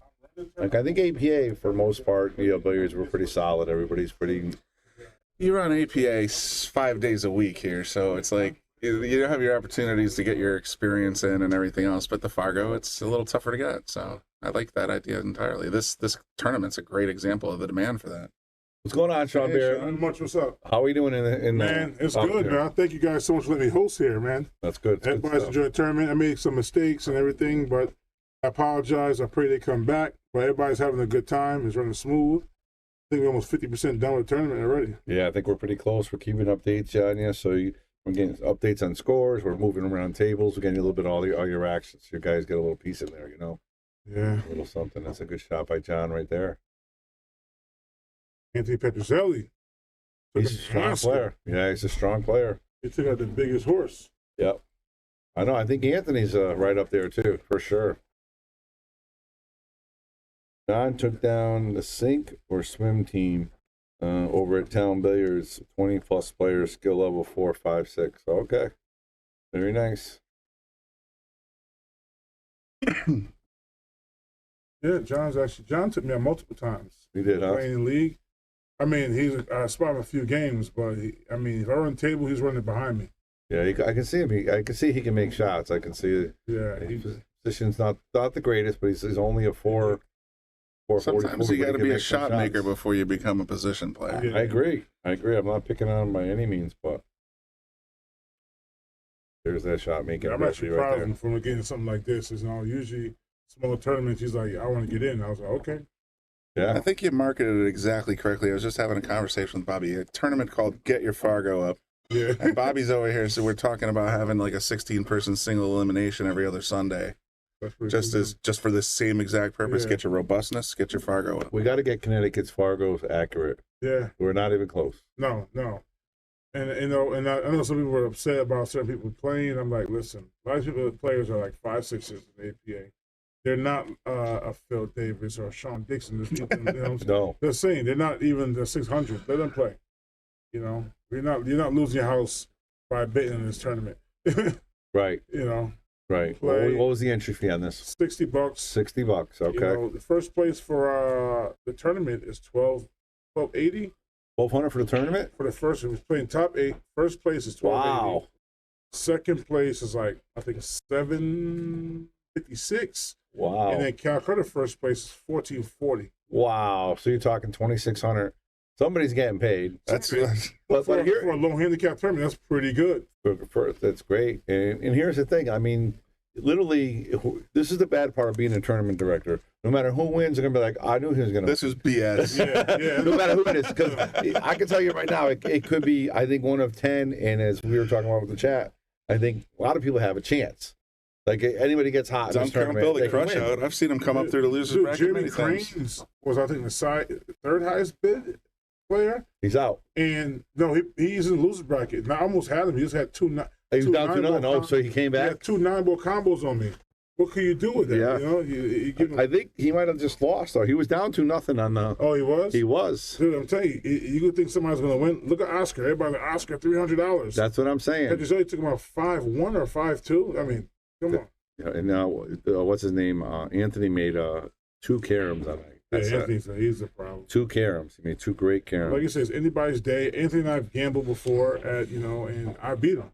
Yep. Gambling. We best of 5 sets. I've won 3 or 5. Like I said, if I thought somebody was under handicapped, I would have told you. Yeah, you told me. You said, hey, listen. I would have said, this guy's, he's close, but I think you're all right. Yeah. Because it's 530 and under. No matter what you do, you're going to have some favorites. Like, even if you did this 480, right? Yeah. You could have 4 480s that are a favorite of that. Yeah. It's just the way it is. Yeah, Jeremy Cranes is out. Jeremy He is Cranes is out. And there you go. John just wins. So John advances. Let's go back to table 4 now. John trying to come work his way, huh? I'm going to give my wife a hand. Thank you guys again. Yeah, go right ahead.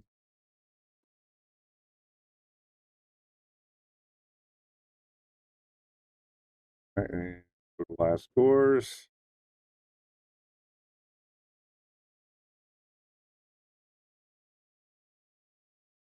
Table 4 just wrapped up, so that's 3-1. That's Christian and John. It's Christian and Portal. This is 4. That's table 4, but they just finished. Table 4 did finish. Race to 5. Oh, is it? Yes, the race to 5. Oh, this one's a race to 5. Never mind. Yeah, race to 5. Yeah, let's go back to that one then. I'm trying to figure what the score here is for this. Yeah, you just scrolled by it. Here, 2-0 still. We were right. Wow. They're kind of trying to get you guys around the field so you can see different players, different matches. He shows up on table 8. Zach and John are going to be on table. Yeah, they're going to be starting up on table 8 soon. Okay. But I think we should stick here on the winner side. Yeah. Morris up 2-0 over Dan Ward. And again, Dan Ward under Fargo in that match, but I think he's favored in that match. He's definitely one of the higher players.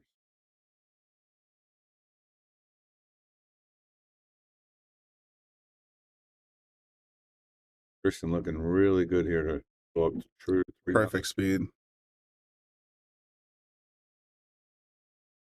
Patty, where's Patty? Why isn't Patty playing?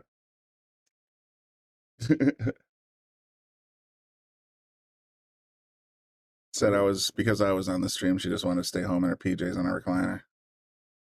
That makes sense. Christian is a deliberate player, always playing him is fun. Yeah, he's one of the nicer guys too. And that's really important. It really is. And there's so many nice players, but there's so many where bad people and just in general sometimes. There can be some moody folks out there. Yeah, You know, it's like when they're winning, they're okay, but when they're losing, they get a little it just pissy. ruins it for everybody. It's just like, you know what?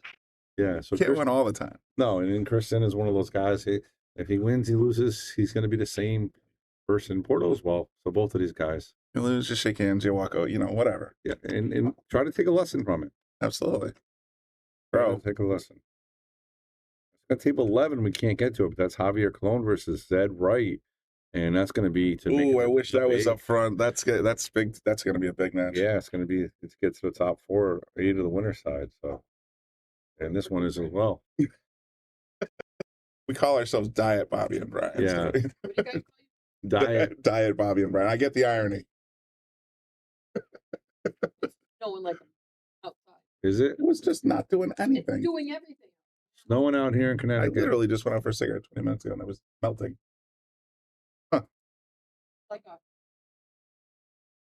Peace. And then just so you know, we're probably going to restream after this match, and we are actually going to go on to Caffeine TV. I didn't know how to start it, so yeah, no, I know. Yeah, the issue we're not sure with is what content to put on there. Yeah, we're still learning, so you know we don't know how much to put on there. And I saw that it was just Facebook and YouTube, and I just went go. Yeah, that's perfect. So we are going to restream it and get to. They're going to be top at this point. It'll probably be top 16 maybe or 18. Well, we just said it was going to be top 32 after this round. Yeah, so then we'll go 8 to 24. We'll go to restream. It'll be 24, I believe, by the time this is over. I'm guessing. This game is over? No, I don't think so. I don't think we're quite that far along yet, are we? I think so, because these are races to 3, Brian. So see, but this is the loser bracket 3. This is 25th to 32nd. Right, and they're in started. progress. They're going to be done. But they're all 0-0. Race to 3 though. And this one's not even started yet. Yeah, but the race is to 3, and this is a race to 5. I'm saying it'll be close. It'll be close because the next round right there is 17-24. Then we're done. Maybe we'll leave it running one more hour then. All right. Yeah, it's still about 4 hours in now.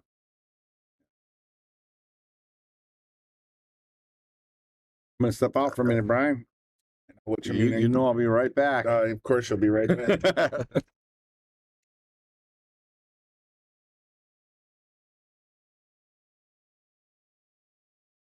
Yeah, that's all the crap in the booth. Oh, okay. All right, so Bobby will be right back. Wink, wink, nudge, nudge, say no more. So then you get stuck with me.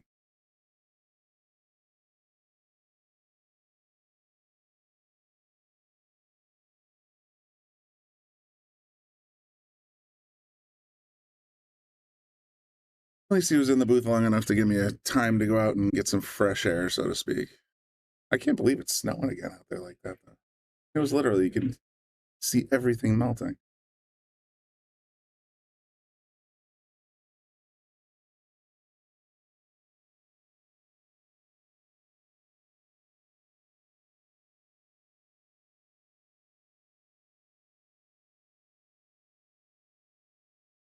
Nice little safety play there.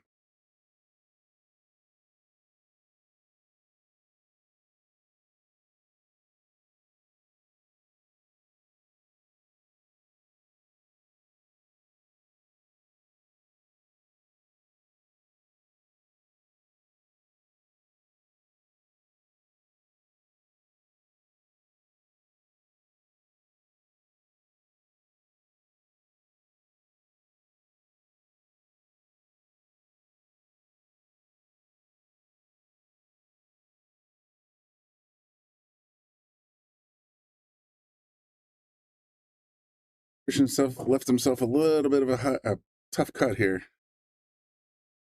My hunch is he's probably going to want to play a little defense here, but I've been wrong many, many times.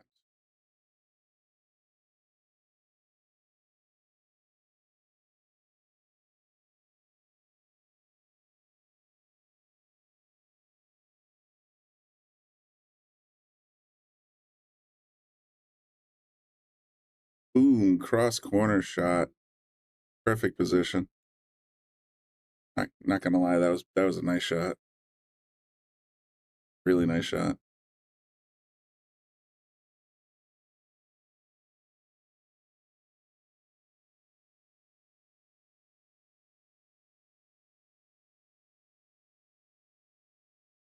got away from it that one a little bit. I might have liked to have just had this angle here from that. If you leave the cue over here, then you can get on the 7 a little easier, but this will still work.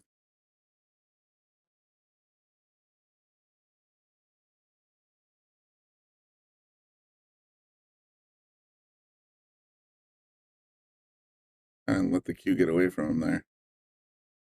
But didn't leave John very much at all.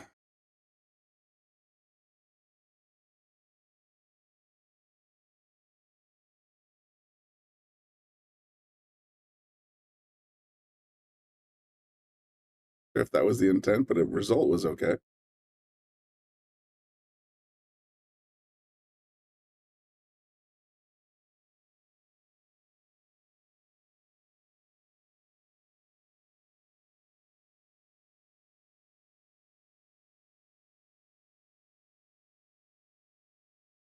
Yeah, just gonna try and scoot the cue ball down behind the 6 or 7, 8. I think the 6 might have leaked out a bit, but it's still not terrible.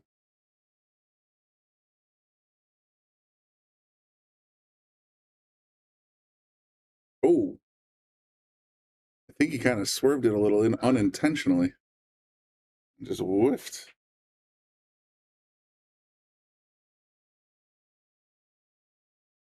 Crystal, I've been right there with you. She says, tell me you love pool without telling me you love pool. I'm watching this event on my TV and then watching a 3 and under match on that Angie Marie is playing on my phone. Yeah, I know. I've been there. One on the iPad, one on the TV. Ooh, Christian boxed it.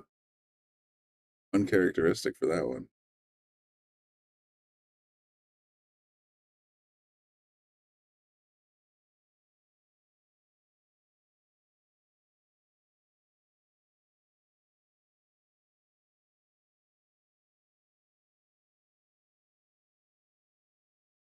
Sounds pretty well stuck here, I think.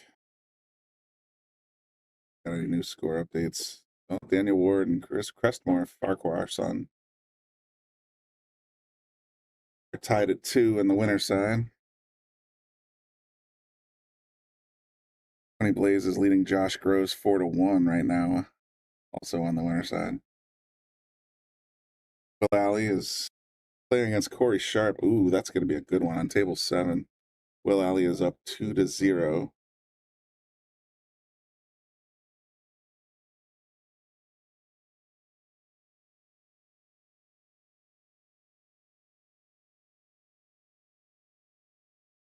The Christian's getting ready to go up 4-0 here.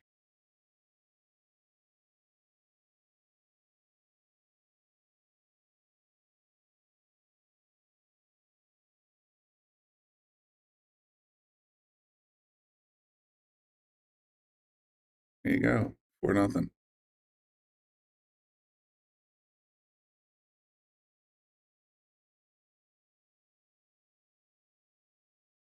Let's take a look at Corey and Wills while they're doing the racks up over here.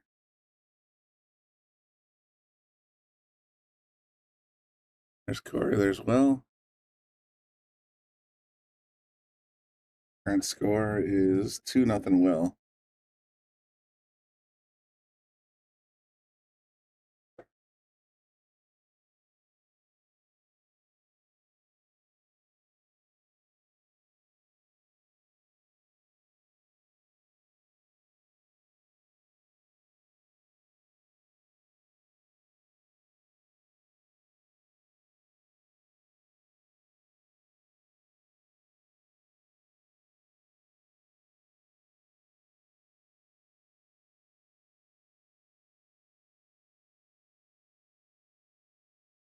Try to tell that these pockets are a little more forgiving.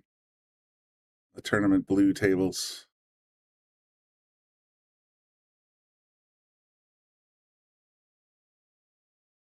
Command, but he might scratch here. Wow, it just hangs.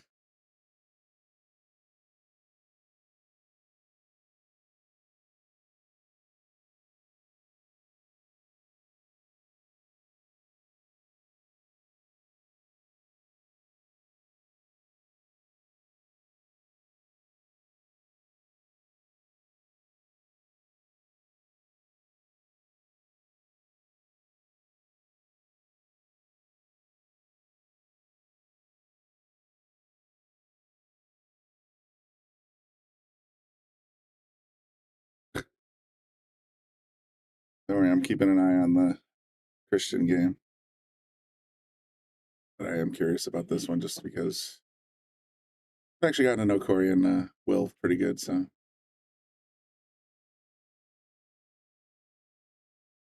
Right now there's still 8 balls on the table. Christian and John Porto. Wow, Corey, that's an uncharacteristic miss. But you missed it good. On the 9.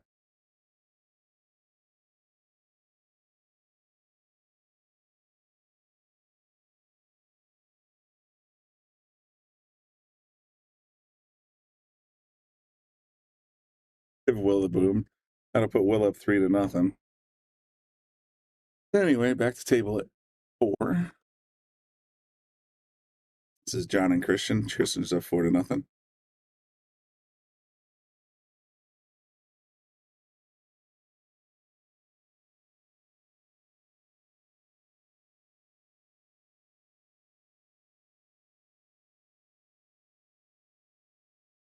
Look at this. A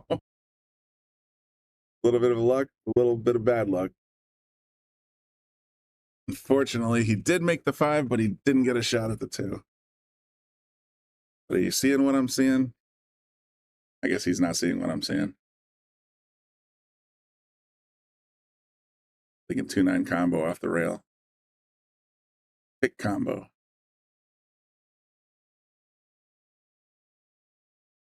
Oh, well, I didn't realize he got that much of it. I can only see what's on the screen in front of me, folks. All right. It's got a decent little cut shot on this 3, but he's got to go around the table to get to this 4 ball. That's no easy task. I mean, speed's everything.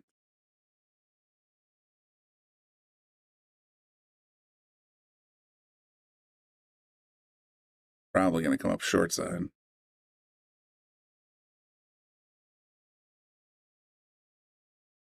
Executed perfectly, and it came up short side. Can't complain about that at all.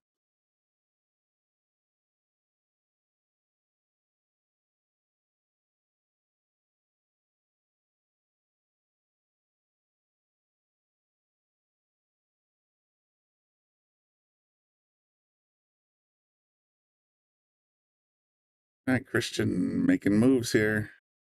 I think he wanted a little more speed, but still playable.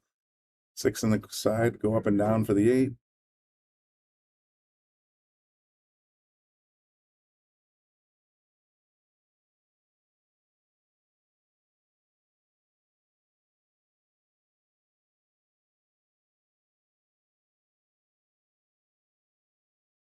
Ooh. Thought it was what? Oh, cable of some sort. All right, got a decent cut shot here. Just make the ball, you'll get position.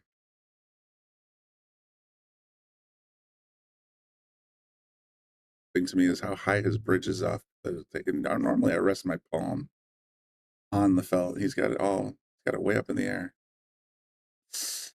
Yikes! Key ball there, and he just missed. Gives John an opportunity to maybe claw back into this match.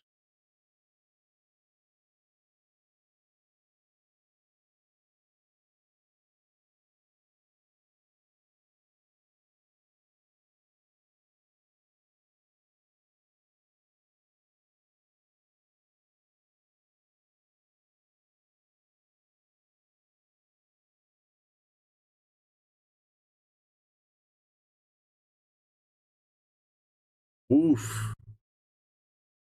John, I think, is just a little bit cold. He hasn't had much time at the table, and he's just not executing very well, unfortunately. This is going to give Christian a very good chance to get out here.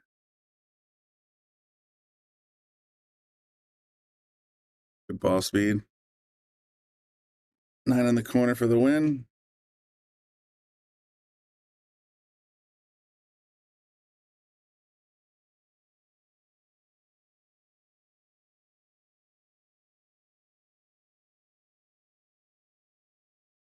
Oh my goodness, we just saw that happen. Straight in shot, 9 for the set. Ouch. Well, John, it's not over yet.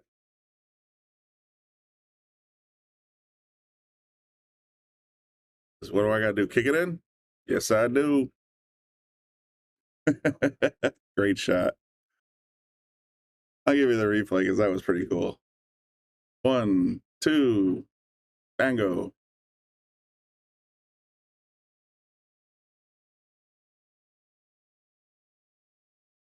All right, this game's not over. John's still clawing at his way back. 4-1. See if we got any other score updates. Crestmore's up 4-2 over Daniel. Will's up 3-0 as we knew from with Corey.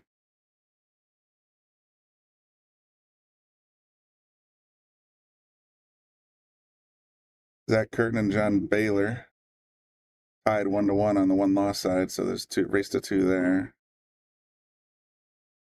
Big Dog's up on table 13 with Jerry Baldini. It's just getting started.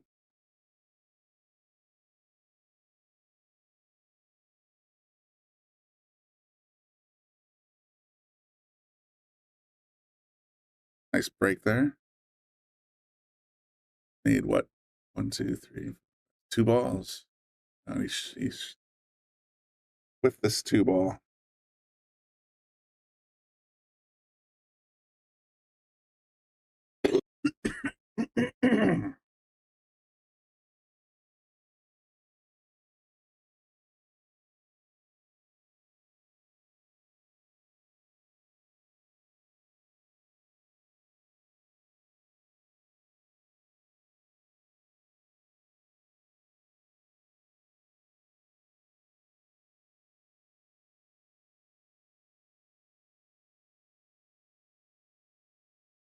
We only got 2 more matches in progress.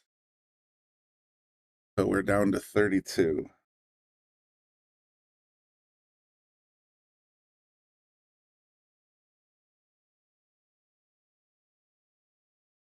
And Harriman's on table 10.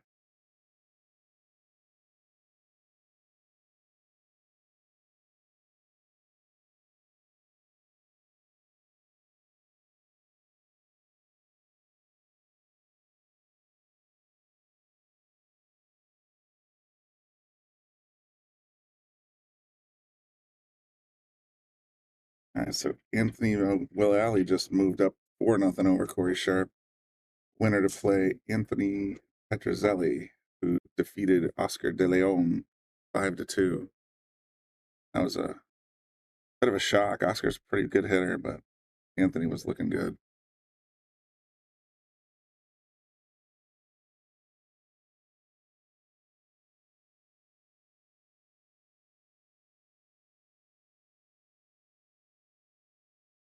All right, Christian looking like he's in pretty good shape here. Just got to stay out of the side pocket. Will walking by on the back of your screen there. I don't think he's finished his match yet, has he? No, it still says live 4-0.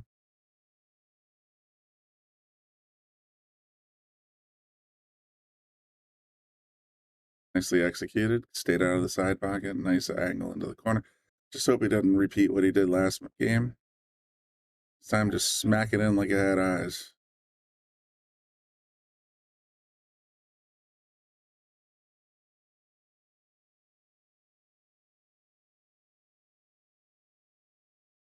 Exactly what he did. There's your handshake. Good job, fellas. Like Will was just heading to the restroom, so let's see if I can find you guys a match on table 8. What do we have? Table 8, Zach Curtin, John Baylor, one loss side. I'm actually kind of curious about Will Alley and Corey Sharp, so we're going to scoot over there. They're still on the winner side. Be fighting to stay on the winner side. Ahead. 4-0 though.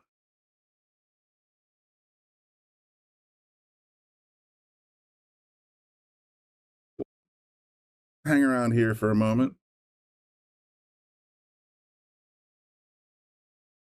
See what's happening on table 4 anyway.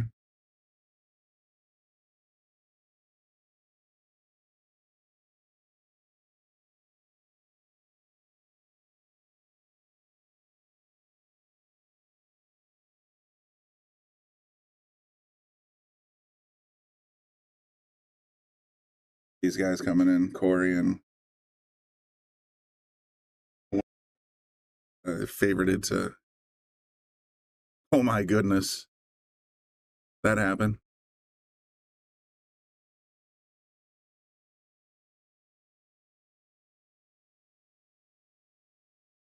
For half a second, it was going to go in off the 6.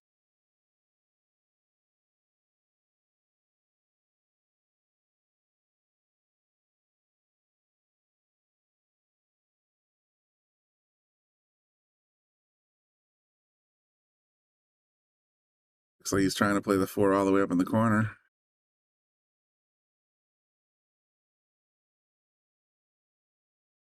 Came a little bit wide, but didn't give him much to work with.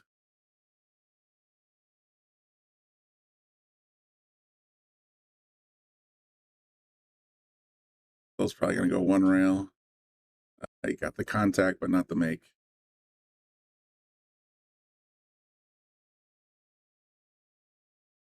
Based on that position, I don't think he was looking to make it.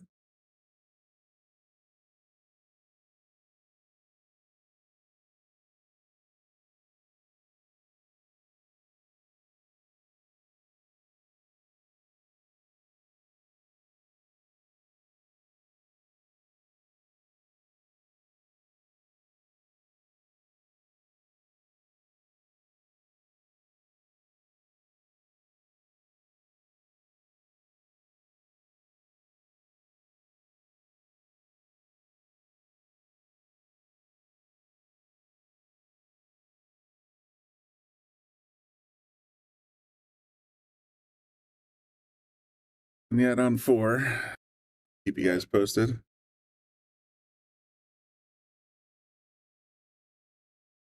Table 8, Zach and John Baylor are tied at 1-1.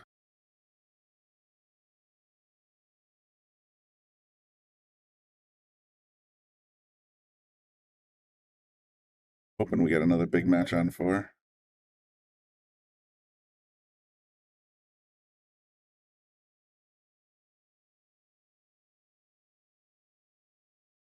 Oh, Will played it nice and true. Himself a decent chance of it out here. As we get back to the 6 ball, okay.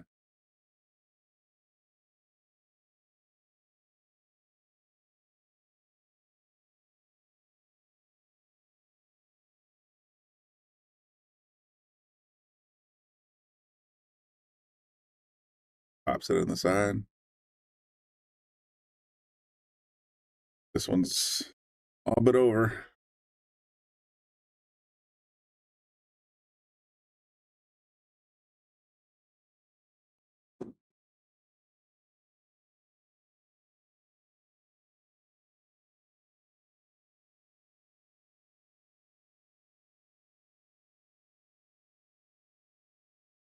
All right, game over. Nice game. If anything's popped on for you, nothing yet. Pop over to table 8. His first ever match. Table 8. This is. I gotta fix the scores. Darn it.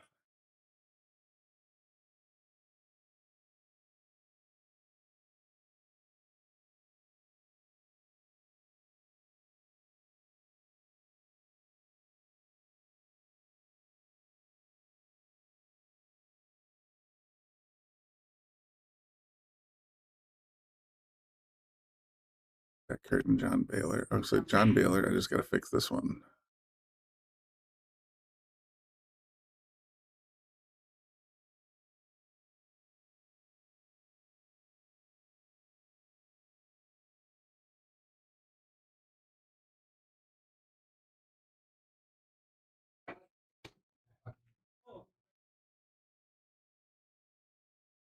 Yeah, thank you.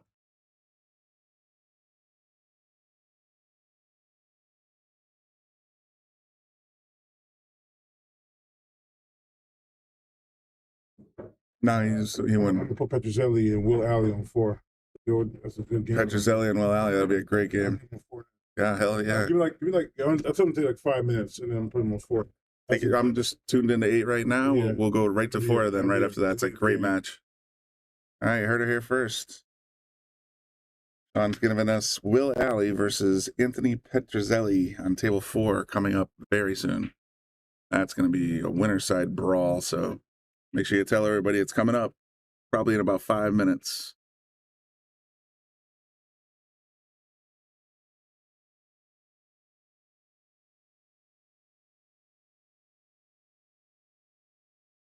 Might even be enough to lure Bobby back into the booth.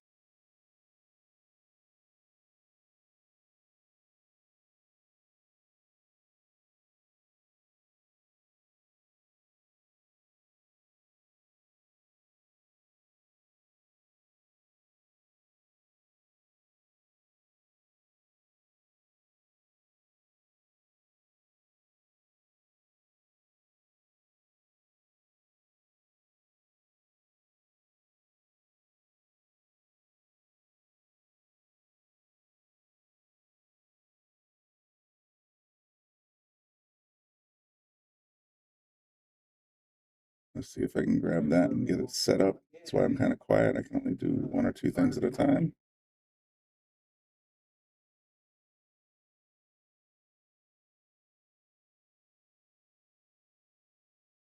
And they're both 529 Fargos. Wow.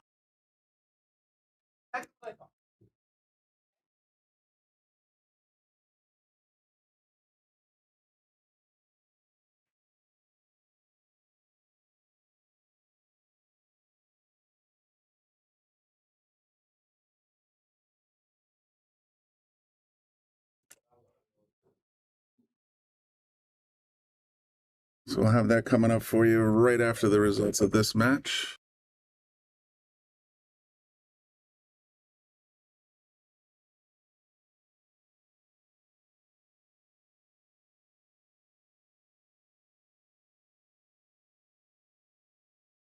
John shooting pretty strong here.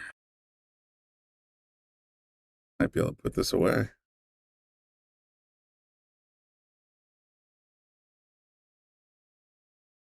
When the PTZ does that. I just missed the game winner. Oh, my fault, folks. I thought I was already aiming at the table 8 shot when I pulled the camera. All right, let's see if we can hang over to table 4. Hopefully that game's getting started.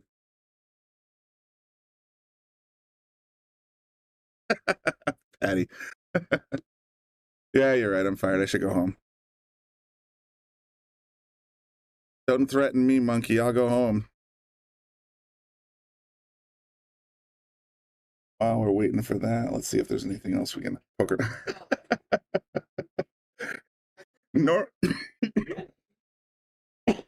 Pardon me, Jeremy, but normally if I have the 8 wide up, the PTZ's aimed at 8, so I can just switch cameras, but for some reason it wandered off, so not my fault, I guess.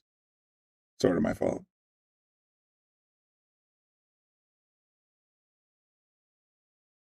There's not much for me to tune into right now in the front room. Oh, that's true, Patty. I'm getting close to beer time. Been drinking water all day. 5 o'clock somewhere, right? Hector and Dawson are Hill. I can see. Hector Sanchez and Dawson Lapise are 2-2 on table 5. That's gonna be hard to watch, though. That's all the way on the corner. I'm hoping these guys are just getting ready to set up because it's Will and Anthony. Oh, there's Anthony.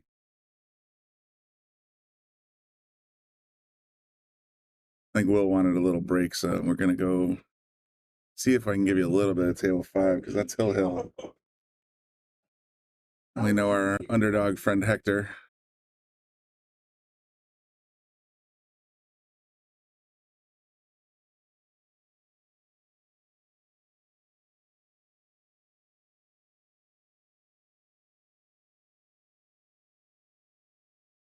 That's about the best I can do for table 5. Keep an eye on the preview window for table 4 when they're ready to rock and roll. We'll pop right over back there. But I'll be curious. This is an elimination game, so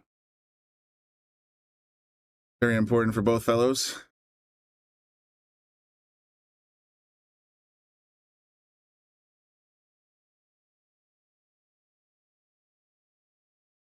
Hector at the table.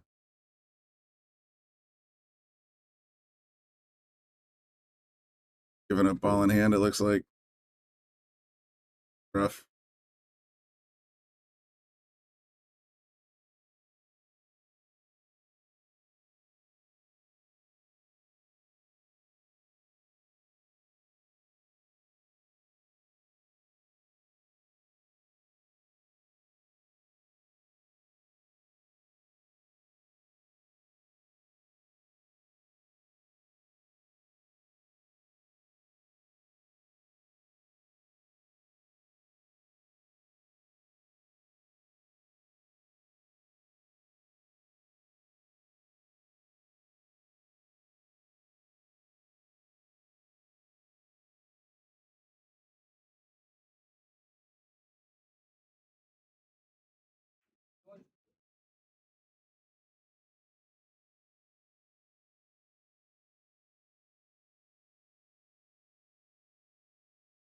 Hector with another chance to stay in this tournament. It looks like he just might do exactly that.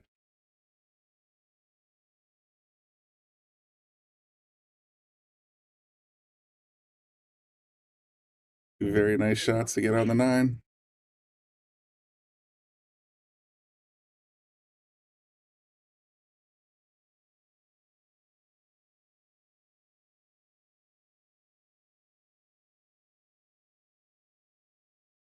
I gotta say, it's a little sharky grabbing your gear before the guy even finishes the shot, but it is what it is. All right, Hector's done. Congratulations to Hector on his victory. Let's see, what am I setting up for? Table 4. Anything going on here yet? Nothing yet.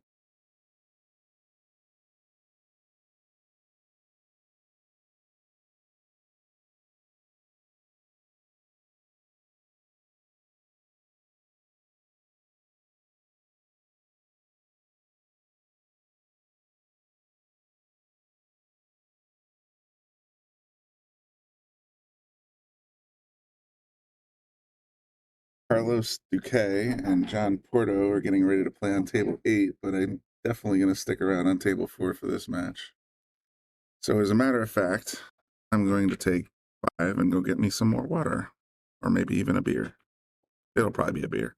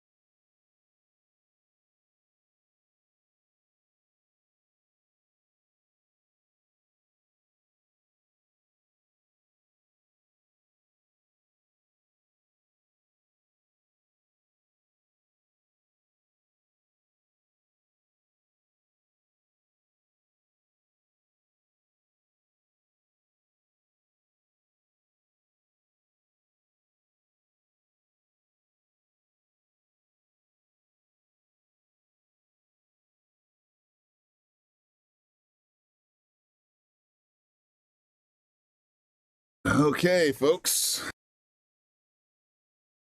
Back to the live action, as Chicken likes to say.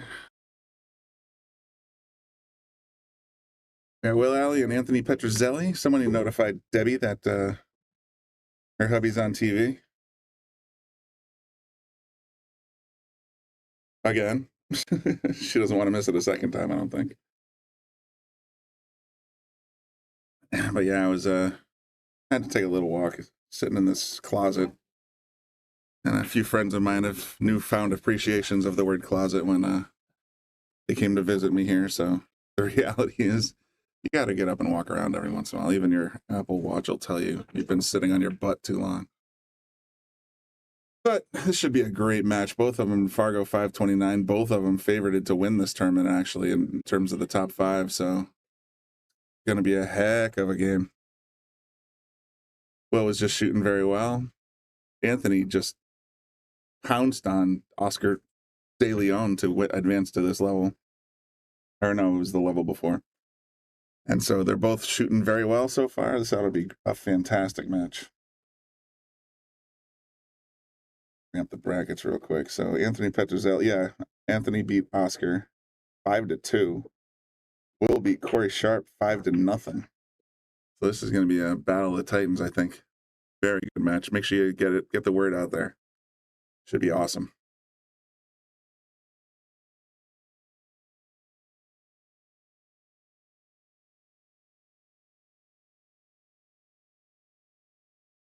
We're off to the races. Will broke dry. Anthony at the table. Balls spread out. Nothing really problematic out there.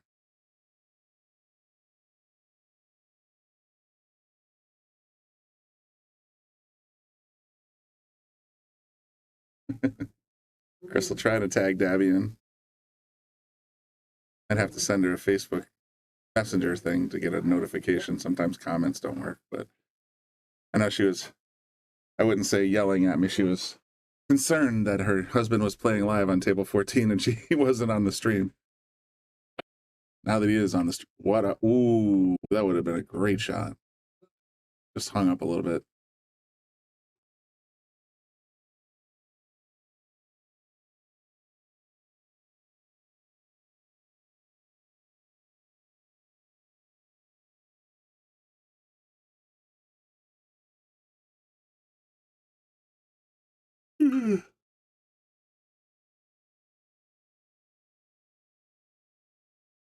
Well, rocking the cans as always.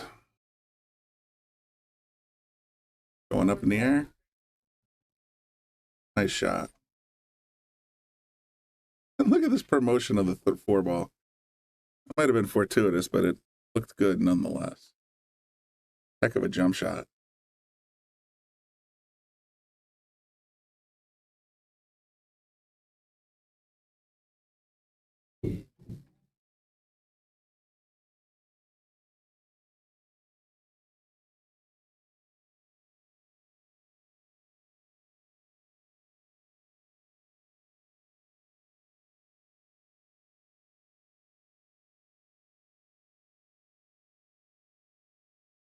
This is the only, we only have 8 left on the top side.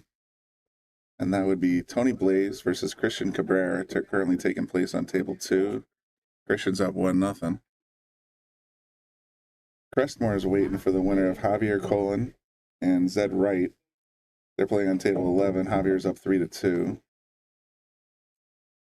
course, the game you're viewing now, Anthony Petrozelli versus Will Alley. And the rest are a little bit behind. We got Wayne Harriman and William Crespo, 2-2. Winner of that will play the winner of Nathan Johnson and Carl Burgess. They're currently tied 3-3.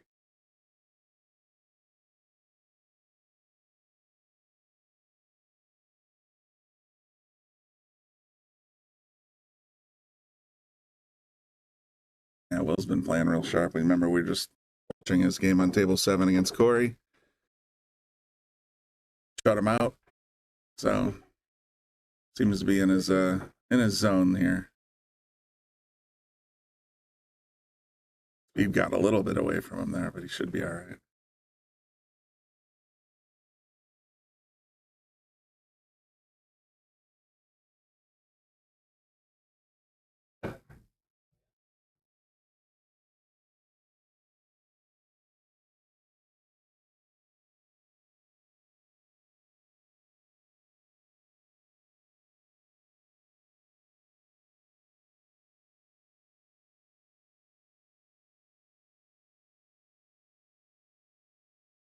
scanning around on the side. I didn't see where David Andolini went.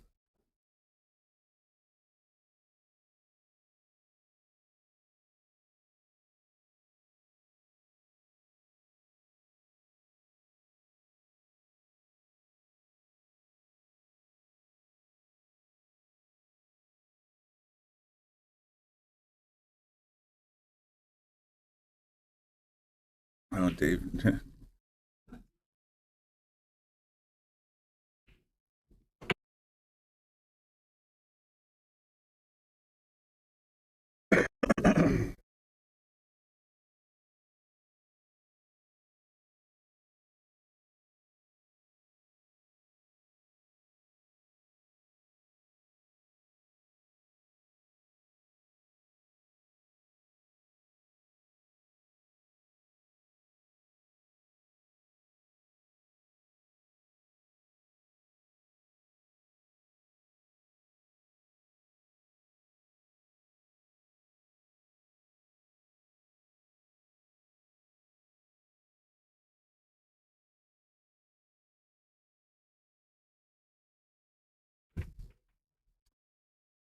Broke dry, brings Will to the table. I'm a little surprised Bobby's not coming back here for this one.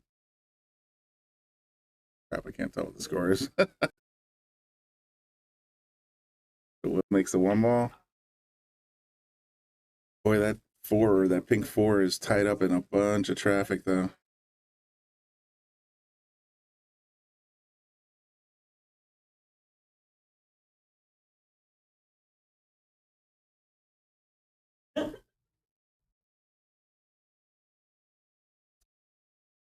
Hit it a little too far up the rail.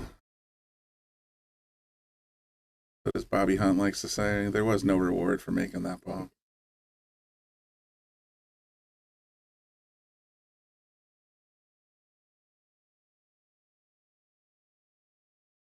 Whew.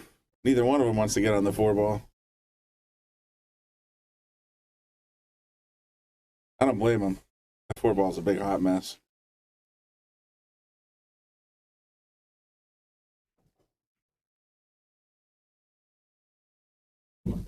All right, looks like he tried to develop it a little bit and made it worse. Hard to say if that's wired or not. It might be. Especially if you come from the top of the table. Could push that 4-5 ball right in.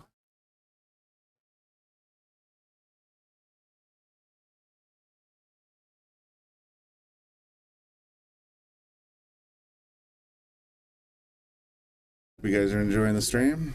We lost a few people when we took a little break there. Hopefully folks will come back because this is going to be a great match, I got a feeling. There it is. It was wired. Fortunately, it's stuck now, so I'm thinking defense play here.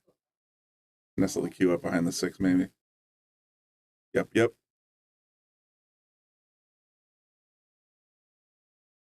That is what we did.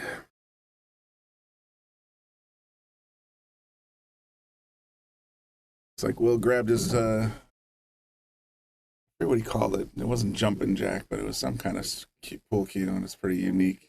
I actually got a closer look at it last time I was here with him. Very unique cue. But it should fly right over these two balls. Yep. And he made the 8 ball. Nice shot.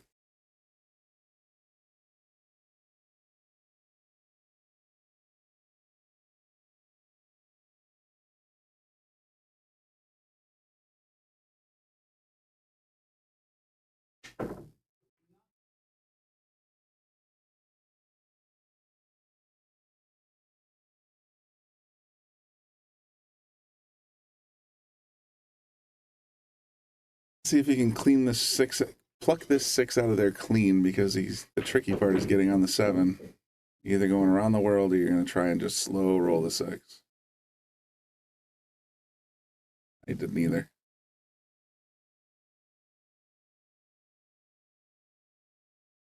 Anthony had a decent shot here, though. I don't know if Anthony's a jumper. He's still got his full-size cue in his hand, so he must be going for the kick. Yep, there he goes. He's old school like me.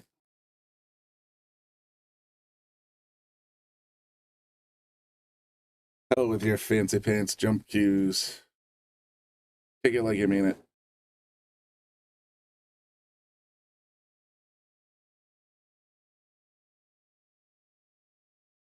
Will's trying to use the 9 and 7.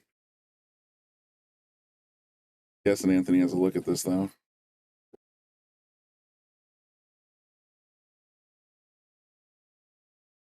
Oh, that was unfortunate. He used a little bit of what I guess the kids are calling swerve. It wasn't quite masse. He tried to bend it around, but unfortunately, as soon as he made contact, it just scooted down the rail. So I think Will's going to get one back here.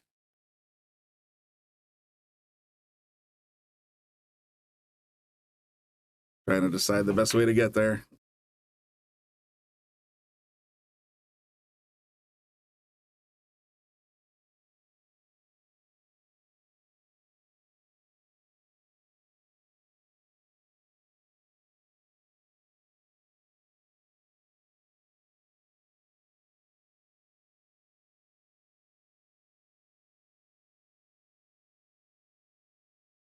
Lined it up pretty spot on.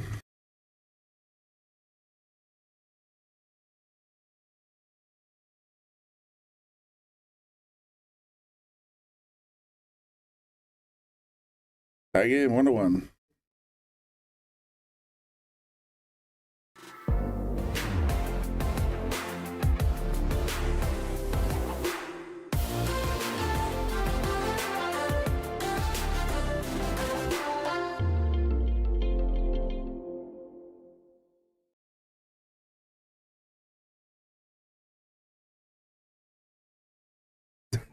Darn it, Anthony. I sit in front of my view.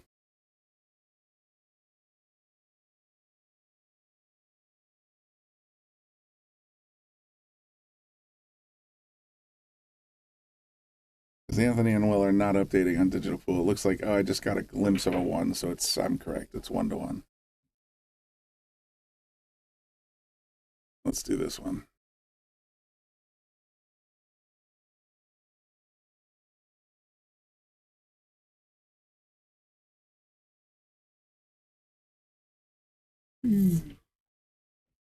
Score update quick. Christian Cabrera still dominating, actually. Leading Tony Blaze 2-1. Look forward to seeing him in the top 4, I think. Just shout to Big Dog Tom Shine still hanging on by a thread. He's down 2-1 on the 1-loss side. William Crispo is leading Wayne Harriman 4-2. Carl Burgess is leading Nathan Johnson 4-3. So those are the other two. I don't know. 8th final, whatever you want to call them, in the side. Will makes the 1. Calling the 9. He's calling the 9. Could be interesting.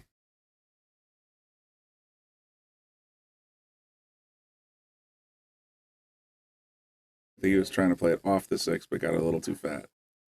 Good effort. We've seen Anthony get real dangerous with carom shots last time he was on the stream. He made 2 carom shots, one all the way up the table, one like crazy corner pocket shot.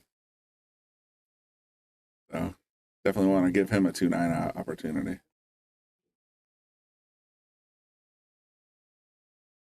A what? He called the 9 in the corner. Curious now. Oh, he's going to go up and down. Oh, no. There's the pocket. Oh, no. Even worse. I think Will's going to size this up. Going to carom it in. Going to feather the 2 ball and pocket the 9 in the corner. He doesn't want to stretch across the entire table, so he's going to bring it back a little bit. Let's see if he can just want to touch the 2 and watch the 9 go in. There it goes.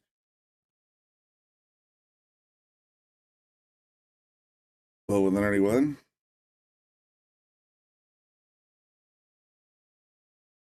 For Anthony sitting in front of the board again. Yep. There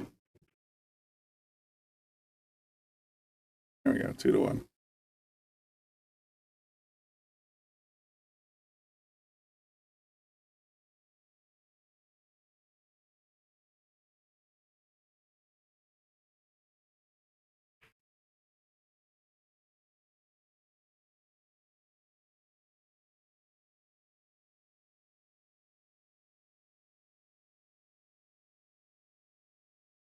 little surprised Will's using a triangle instead of a template, but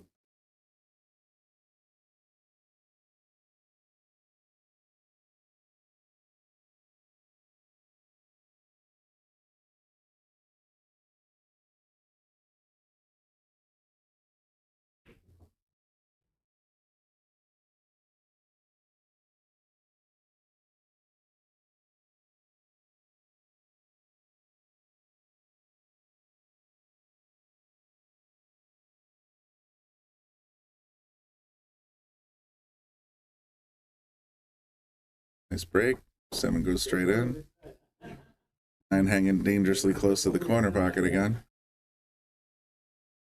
1's not easily makeable, so might not be a thing.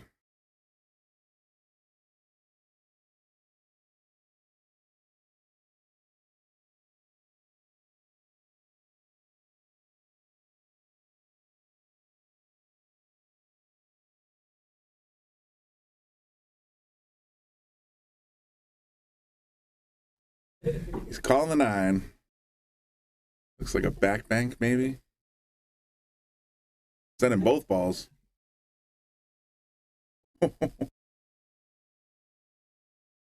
Interesting. Sure.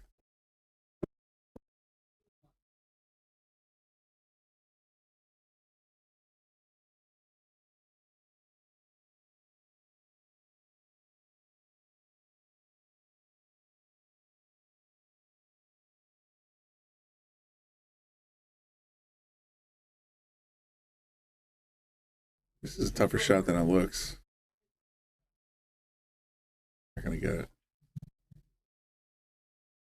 All right, Anthony with that nice safe response. Gets ball in hand back. Well, not the easiest table to navigate, though.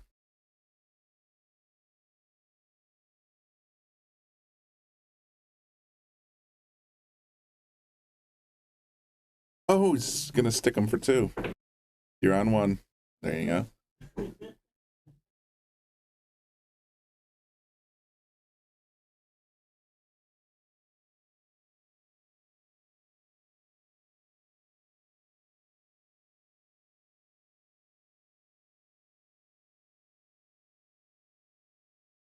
Two rails. Still got to reach a rail with that 1 ball, though. That's 2.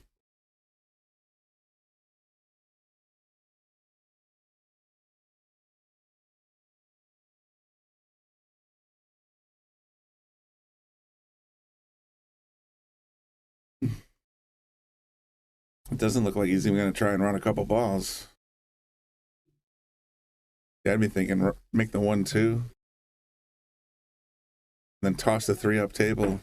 Leave the cue behind the 5.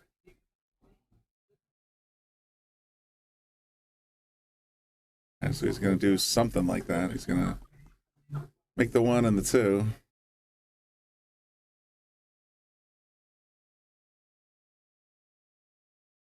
Now you play safe.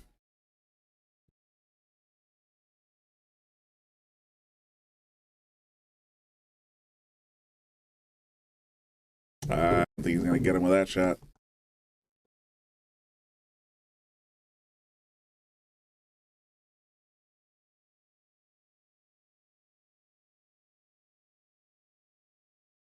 He did not.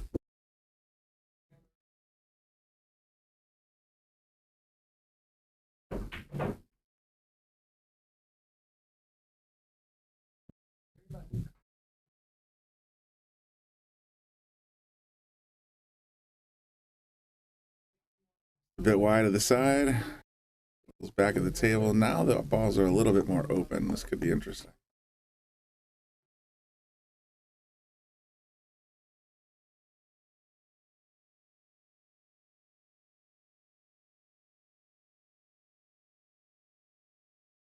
Nice ball. 3 on the corner, 4 soon to follow.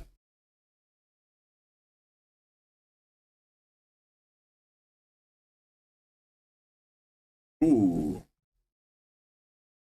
Got a little sharp on it. Didn't sell it out.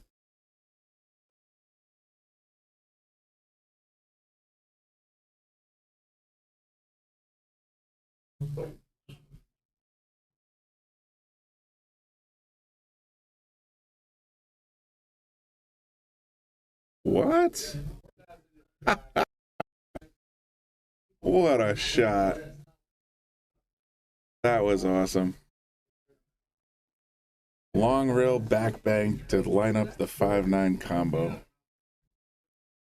Oh, he just made it just a bit outside. Ouch. Nice try, and he might have him pretty stuck on this 8. Maybe. Probably not, but maybe.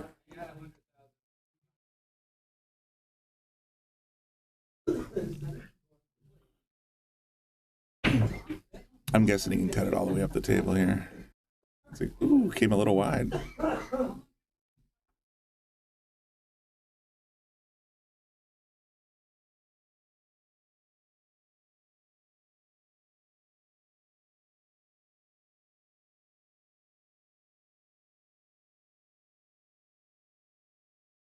Good speed.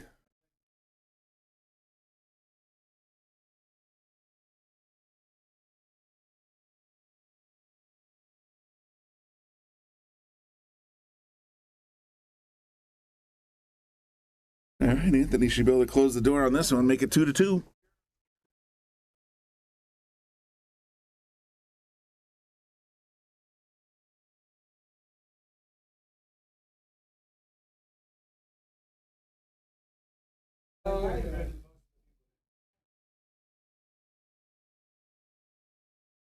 There you have it. 2-2. Salotto is the world's premier pool community. Playing your friends has never been more fun. Raise the bar with Salotto so regular practice can become real pressure. With monthly prizes and cash payouts, Salotto brings pool to the people. You can even submit match results to Fargo Rate through Salotto if you want, but you don't have to. Your race, your place. Make your matches count with Salotto. Download now and get started. No minimum play per month.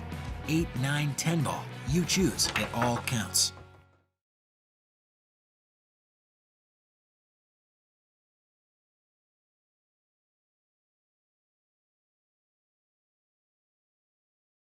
Anthony at the table getting ready to smash.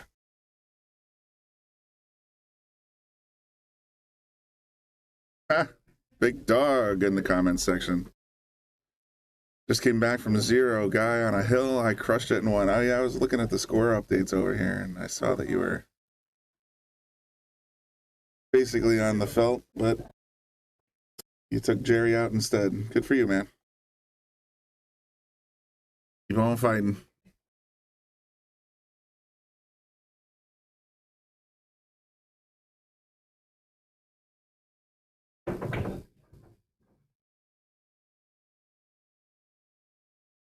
Plays it off the 4-ball.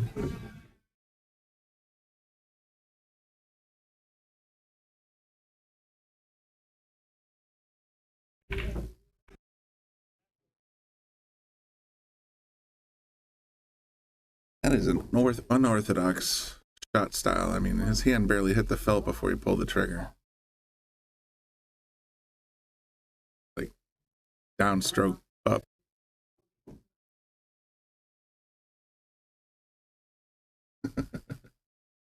Welcome to round 5, Tom.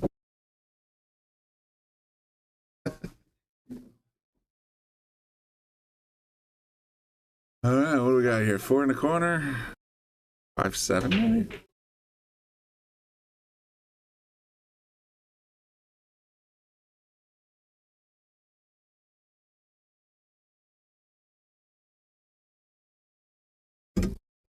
Sure looks that way. What up, Teddy? What up? Who are we watching? We are watching Will Alley and Anthony Petrozelli, both who had dominating performances in the last round. Yeah. So it was Will blanked Corey Sharp 5-0. That explains why I was just talking to him. He was a little upset. I could imagine. He did not look happy on the sidelines there, no. And Anthony Petrozelli, his last match, he beat Oscar De Leon 5-2. Wow. Convincingly. Taking out some killers. So been a little bloody in the front half so far. Yeah.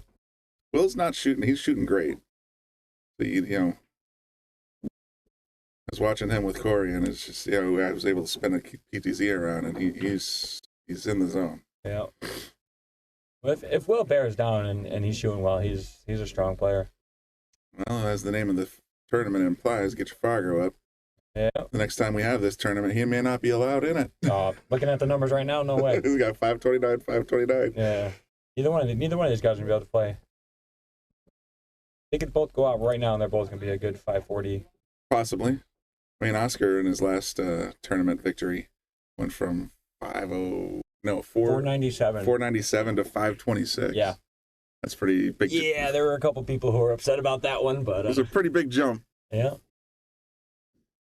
All right, so Will just took one down for 3-2. Yeah, I've been in the booth since 10:30, so I'm a little punchy. I hear you. Well, if you need a break, let me know. At some point, I'll want to go outside for a little bit, but Bobby was nice enough to stop by for a whopping 10 minutes about an hour and 20 minutes ago. Wow. What else we got going on out there? We got a few things going on. Not Pat and James are hill. Bailey's just starting. See, we got the celeb. Christian Cabrera is actually on a tear as well. Yeah, I seen he was doing good. He had a great performance in his last match. Right here on table 4, as a matter of fact. Got Cressmore playing the one and only Javier Colon over there too, table 5. Javier Colon is looking convincing also. I know. I wish I was here this morning, man. There's some people in here that I've seen. You'd have been all in on the Calcutta, huh? Spent some good money today. And well, he showed up late, and there was one spot left, and somehow he's like, "Hey, can I play?" And it's like he's got a 27? 27, yeah. But only like 120 or 130 robust, and people think he's better than that. But to everybody's credit, he's like, "Should I let him play? The rules are the rules," kind of thing. And everybody in the room's like, "Yeah, let him play. Whatever, let's go."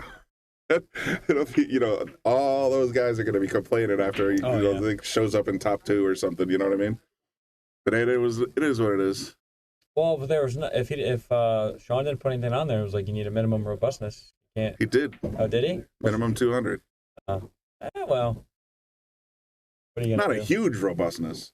No, but Javier Colon doesn't have that yet, and that's the weird thing. I was talking to Bobby about. He wants to put together Sean wanted to put together a 32-person tournament, and the whole point, let's get our Fargo up, let's get our robustness up. And Bobby just started talking. He's like, we should do like a bi-weekly Sunday tournament, 16-player single elimination, race to 9, Good. and a Fargo rated kind of deal. And I'm like, okay, so let's do a get your Fargo up shotgun tournament every other Sunday. Yeah. So it's I think. Bobby's got a little bit of an internal mission of getting Connecticut players rated where they belong. Yeah, I'd agree with I hear him talking about that on the stream every once in a while. It's like, you know what? Nice jump. Sure. Yeah, that jump cue of Will's is pretty sweet. Yeah. I finally got to take a look at it. So have you hit with it? Because the thing's effortless. It's a no. It's an I win button. But yeah, Bobby's got a lot going on now too, especially with all the new releases and the new partnerships we have. Well, between caffeine and the Team No Sleep all showing up in about 4 or 5 weeks, right? Yeah. So that's going to be amazing. We got a bunch of big stuff coming up. Did Bobby let everybody know the new list deal, right? He put it out on Facebook. I don't know if he's talked about it here. We're going the new digital. Going all digital. I can't believe Lisa hadn't found a system like that much earlier. She's doing notepads and notebooks and chasing cats and everything else. Yeah. Go here, do things. The problem is a lot of places kind of had like the digital portion, but like a lot of them were messed up. Like, for example, Salotto. We finally got a fully automated list in Salotto. Yep. And they even said this is a beta testing process, basically. Like, there's going to be bugs. So a lot of them that are out there finally worked out all their kinks and gotten a lot of the stuff done, I guess. That's good. I think it's Rax, they were saying, has used this system, and they've been using it, and it's finally real smooth. Clean. Yeah, all right, cleaned that's up, good. So that's why. No, I felt so bad for Lisa every time I see her over on the counter with pages and pages of notebooks and like, did you play your match? What's the matter? I was like, oh man, that is just not her job. No. So I'm glad to see it. I give her credit though, because I've seen some of the messages that come through, and when she gets going on some of that, I got to walk away because I'm like, you know what? I don't want to be in the line of fire here. I don't want to be here for this. Because, That's a good husband right there. Yeah. If you need me, I'll be over here. But if not, I'm gonna avoid the process as much as possible. Exactly. Bobby corrected me, and I guess it's the boys are coming in 20 days, so less than 3 weeks. Team No Sleep will be in the building for quite some time, I'm guessing. Right up until the McDermott Classic, at least. Oh, I would imagine. They're going to be here for as long as they can. Yeah, for sure. So there's going to be a lot of great content coming up. Jim Vollard, are you allowed to get details about list matches? I mean, we've talked about list matches plenty of times. The reality is that it's a lot like boxing. You're ranked. You have, there's a list of the best player in the house, which is currently Dave Gavrish. Number 2, Lucas Picasso Werner. There's a whole bunch of who just made that winning. Will Alley. I've been watching this. That was Will. And I know we've been sidetracked, but Will, after that jump on the 1, he ran out that whole table. He just ran out? Nice. Jumped on the 1 and ran out the whole table. Let me show you what I'm talking about for the list. So, actually, I think Jim's on the list. Oh. I don't know. Jim, what details you want to talk about or not talk about, buddy? Yeah, I was going to say, there's the list.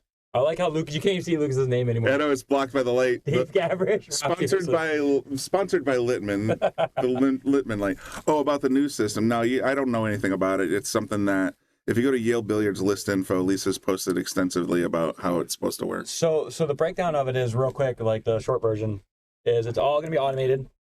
It'll send out text messages to you and your opponent when you're scheduled. You can pick your date. You both agree on the day to play. And then you submit your stuff through the app or through the website or whatever, and then it's all fully automated. Lisa doesn't have to chase kittens anymore. No. And people don't even mess her. And you break the rules, the website's going to whip you. Pretty much. If you miss your matches, you can't make your matches, like you're going to be... There will be consequences. There'll be forfeits, and you don't have to wait well, this person messaged me, but I messaged them, and then they never answered me, and... I don't care. Yeah, exactly. It's all going to be taken care of. So, there you go. If you're on the list, I know she put up the post. If you're on the list, either one, you got to give her your phone numbers and stuff. Yeah, all I saw was she said, if I don't have them, send me your phone number and your email address. Yep, that way she can put it all in there. And then it's the computer's problem from now on. Pretty much.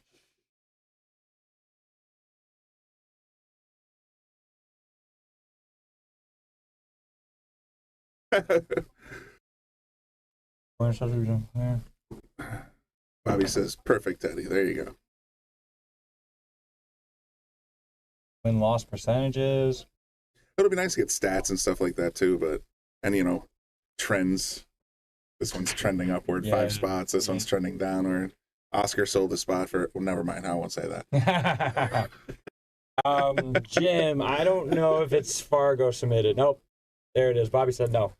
But again, like you said, you can always do it through Salotto anyway. I was going to say, you can always schedule a match that is a list match with Salotto as a Fargo-rated separate match, and you will get a Fargo rating, I'm sure, right? It's not on the Fargo list match, but it's just 2 individuals getting together to play a game, a set of 9-ball. In our reality, you and I can go out there right now and play a match on Salotto and submit it to Fargo. You really want your Fargo to get on? Kind of. That would be funny. I have no radar. Yeah, but I mean, just like we've tried always using Salotto for our list too, because then it helps. It's our partner, Salotto, their sponsor. So, I mean, at the end of the day, if they have a good system, let's use it. Yeah. So yeah, any list match you guys do, even though it's all through a different automated system, use Salotto, submit it to Fargo, and let's all get our Fargos up, as Sean would say. I also like this tournament. I love the format, and the demand was overwhelming. Yeah. I mean, he had it filled in at 32. I think he had filled in like a day and a half. Yep. And then there was like a 19-person waiting list, so we expanded it to 64. That filled fast. Yep.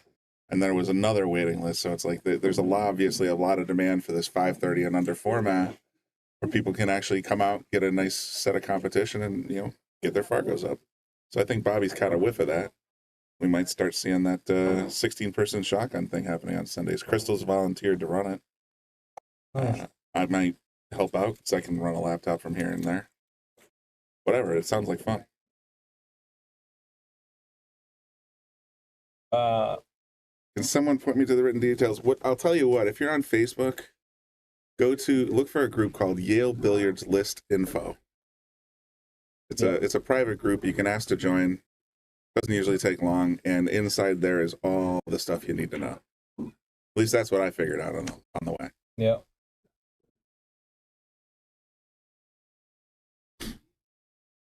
Because I would come into the booth and I'd have no idea which list, because it'd be like list 15 versus list 16. I'm like, who the hell are these? It's like I gotta find. So I eventually joined and I found everything I needed there. Yeah, all of our info's on there.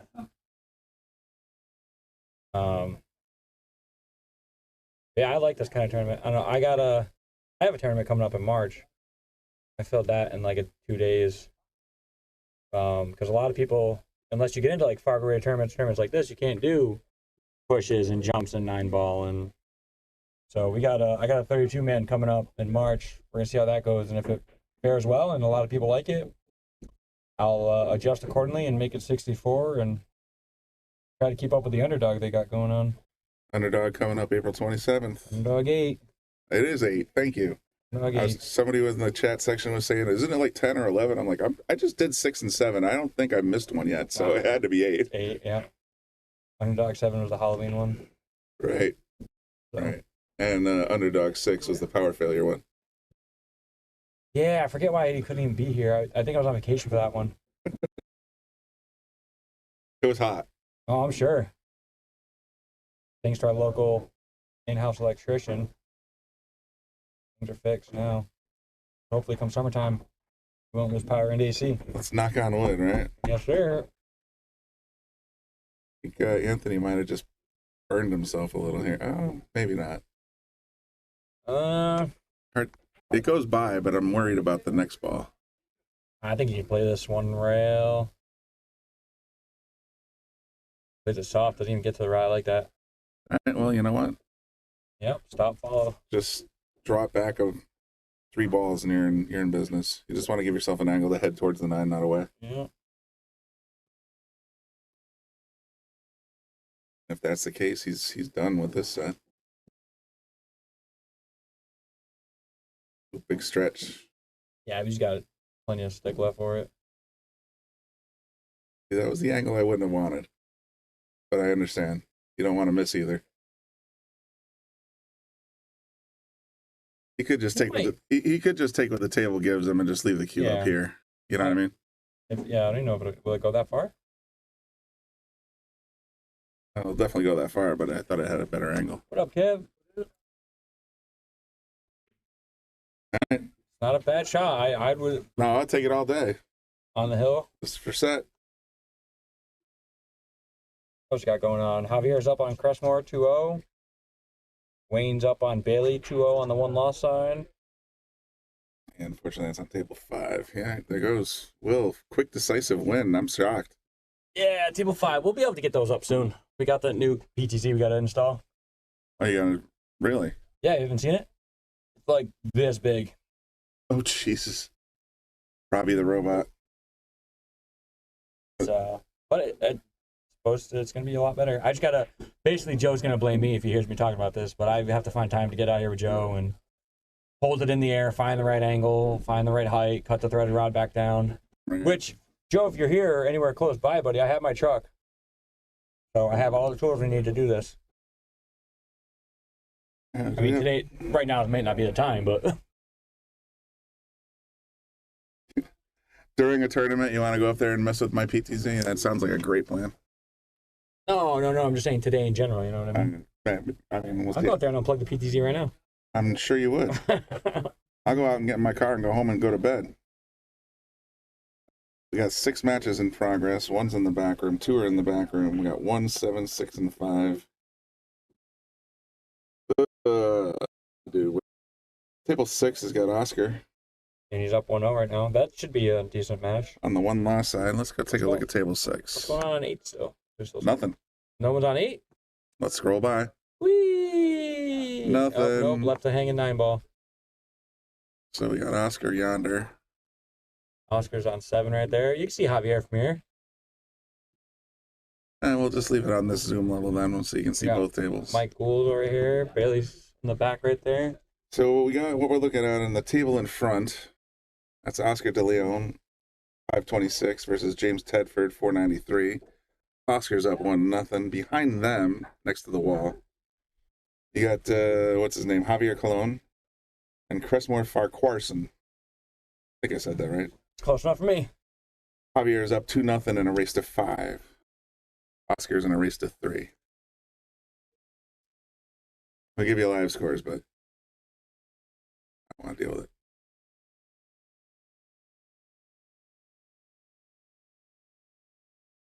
Got Fran out there. Let's go, James.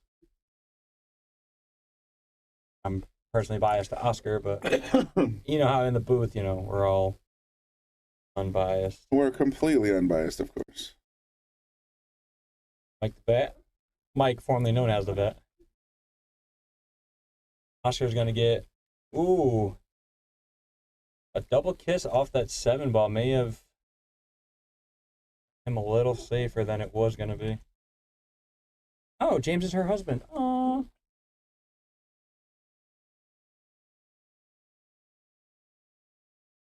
Well, she's pretty biased too. She's allowed. I'm assuming this is like called 9 ball and stuff, right? PCA called 9. 3 foul rule in effect. Yeah. Wow, look at that PTZ swing. What are the rules? Rack your own. 9 on the spot. Rack your own, 9 on the spot. And they're breaking from anywhere, right? I hear they don't have to break from inside the box. Yes, they can break from anywhere behind the line.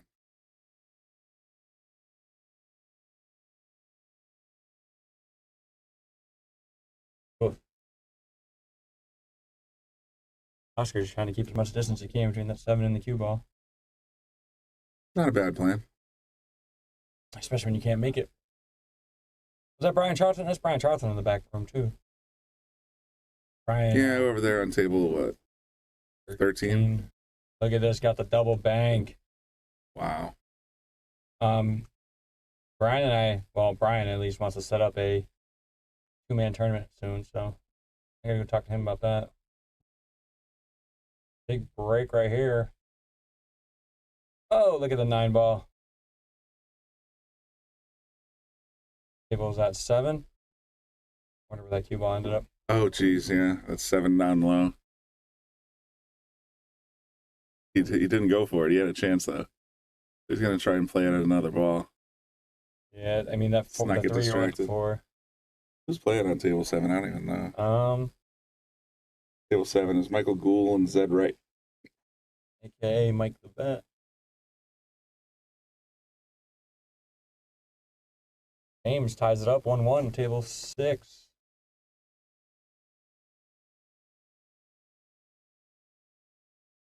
Here looks like he ball.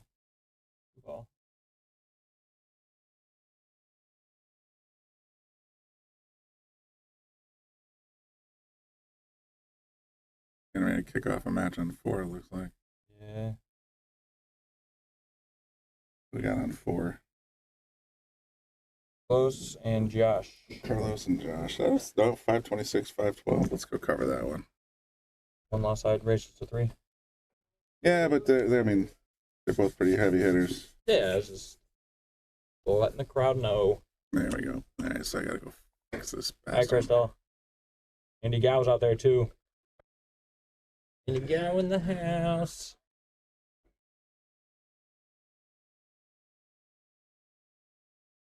Restream channels. That's Caffeine, the Shark Stream members only. I guess Joe's been trying to hack something together. So what the hell? Hair thing.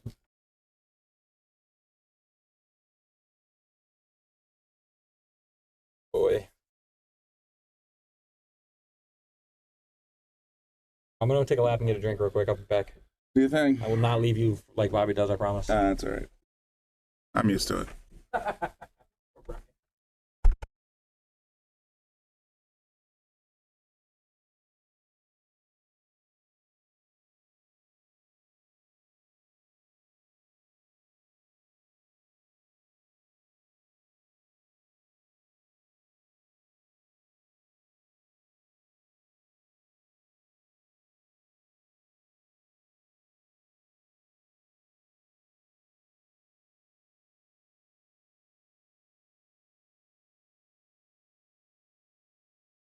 have the wrong table here.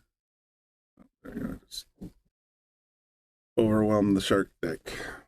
Stream deck, whatever it is. Race to 3, one lost side. Carlos Duque, I think is the pronunciation, and Josh Groves. Just got started. We got a dry break.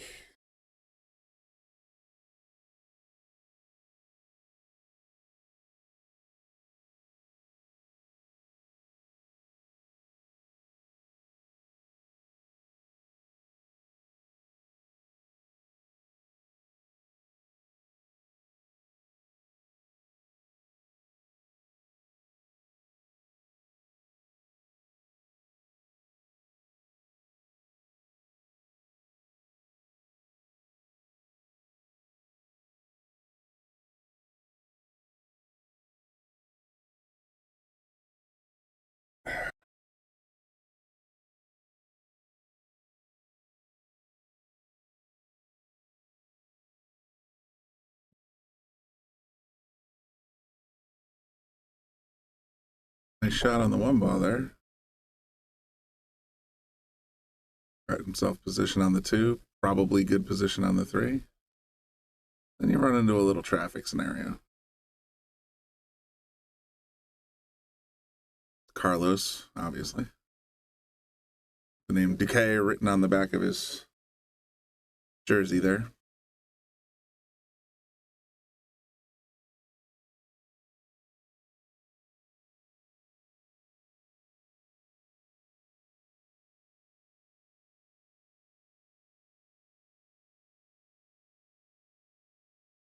Yes, indeed, Crystal. If you're enjoying the stream, please don't forget to like, share, comment, or donate, or all of the above. Certainly on YouTube, ring that bell to get notified when we go live. If you follow the Shark Stream on Facebook, you'll also be notified when we go live. And then there's also the option to subscribe on both platforms. For $4.99 a month, you get exclusive content, news and updates before the general public. And the exclusive content in the coming 20 days will include players like Lucas Fracasso Werner, of course, Jonas Soto, possibly Alberto Delgado, David Alcady, FSR, and I think there was 1 or 2 others, but should be a big month coming up. So if you would like to support the Shark Stream, by all means, please do go to either platform and subscribe. We appreciate your support.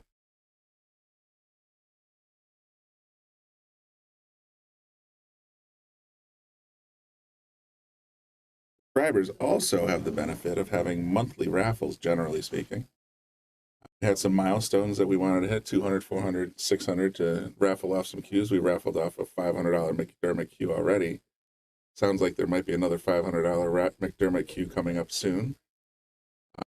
I think there's a case being raffled at some point soon as well. I don't know what the make of the case, but these are all generally about $500 prizes, and just by being a subscriber, you get 1 entry per month that you have been a subscriber. So absolutely get involved, support your stream, and we will bring you the best content we can.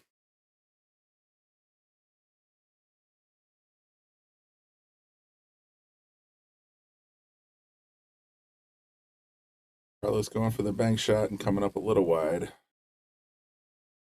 If you're going to miss, that's how to do it.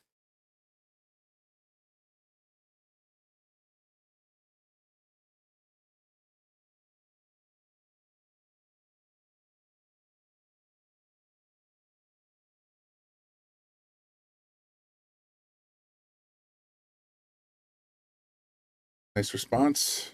Not much you could really do there, so if you're going to do something, just leave it long, leave it difficult. Leave it obstructed if possible.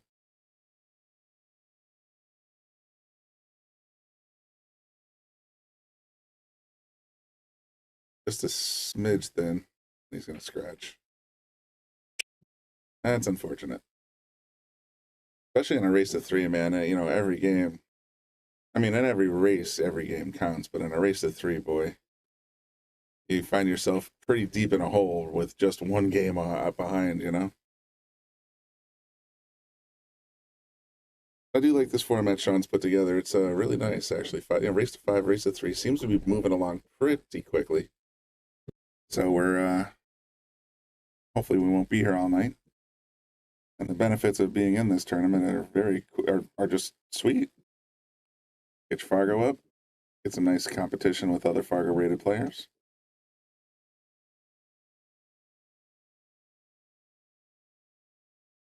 What's not to like?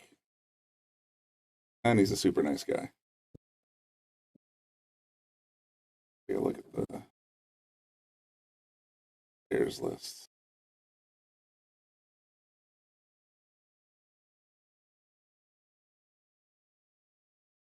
We have a few that are finished. Hey, what's up, Bri? It goes. No Joe? No, Joe never showed up. Teddy was here a minute ago. He'll probably be back, but we'll see. He said he was going to come talk to you about something. Yeah, I issued him a challenge. Oh, there you go. Nice. The 2-man tournament. It's a 2-man tournament, of course. Oh, there you go. Oh, you get a list match scheduled right now, don't you? Sounds good. All right, Josh goes up 1-0.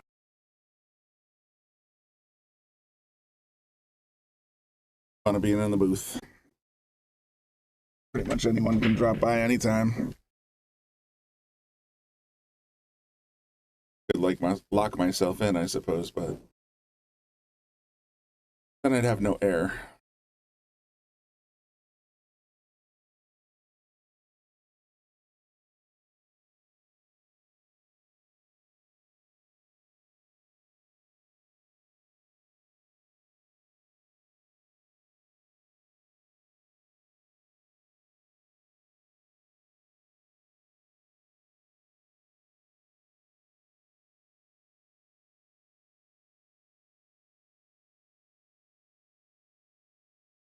Christian and Cabrera and Will Alley have been completely dominating so far. I don't think any of their matches has been less than 5-2. Or more, like closer than 5-2. Javier Colin is up 3-0 in the winner side right now over Crestmore, Farquharson. And then you got William Crespo beating Carl Burgess 2-1 on table 11. So those are your top 8. Presently top 6.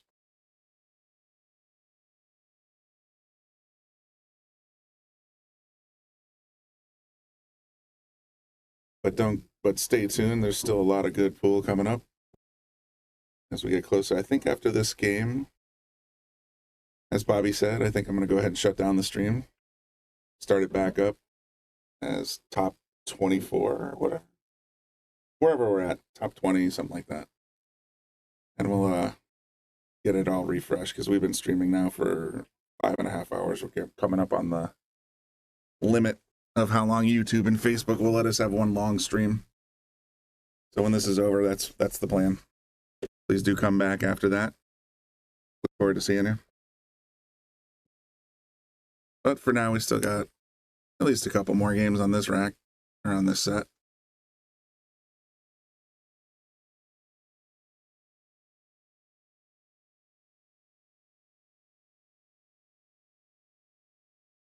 Not sure if he was going for that combo, but it looked pretty.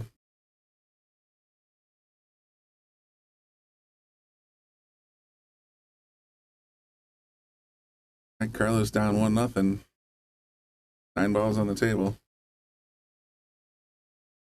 Time to get to work.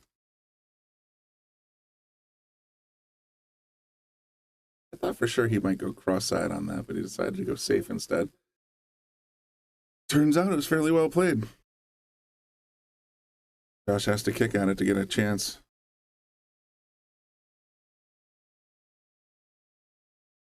I suppose he could jump, but a lot more players just playing bank shots.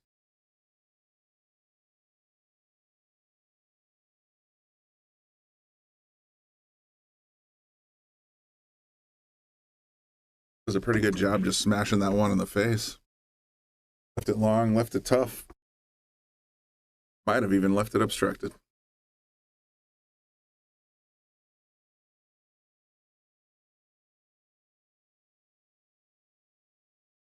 Good clean hit. Oh, it's going to nestle up behind the 3. Yeesh. Some guys get all the rolls.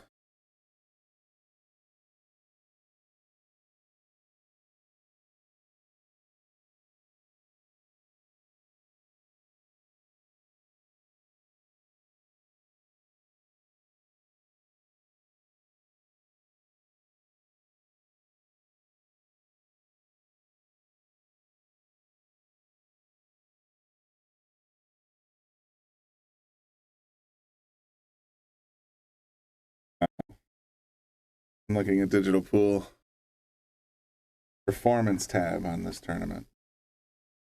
Javier Colin has an effective rating of 682.69 today. 155 over par. Will Alley, 629.94. There's a lot of players whose Fargos are definitely going up today. I mean, on the flip side, there's some that are, kind of going down, but the way it has to be. Is Tom Shine still? I believe so.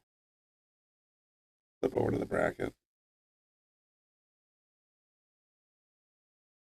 Tom Shine is currently playing on table 1 against Nathan Johnson. 0-0 and a race to 3.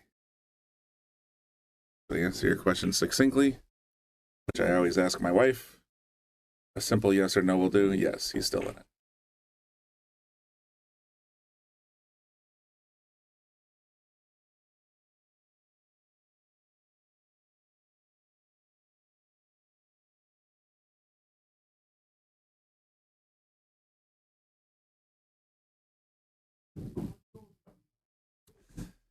Carlos doesn't seem happy about that.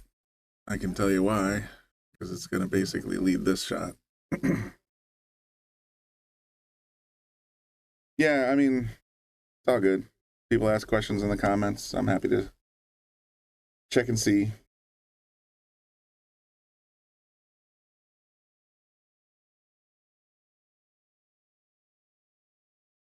There's your bracket.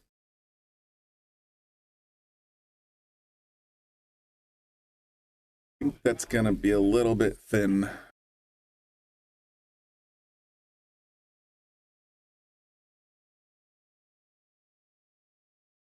See how thin is it? Boy, you got to stretch across the table to even get a chance at this. Playing right-handed. Guess who's back? You bet. Back again. Oh, Shady's back. Oscar's hill right now.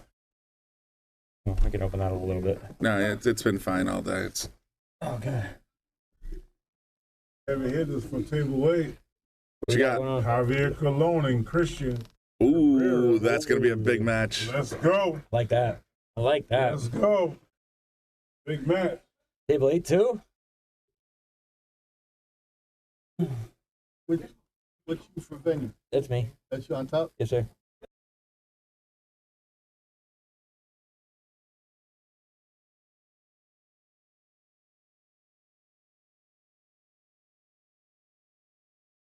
Been meaning to fix this. I keep forgetting. Somehow table 4's restream chat and table 8's restream chats are opposite each other. Like one shows up on one side? Is that because of the angle? So if it's been toggled weirdly at some point. And I just basically now I set them so that they're all visible on all tables or they're all invisible when you hit that button. It's been bugging me. Got it. Thank you. All right, so we might have to, I mean, Carlos and Josh is nice and all, but they're on the one loss side. I think we go over to Javier Colon. I like the Javier Christian match. That's going to be a sick one. So I'm going to keep an eye on table 8. As soon as they show up, we're there, buds. Cash out my pinball account.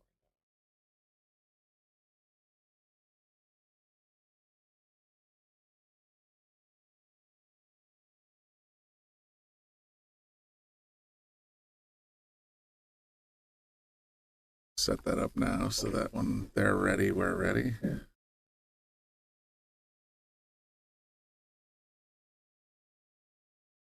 Said heavy hitters. Christian Cabrera. And Javier.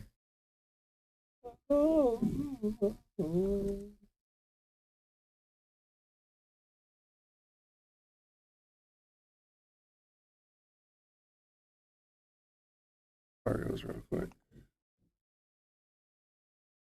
Christian's 520. They're both 527s. Both 527. Look at that.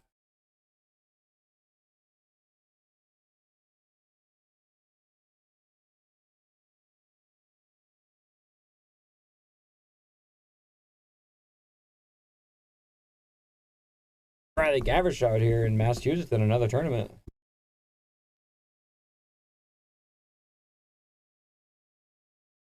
Table 8's all set up.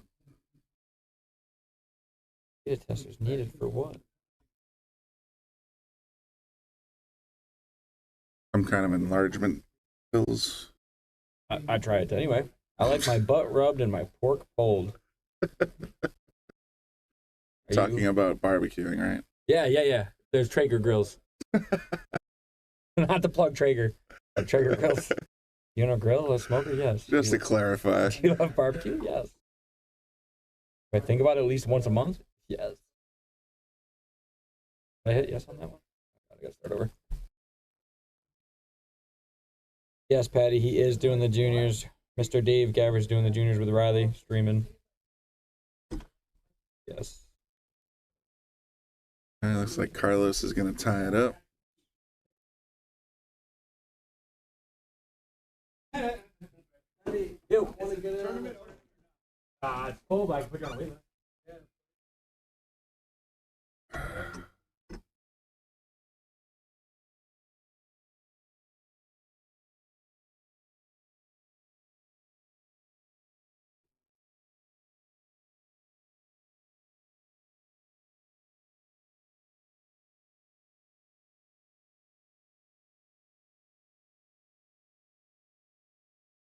All right.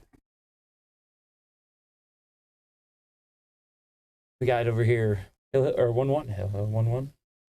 3-2 is the word you're looking for. Thank you. I'm 3 sips in, man. Let's do this.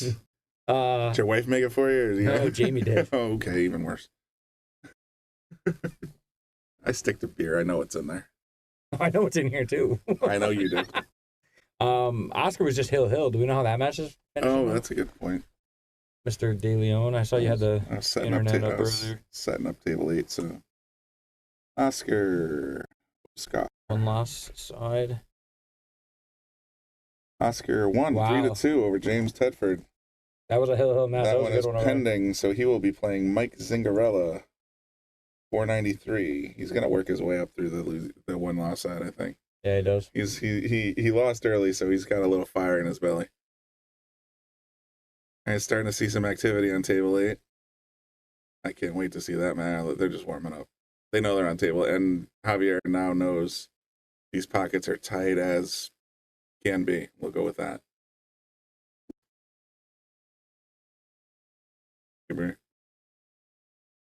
Oscar won, yes.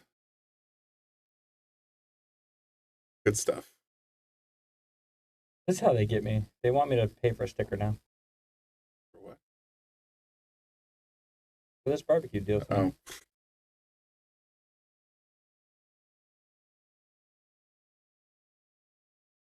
$11 for 3 stickers. That's what they're trying to get me to pay here. Free grill, $700 stickers. I'd actually probably pay that. I did actually. So, again, not to be making free plugs around here for people, but Seagrill's has a President's Day sale going on. I picked up a new grill from them for $400. All right. Yeah, got a good deal on that one. And then, of course, as soon as I pay for that one, I see all the new ones that are on sale that are the Bluetooth and Wi-Fi. Oh, yeah, the smoker with Bluetooth that just runs by itself overnight. Yeah, those are crazy. A friend of mine has one, and it's nuts. I could really use one. It's just straight. He can change the temperature from his phone, reload the pellets. It's ridiculous. It's kind of wow, look at that combo. I'm going to give him the boom and the replay. Nice. Because I do a lot of smoking while I'm here, so.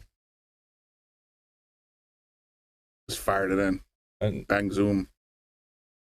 with authority too, yeah. Huh? No doubt. It's like it's going. That 4-ball was good being where it was too. The 4-ball definitely saved the. Oh, because I was messing around on table 8. Oh, it looks like we're getting ready to start on table 8, so we might have to just go ahead and. Christian Cabrera with the break. Yeah, here we go. We're gonna switch gears here. This is Christian Cabrera. I think I spelled that right. Is it 2 R's? Yeah.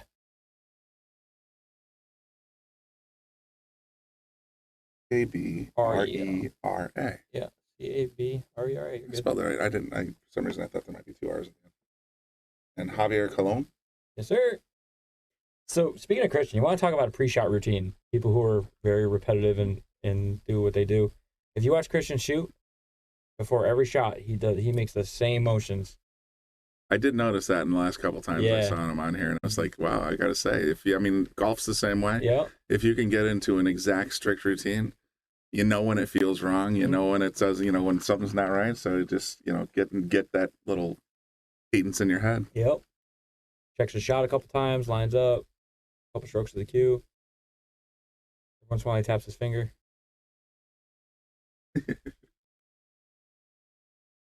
Nice. It just a touch more speed. You would have been in great shape here, but that's a tough shot to leave behind anyway. Oh yeah. Problem is now the reverse defense is coming right back at you. I mean, there's been a couple players that have I was covering earlier that just had. It's like defense. What's that? These guys just sell out on the shots. Just whatever. I'll bank it 3 ways before I play defense.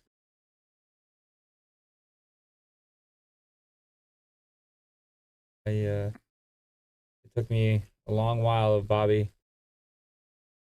playing with Bobby and working with Bobby for him to stick it in my head that defense does truly win games. Well, that's how you get to the next level. If you ever want to get over 500. What's up, guys? Hector. Here we go. You guys ready for an underdog 8 plug? I mean, if you want to do it, why not? I figured that's what you're coming in here for. We've talked about it several times, but you're welcome. I did bring it up. I don't know the date, though. April 27th. Yes, this would be the 4th time I've brought it up. There you go. Tell you exactly how many players we got. I know I'm one of them. So far.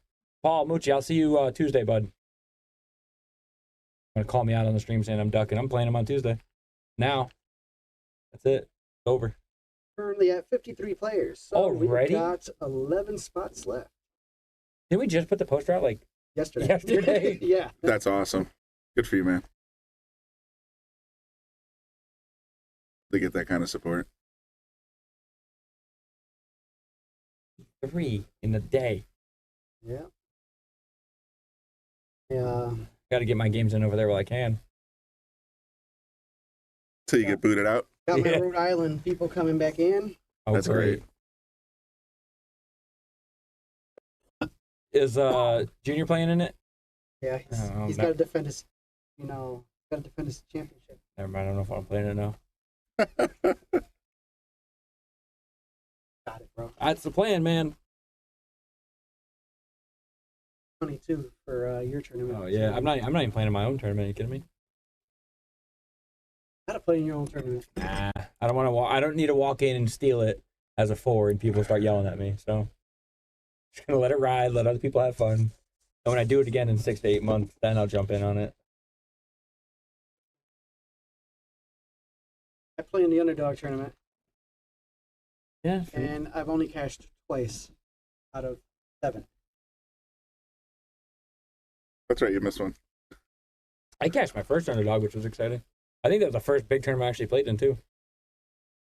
The dog. Underdog 4. Oh, Javier. Swing and a miss. Still isn't easy out here. Christian Cabrera. That was my first match. I lost. He's coming in strong today, that's for sure. He is. I was up 2-0 on him. Really? That's what I was talking about earlier. I was up 2-0. As soon as I was going to go 3-0, I hung the 9-ball, and then he was just lights out. Goodbye. Yep. Yeah, I was going to say, I checked earlier, and his closest match was 5-2. That was me. Well, that was you. That was Tony Blaze. That was There's a few. You share a company. Javier, look at even Javier. Javier just 5-0 Crest in the last round too. Yeah.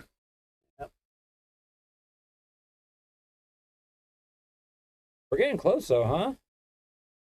We are. Let's see. The winner of this goes to the hot seat, and Will Alley and the winner of Carl Burgess / William Crespo go to the hot seat. So we are getting down to it. That is, it's moving pretty quick. Look at this. It's Look not at this bad. payout. Damn. Good too. Yeah. Yeah, Sean was saying 1,200 tournament, first place, 1,400 Calcutta. I heard Calcutta went big too. Calcutta went big time. A couple people that I know, we were in at a good solid bet, and then all of a sudden they went for double this morning. Oof. Yeah. I know Oscar was at got bought for 300. He's still battling. He's still in the race. Yeah. Lost one. He's battling through the one loss side. Jeremy Cranes, I think, went for 200 something. Yeah. I mean, you look at someone like Thomas. Thomas went for 170. Him and I were locked in at 80 before when we left work on Friday, and then all of a sudden he's like, "Oh, it's gonna be live tomorrow morning." I'm like, "So what was the point of all this?" Was gonna go Nate Bailey actually just went out against Wayne Harriman on the one loss. Yeah, Wayne swept them actually. Yeah, 3-0. There you go. Yeah, Bailey. I was talking to Bailey a little bit after his match. He said he missed a 7-ball because the table roll was a little weird. He trusted the table roll a little more. Sun was in his eye. Wind was coming through the breeze. No, he just trusted the table roll a little bit too much and didn't play for a good position. He played for an okay position, and it ended up screwing him.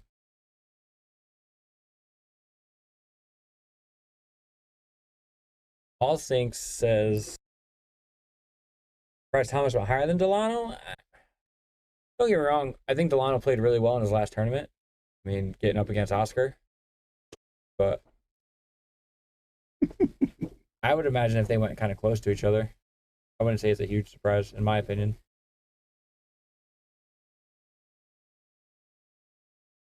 And Ward down there playing Mike the Vet.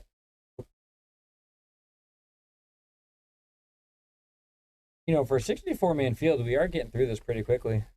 Yeah. 4:30, and he's 9th through 12th almost.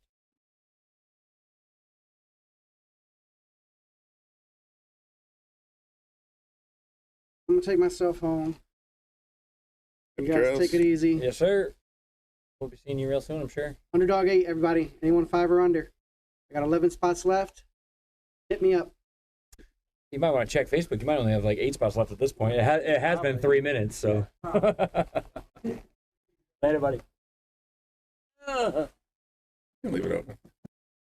We did a pretty good job of finally getting this thing set up. So. Yeah. Yeah, I was running all. Yeah, I've listened to it a bunch of times when he's in here with the door wide open. When there is commotion out there, major commotion, it will bleed through. But even just casual talk doesn't come through anymore. About time. It took a while. Yeah, I'd say so. Oh, 9 balls tricky. Stops rolling, Javier. I'll have a shot at it.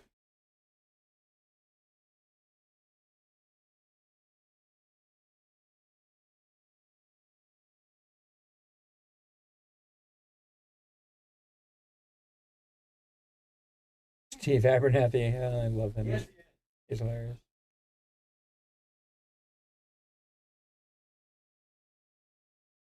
There he is. Speak of the dough. I am double. What are you, 95 robustness, you said? 75. Oh, 75. I gotta start playing more slow. Jesus.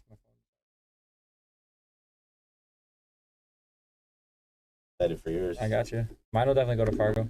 That's what's up. Forgot what table we were on. Yeah, I hope so. That's a hard ass tournament for me to win. I think it'd be all right, man. Look at this. Nice shot. I think he's going to run real far past that 8 ball, though. Okay for a bank shot. And if he banks it in the side, it's like automatic position. That's true. Too late though. He's got to hit this almost center pocket. Just got to almost drill side it. pockets. Hit up one more time. Yeah. There it is. Oh. Oh, and I'm surprised he let the cue get away from him there too. Yeah, that one rolled out a lot on him actually. It looked that way. Oh, Andy Gallo, that's right. You got to draw the lines so they know what to do. What are you doing, Brian? We've had several players basically commenting during the match, so maybe they are watching the.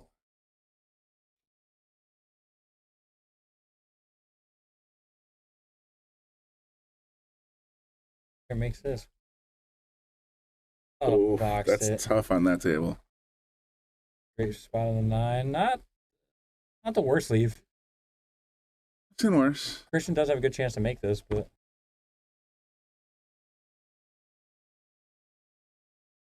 good speed. Doesn't want to come back cross and scratch.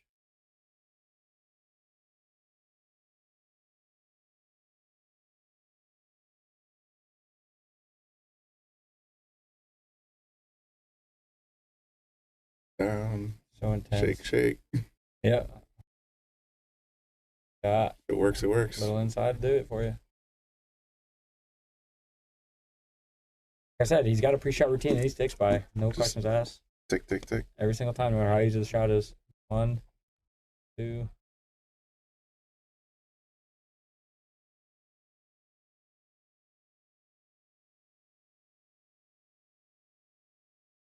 We know Christian's definitely got 1. Yeah, I think that's how we're at. Yep. 1-0. Both fairly deliberate players to say.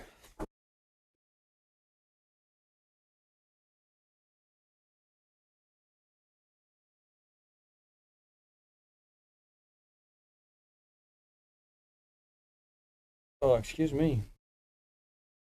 Get out. Get out. I said good out. Oh, I thought you said get out. I was like, man. My friend MJ used to say that all the time. If somebody burp or fart or whatever else, and be like, "Get out." Oh, I got you. I thought you said get out for a second. I was like, all right, well, peace. That's all for me, folks. No, I was actually in the middle of contemplating, but it's like, okay, go to the Wiz Palace, go to the bar, go to the back parking lot, and then come back in about 6-7 minutes. You could hypothetically. You do it in 8.5 if you really needed to. If I needed to. Yeah. I think I will take a walk then. Alrighty. Leave it in your capable hands for a moment. You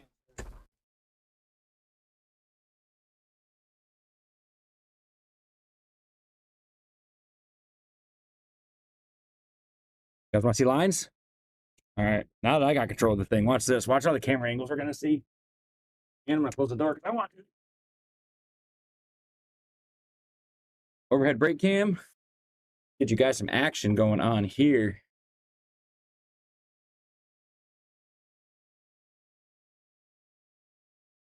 Strong brake makes the 1 on the side. Good eye on the 2. Getting up and down for that 3 ball is going to be a little tough. It's got a little bit of traffic, but got to play up and down the table a couple times here. You got to go up table for the 3, back down table for the 4. As long as you get an angle on the 4, you can get to the 5 pretty simply. So I think if Christian can get to this 3 ball, got a nice open table. Ooh, that's close. Got a nice open table for a run out here. See what his first choice is, getting to the 3. Plays it with a bunch of right.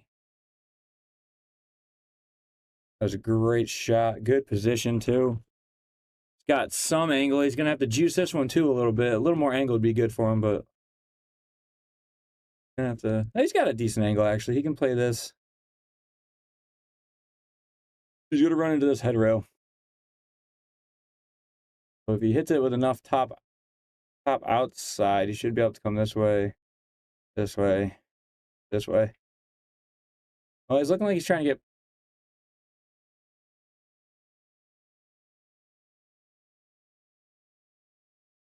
Well, he might be trying to come on this side of the 5 ball.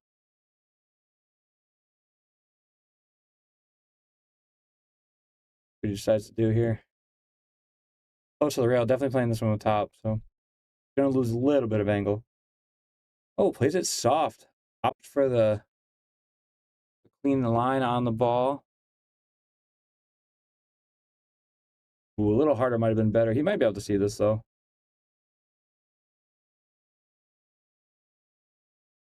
Doesn't look like he's jacking up. Doesn't look like he has a swerve at all. He might just hit this a little left. So if it does catch the rail, swerve around that 8 ball a little bit. Gonna get a good leave too. Some good distance between the cue. See what Javier can see. Javier should be able to see this, actually see it and make it. He's gonna run into the 9 ball. Run into that 9 ball might help him. Gonna hit the 4 run right into the 9.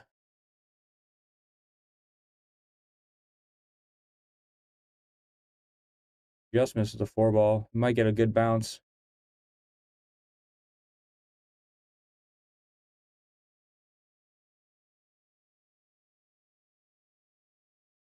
Had a good angle on this too. If he made that 4, good angle to play the 5 in the side pocket, roll up table for the 6. Depending on where you get on the 6, you could draw off for the 7.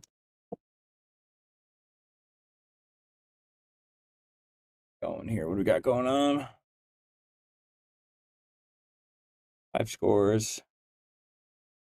We got Will Crespo and Carl Burgess, Hill on table 11 for the winner's side. Dan Ward's up 1-0 against Mike the Vet, table 2 on the 1 loss. Nate Johnson and Wayne Harriman are going to start soon. Mike Zingarella is up 1-0 on Oscar right here on table 7. Then we got Christian and Javier. You guys are watching right here on table 8. So, bunch of big names out there, guys, still. Down to the nitty-gritty here.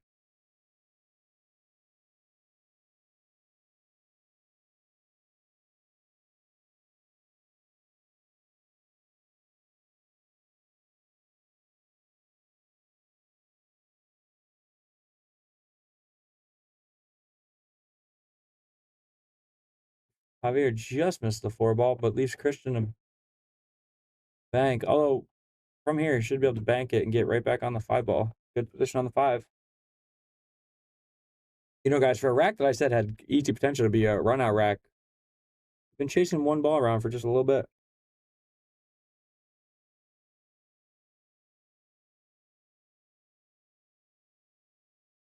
Christian decides to do here.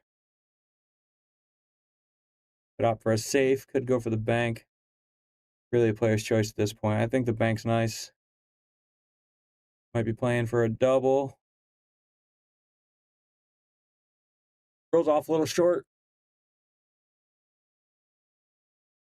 Go, Javi!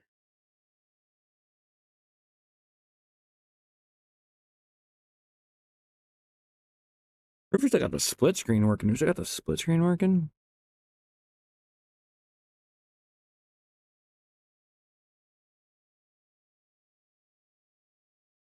Javier, nice slow roll on the 4 ball to get it in, and he's got great position to play that 5 ball.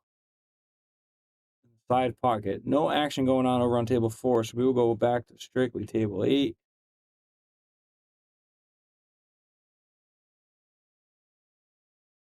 Have to kind of stun this one over a little bit, draw it over just a little bit for the 6. You just kind of want to come this way just a little bit. Good shot. Good angle on the 6. Play this with some draw, so when it hits this rail, you want to draw it into this rail, come back out. Again, my lines aren't going to be perfect, but I got the general direction on where they want to go. Here we go, folks. Another one's going to be tough. This one's you kind of want to just play what the table gives you. I mean, you can put a little low outside on this. Try to get close to that 8 ball, but don't want to overdo it. Back and forth across the table, Javier. Got the 8 ball. It's got an angle on the 8 ball, so have him shoot it right at us, folks. So he should be able to play this 8. Cue ball should come this way. 1, maybe 2 rails if he gets down there, but anywhere in this circle. that oval is ideal for that 9-ball. Or flip my things backward and go to the other side, but he's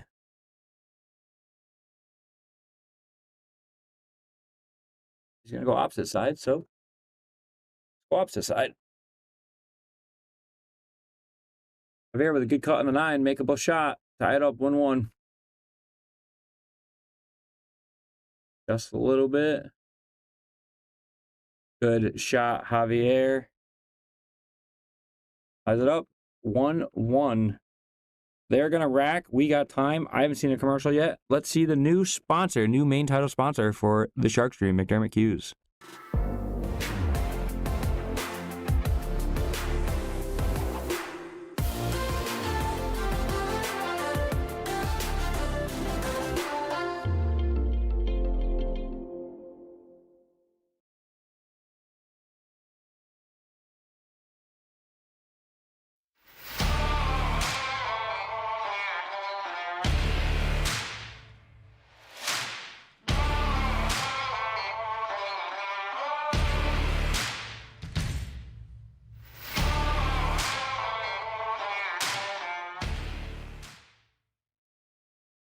Javier's back at the table for a break.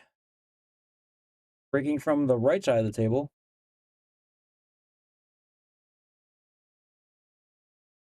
Javier's a lefty. Never noticed. Javier does play lefty. Good solid break. Got the 9-ball moving. The 1-ball's tracking. Fortunately, that is a dry break. Again, guys, you may have noticed the 9 is on the spot in this one. So getting that 9-ball to move toward the pocket's a little tough, but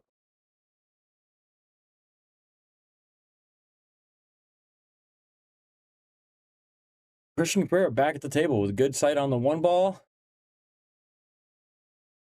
Have to either stop it or draw it a little bit for this 2.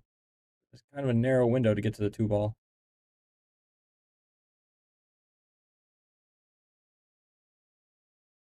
Draws it. Oh, if that 1-ball goes, he's going to be tough.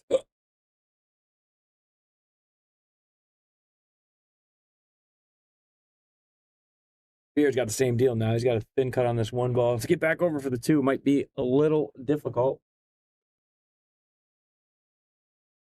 Escape chair. You want the escape chair? Kinda. Fair enough. Fair enough. Not gonna lie. Well, down to 3 active matches. Getting down to the skinnies. Yep. Bear had a good out for the tied up 1-1. Got nothing going on table 4 right now. Christian's shooting over the 6. I mean, 1-ball's a duck, but 2-ball control may get a little funny.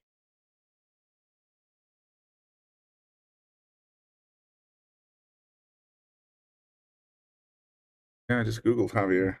Said, heard he was a singer.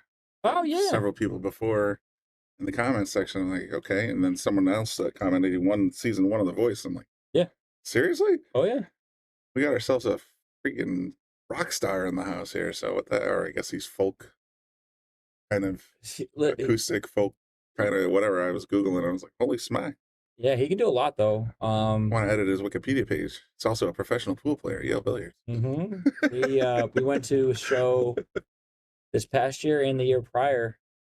2 years ago we went, he did like an 80s covers, which was fun.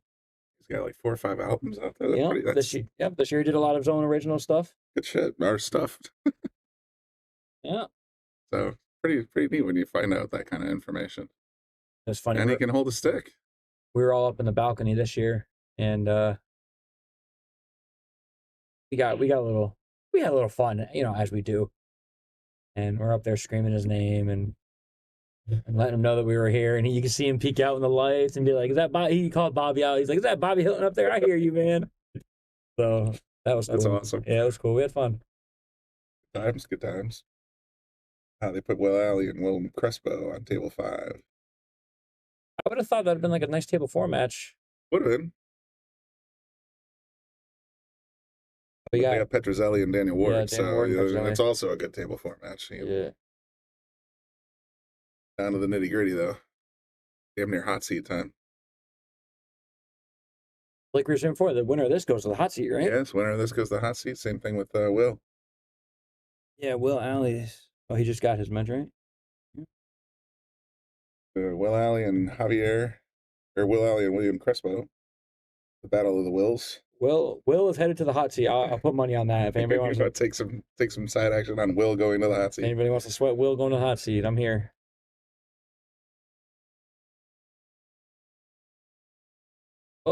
Oh, that's a tough miss right there. Yeah. I think he had the rest of the table lined up. The last break was set up real nice for a run out, and then the boys were chasing the 4-ball for a couple innings. I mean, yeah, I was outside, sort of paying attention a little bit. That was nice. When I wasn't Googling. Of course. I like Javier's chances here.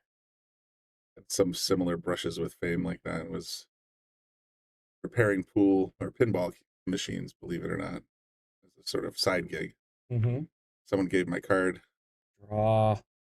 And no love. I'm listening. Guy calls me up and he's like, hey, do you still repair pinball machines? I said, yes, I do. It's like, okay, well, would you mind coming to I think it was Milford at the time. Sure, no problem. All right, here's my address. I get there. It's Dan Patrick. Oh, yeah. It's Dan Patrick's house. His wife and daughters and everything else are just and then he's like, oh yeah, pinball's downstairs, and it goes to go downstairs. There's a signed Rangers Jets jersey from Wayne Gretzky, and Nice. it's just like, oh my god, Nice. I was like that would blew my mind. That's pretty cool. He takes me down to the pinball machine and start working on it, and he goes upstairs. I'm like, you're gonna leave me alone with all this stuff down here? He's like, whatever, dude. It was pretty cool though. Nice. Like, Dan, that's all I knew was Dan from Milford. And I show up at this palatial cliff shore kind of. Oh yeah. Like, what did I get myself into? Real nice guy though. Still has his number. Good old Milford, Connecticut too. Well, I mean, he was working for ESPN at the time at the Bristol office, I'm sure. So why not go get yourself some shorefront property? Yeah, right? well, of course, Boy. All right, Christian looking for the shortcut.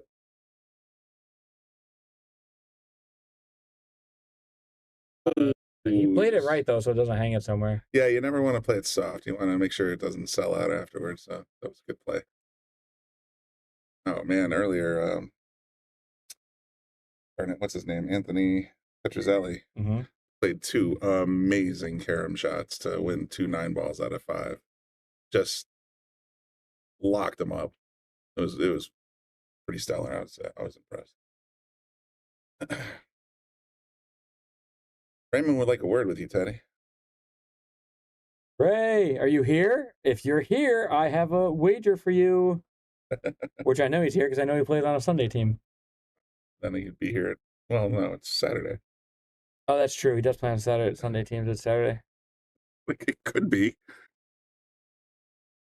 I have a wager for you. Fair. All I know is I got a sticker or a piece of paper with my name on it. That's got to be put in the semi-pro list box. Whatever. I get it. You're home. Come down to Yale. I'm bored. Our days run together.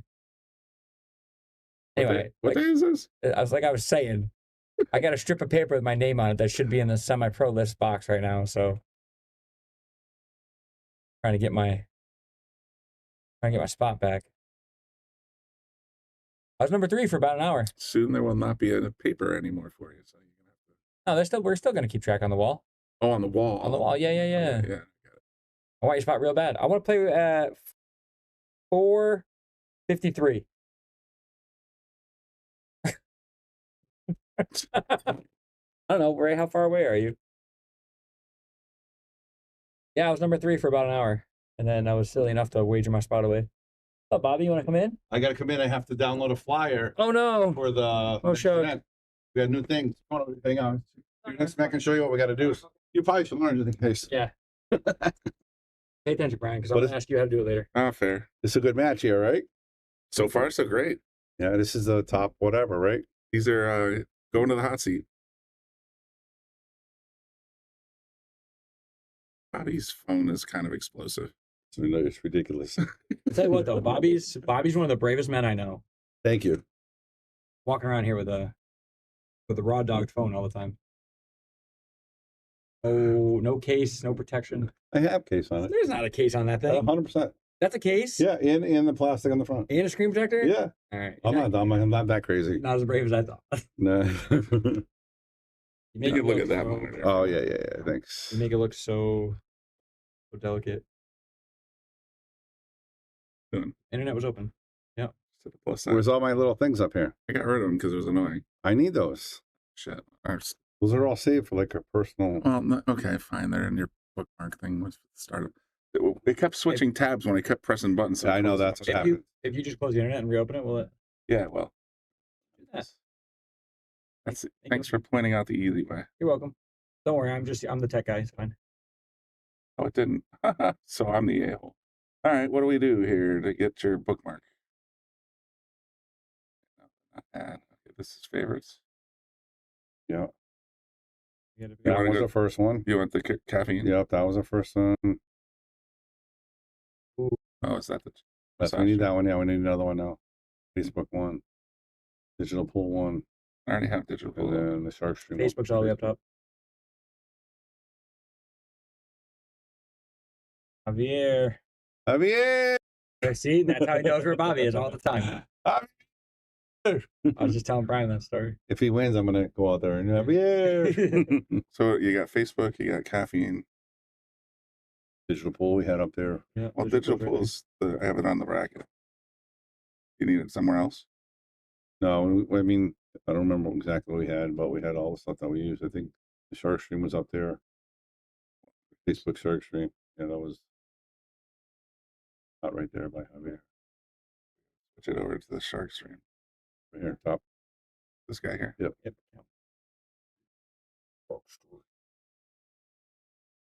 This is Bobby Stream. Hilton. Coming to you live. Oh, it's the shark stream. That's the shark stream. Oh yeah, there we go. Okay, what else? I think. So you got digital pool, caffeine, and Facebook. Something about another event coming up, Bobby. What we got coming up? All the things. Yeah, I got to look at the calendar. Me and Lisa, we're jam packed. We just booked another event coming up in May already. That's how full we are. So, Hey. yeah, it's just crazy. And then we got the pros coming, as you talked about. Yep. 10 days. Team No Sleep reunited. days? 20 days. Oh, I was gonna say, Bobby, that's a big Yeah, jump, man. 10 days. Well, it was 10 days. Then Jonas postponed last minute. He's got an event he's got to go to. Well, because Jonas is really famous now, so he's got Kind of a big deal with the he's got a McDermott carve for family. time And for us, for us it's kind of a big deal. little Yeah. billiards.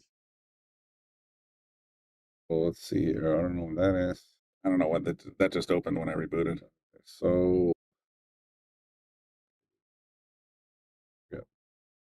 I'm going to go here. Then here.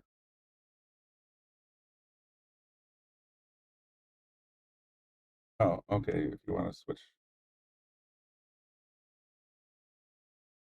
No, No, I switched. he's on manage page, the shark stream. We'll be right back.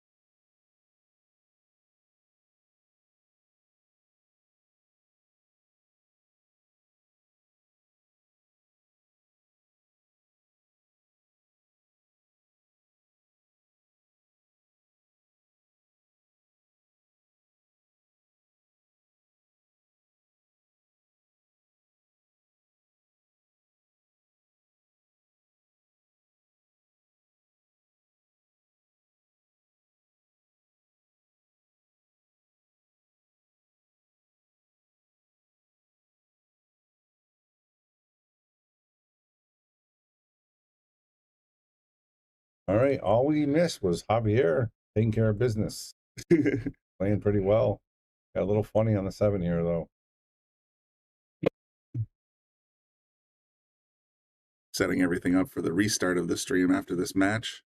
Yeah, we got to go to top 12. Then the last couple matches will be back on Caffeine TV. So we go from 100 viewers to thousands of viewers. So Thousands of viewers. That's awesome. We're excited. And there should be some good matches left. Who do we have left, Brian? I know you have your digital Great polls, stuff. right? Yeah, I just got it back up. Yeah, we got on the winner's side. Is this for the hot seat match, or is there one more? This is a hot seat match. Or this is to the hot seat match. Okay. So right now, these 4 players, you got Christian Cabrera, Javier right Colon. now, yep. Winner of this goes to the hot seat. Will Alley is playing on table William 5 Crespo, okay. against William Crespo. Will Alley's up 2-0. Winner of that goes to the hot seat. Awesome. So we'll have that hot seat match, but we also have a lot of action still on the one-loss side. Yep. We have 10 down there. Nathan Johnson and Wayne Harriman are 1 game away from making it 8 on the bottom side. So then we'll be 12. There you go. Yep. All right. The safety here, I think. Leave that cue ball at the bottom rail. Nope, he went for it. Wow. Great shot. Check this out. Hit that very nicely. And Christian can play, man. And Javier can play. Look at that bank. I mean, it's dead nuts. On table 8. That's wild. But let's look what he left on the. Oh, man. Ooh, yeah, well, you got to take what you got, one step at a time, right? Yep. From here, at least you're still at the table, you can play safe. If you got it. Because he's going to make this spot shot look easy, right? Watch. I kicked Teddy out, Raymond. So it's Bobby Hilton. He's still in the building. Yeah, he's here. He's here, but watch out, cue ball. Oh, that's a pretty good lead right there. Not the worst leave in the world. But he's got a nice 2-way here. He can bank this cross side and leave that cue ball at the bottom rail. And it's a great event, guys. We're 64 players. Where it's only 5 o'clock and we're down to 12. So it's gonna Don's keeping them moving, man. Cracking that whip. And I think the race size is perfect. This is for what it is. You know, get your Fargo up tournament. Yep. It's gonna do it. But first place is $3,000. If you got yourself in the at least half. Or if you get half, still 2,200. That's not bad. That's a nice little payday, man. Bad at all. Top 8 payouts, and we're almost off the bubble. Yeah. What about Calcutta? Did you say how many Calcutta pays? We said 1,200 for the tournament for 1,200 for first place in the tournament, 1,450 or 1,460 for the Calcutta first place. So if you got yourself in the Calcutta and you come in first, you're getting paid. Did you say how much? How many places? You said 8 for the tournament. 8 for both, I think. 8 for both. Okay.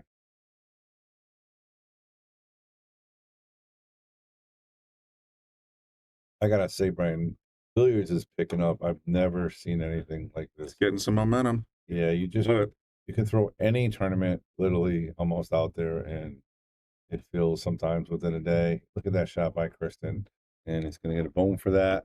And I was just talking to Hector Sanchez, and he said underdog 8. It's got 11 or 14 spots left out of 64 in one day. Yeah, I just posted it the other day. It's crazy, and it's just I've never seen anything like it. I mean, the interest is there.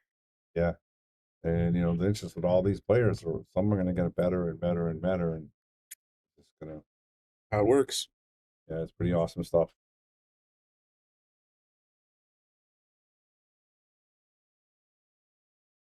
It's fascinating. And I've seen a few familiar faces today. I've seen a few unfamiliar faces. Yeah. And it's wild.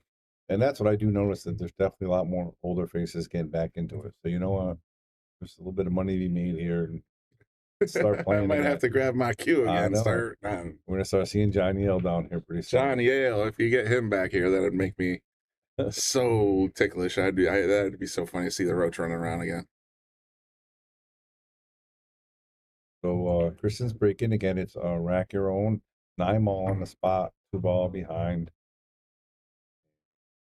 Breaks, race to 5 on the winner side. It is not out.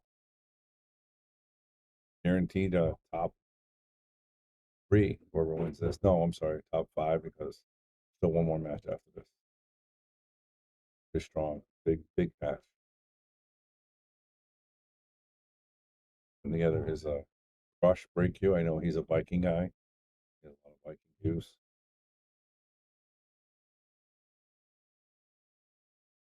Where is their info on the underdog tournament? Good question. I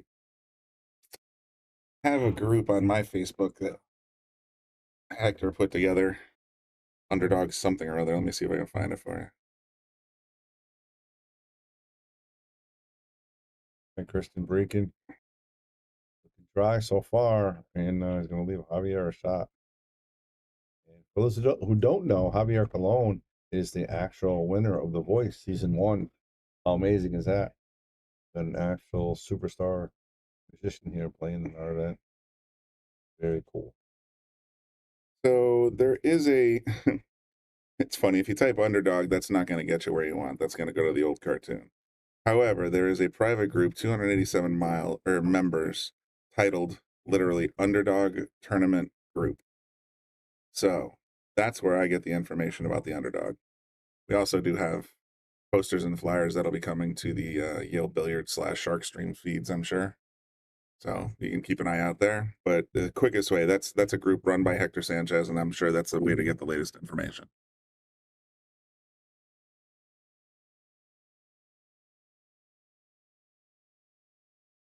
I just got a message from Javier. He went to school with Christian. They haven't seen each other in 30 years. Are you kidding me? Nope. That is wild. That's awesome. How crazy is that? And really, really cool.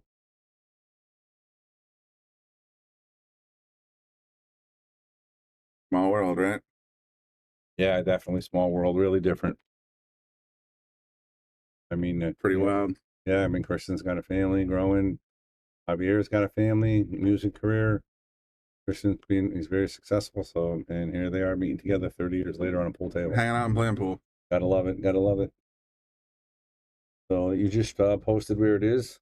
All right, very nice. That's how I found it. Yep. Your mileage may vary. You just type underdog, you're gonna get a bunch of the fans of the superhero. Yeah. Tough shot here. It looks like he's gonna go to the air here. I heard something weird out there.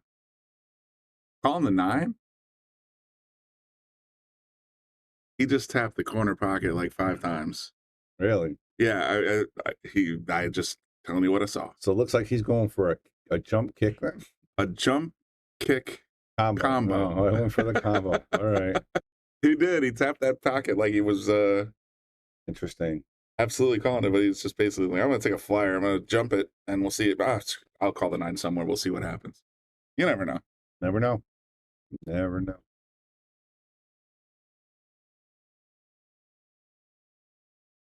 Here, roll it behind I think it's gonna leak out a little bit, but it's gonna be still safe-ish.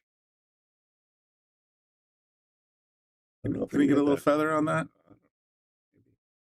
I can find out. You know, I can get a little taste.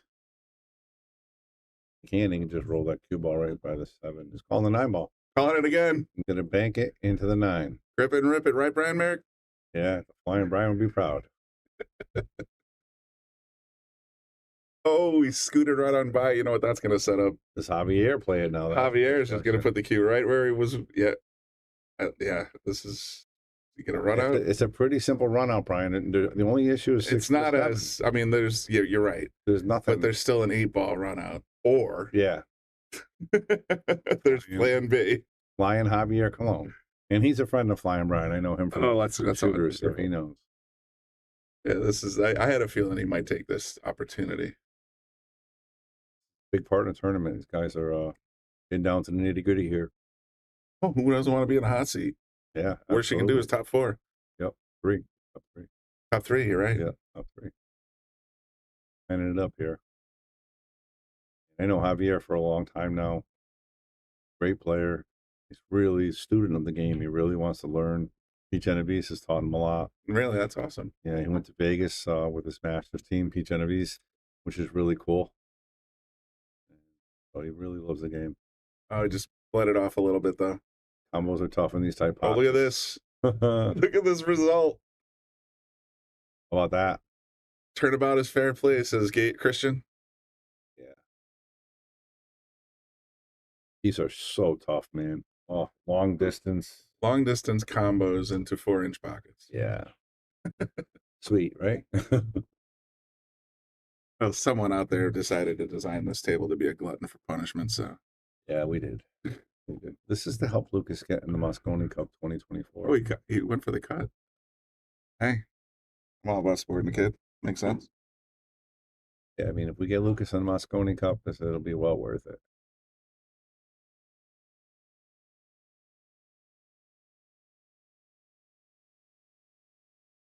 This is a tough position to get on that 3 ball. Excuse me. It's on the 3. Everything else seems pretty smooth. Draw this ball back. Again, look at the overhead. This pocket is teeny tiny. Oh, nice. Just slaps it in. Oh, we got a little bit of wrong spin on there. Yeah, you need to go outside instead of inside. Tough cut now. Right in the opposite corner and get the cue ball. I think he has to go past the 9 ball here. 2 rails. They went for the cut. What a Sure shot. did. What a great And he popped the 4 out for the side bucket. Wow, Javier Colon. Fortunate roll, but still very nice. Great shot. Well, I've even said that a bunch of times. It's like sometimes you just got to make the shot and take what the table gives you. Sometimes the table gives you something like this. So make the shot.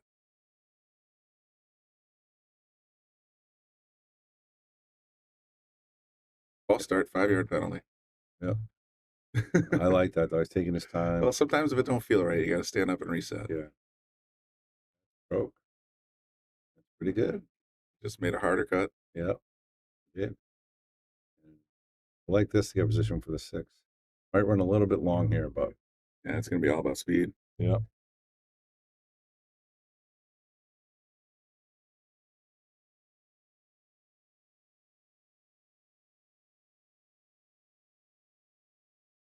Look at that. Beautiful.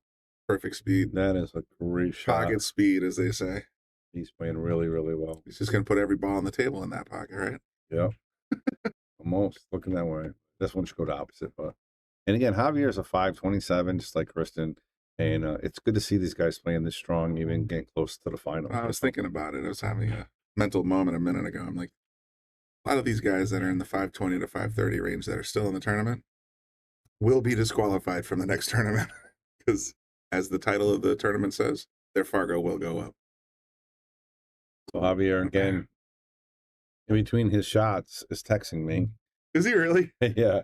He said, just so you know, I started a billiard class our sophomore year, and Christian was in it.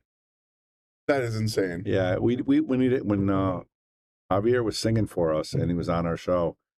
We talked to him about it, and he said he loved pool his whole life. His father taught him, and it was just part of it was inbred in him. You know, that's why he loves it so much. Both these guys here meeting 30 years later, that's something else. That's pretty wild. Yeah. Going for the kick combo. Look at this. Are you kidding me? You gotta replay that. Replay that. That was, oh my God. Are you kidding me? That has to be one of the best shots I've ever seen. A kick combo into the 4-inch pocket. Are you kidding me? That was mental. That was unbelievable. Wow. All right, guys, give it up for Christian Rivera. Yeah, give him some likes for that. Give him some love. That was crazy town. That was, yeah, I'll tell you what. Anybody out there that plays pool, go out there and practice that shot. Tell me how many tries before you make it. How many times do you attempt that before you make it? Make it, yeah. At least 120. That's what I'm thinking. Yeah, it's like it's going to take you that long. That was so hard to do. And he had to call it, obviously, because it could have called the other corner, too. For sure. That was just unbelievable. Wow. Holy moly. I bet you Javier's jaw just dropped. Yeah, that's the shot of the tournament. Yeah, let's PTZ him. Let's see if he's a little disgruntled with that, or he's like he's got his chill on. Yeah, he's all right, still pretty chill, but that was just an amazing shot. Not even using the flipboard. I don't know. I think they're using the phone. Digital pull. Well, they were. Yeah. Oh, they just updated it. There it goes. 3-2 Christian. Yes.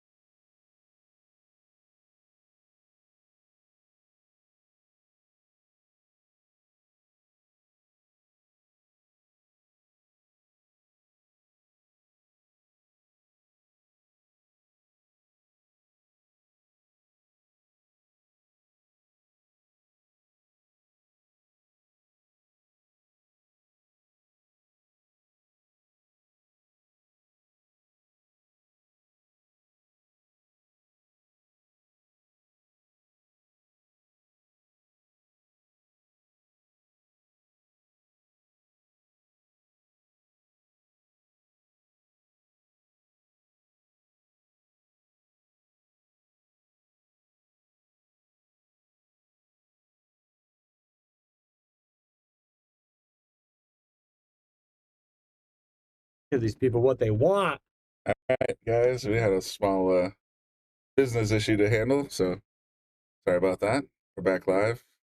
Quick scoring update. Will Alley's up 3-2 over William Crespo on the other hot seat match, or hot seat Contender match? Contender match, yeah, good. That's a good word. We also have a bunch of matches coming up soon. Once we get this down to the final 10 or 12. Like I said, after this match, we're going to shut down the stream and we're going to go live on Facebook, YouTube, and Caffeine TV. So that'll be great. What a stroke by That'll Christian. be my first time on actual Caffeine TV, so that'd be cool. It should be fun. Get our game faces on. Guess I really should stop with the soda for now then. The soda. Yeah, the soda. I don't know how that can go. I do my best work with soda. Yeah, me too. Look at this. Look at this off the 6. Oh. Did you happen to see that sick kick combo that Christian just pulled off? No, unfortunately, I was in the back. Kick 2-9 combo is gross. Like the 2-9 combo, huh? It was fantastic, but it was pretty wild. It's gonna definitely be a reel. I'll put it that way. Nice. And Javier has got the same. Yeah, I've been watching Lucas play in one pocket and all these other things. Yep. To me, it's just like, oh, this is a nothing burger cross side. After watching Lucas play one pocket at the Derby. Cross corner or cross side. Really? He snuck the cue right past it and drilled that 5 ball. He would have just sent it right in the side like it was nothing. Wow. No, it was bank pool, not I was one gonna say pocket. bank pool. Bank pool makes more. I was He gonna let was that go. playing sick banks with bank pool. Yeah. That was like the first 2 days of the tournament. That was really it was a lot of fun. At the Derby City? Yep. I mean, all the players said it was a hot mess, but everybody expects that. Well, I hear, just. You guys were playing, they were telling us, like Josh Filler, I think it was. 17 hours in a row. That's kind of crazy. That's kind of crazy. It seems like they can tighten up the format a little bit, but who am I to say? Like all the other places, just give them the extra day. Yeah, they had them scheduled till Sunday, so why are they rushing them through on Saturday night? That was the big complaint I think Josh had. Yeah. Let us go to sleep. Yeah, pretty much.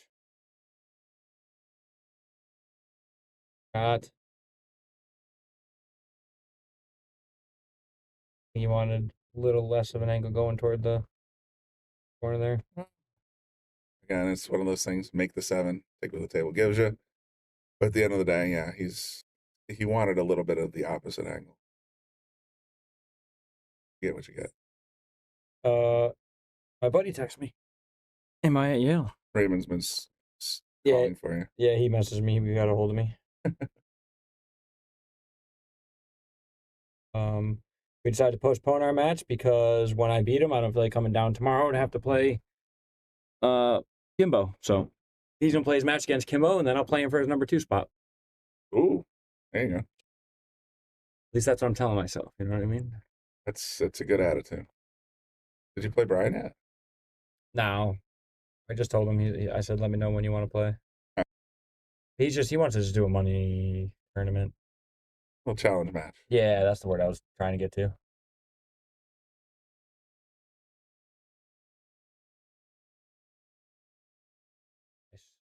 As it gets past. Oh, look at this. Comes inside the 9 ball on that one. Hey, wrapped right around it. Trick here is, man, you need some stroke to get this cue ball back towards the 9. Either way, draw or foul. Definitely need some stroke.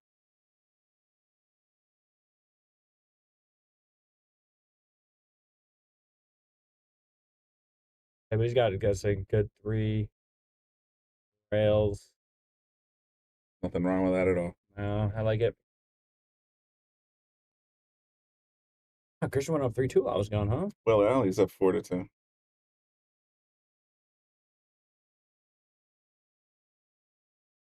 Table 5, yeah, far quarter. Can't really peek at him yet. Someday.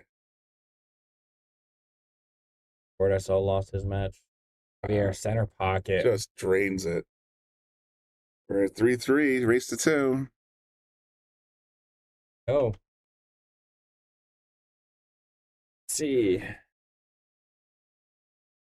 Now, Dan lost to Anthony Petrozelli, which is fully expected. I mean, Petrozelli's been beast mode. yeah. So it looks like we got Anthony Petrozelli currently on table 3 against Josh Groves. That's going to be a great match. Cressmore Farquharson is waiting for the winner of Wayne Harriman and Tony Blaze. Tony Blaze. Sounds like a gladiator name. You know, no, I watch a lot of cooking shows. There's Chef Blaze. He's from Top Chef? I mean, Next Level Chef. Next Level Chef. He's done other shows, but that's the one he's currently on. that's right. Currently on Fox, yeah. I can't stop watching Gordon Ramsay. I don't know what's wrong. I don't know what's wrong with me. If it's like Gordon Ramsay Uncharted, I'll watch that too. I don't care. I just want to see. There's something about the dude. Maybe because he's a sarcastic prick, and I just sort of relate. I was gonna say. I just You feel some kind of connection. there's a connection there Yeah. somewhere. So maybe that's it.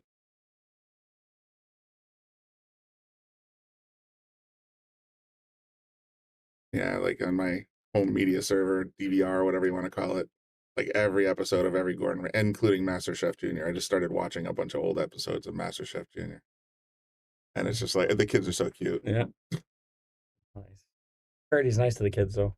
He's really nice to the kids. It's funny. Like every once in a while, you'll see the Gordon Ramsay from Hell's Kitchen turn up, but very rarely. Yeah. Especially if there's raw chicken, then he can let it loose. You're gonna kill somebody. Nice. Patty's calling you out a little bit on that one, though, bro. No, if I had a man crush, it would be Ryan Reynolds. I mean, But who doesn't love Ryan Reynolds? I am counting the days until Deadpool and Wolverine come out. Going up, isn't it? In about a month. Or no, July. That one's July. A couple extra months, then Dune's coming out next month. That I've been waiting for 2 years. Dune with an N? D-U-N-E Part 2. Yeah, that's what I thought you were saying. I thought we were going out with another Doom movie with an No, N. no. Very, very concerned. Dune Part 2 with Timothy Chalamet and all the big stars. Jason Momoa and all, blah, blah, blah. The list goes on. There's a million people in there. Javier's coming back with a short stick again. Oh, I should probably give you a better angle then. Oh, he hit this one. He did. Got the good jump on that one. And I think he's going to get safe. It's going to die right behind the 5-ball. A little more, but that's okay. Good to see him be able to get the ball up and over. The last couple jumps I saw, he kind of came up short, but the thing is he was trying to jump it from like 6 inches, and if you don't have the exact right technique, it's not going to hit that lift. He's struggling a couple. Or if you have Will Alley's jump cue, then it's just going to pop up off the table like a popcorn. Ooh, got it a little fat. Trying to get back for the 4 and kind of flubbed it a bit. Flub. The word. I know it is. Real word. Oh gosh. Bobby, get all this stuff done. Excuse me. Well, he got all the fire downloaded. The tech not. Well, we were trying to figure out, because when we do restart the stream, we want to go live on caffeine, so we have to go to the caffeine website, change the thumbnail, change the title, change, because we can't do it from inside OBS yet. Oh, okay. Yeah, so it's without boring everybody. You have to set this page up before you go live. Gotcha.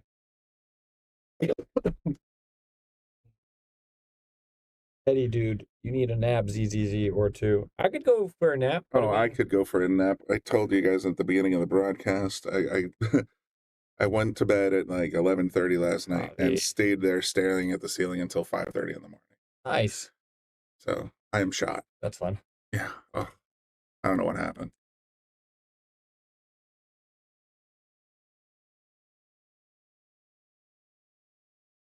Bobby will come back in to start the stream. Teddy and I'll be just completely snoring. You know, one time somebody decided they wanted to do a challenge match at some dumb hour at night, and I was in here by myself, feet up on both chairs, zoning in and out every couple minutes. I'd catch myself, and that's funny because if you do lock yourself in the hot box you have no choice but to fall asleep in here. Like I've actually sat back here and be like, I'm gonna lean back, and then your eyes get a little heavier. I've almost fallen asleep during a live broadcast. I had to go back and rewatch the stream to make sure I didn't fall asleep, start snoring on the thing. I was like, wouldn't that be right? I was like, was that me? No, okay, we're good. Christian. Take about 5 ball from here. I gotta play it with good speed though, so you don't get too far away. I'll put up towards the center of the table. It's not so bad. You still don't want to drill that.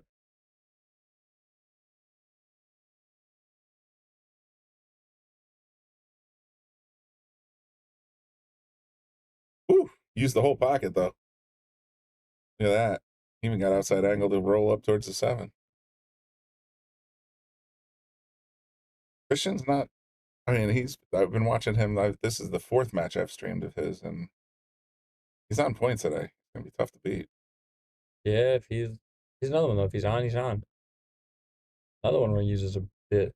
I mean, it's rare to see a ball hit a point on table 8 and go down, and let alone both. Yeah, and Christian's been doing it all night. Okay.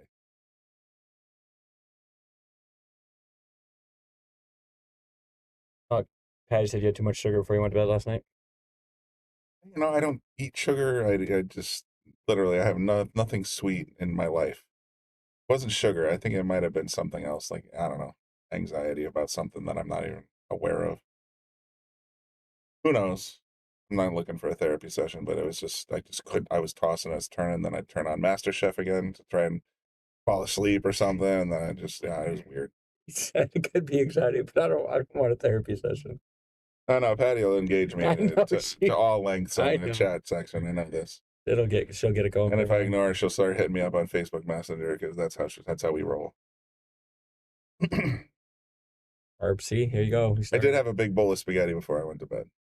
Oh, threw it right into the point almost. It's true, Patty. I had a big bowl of spaghetti about 10 o'clock at night. Maybe you're right. Gave myself too much fuel. Yeah, maybe. Didn't even think of that. My body and sleep schedule is so messed up. I hear that a lot. Nice shot, Javi. Bumps 9. Look at that. Beautiful. Right towards the corner. Beautiful. Here we go. Get on the hill. One of the funniest things my brother ever said when he was imitating me once to my mother.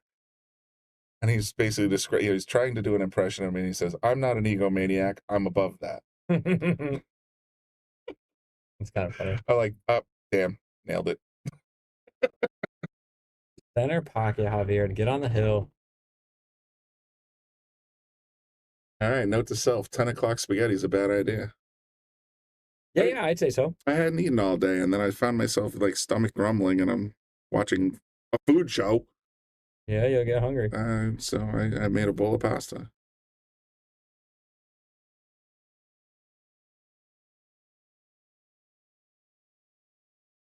Next time, if I have a bowl of pasta, I'll accompany it with a bowl of, let's go with herbs. And that'll help me get there where I need to be. That might do it for you. Go with herbs. No spices, only herbs. All the herbs. Let's see. Will Alley's on the hill against Will Crespo.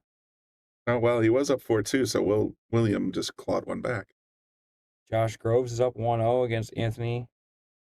Is that Lee? Sure. And Wayne Harriman and Tony Blaze are tied at 1 apiece. Yeah, it's funny. Just his wife, Debbie, I think, was in the chat section. She's like, and she saw on Digital Pool that her husband was playing, and she just came in. And she's like, well, it says that he's playing, and I'm like, yes, he's playing on table 14, but we stream other tables. Yeah. And the 3 times he's been on the stream since, we're like, somebody get Debbie on the. She hasn't showed up once. I'm sure she has things to do, but. Patty says, if Javier loses, I'm going to sing for him. That would be the worst punishment of all time. Poor guy. She didn't give him the 2 worst days of his life. God. You know, that is incentive. If you, that would light a fire. Let's put it that way. Sing with you. I'll sing for you, and it'll make Roseanne sound wonderful. Roseanne.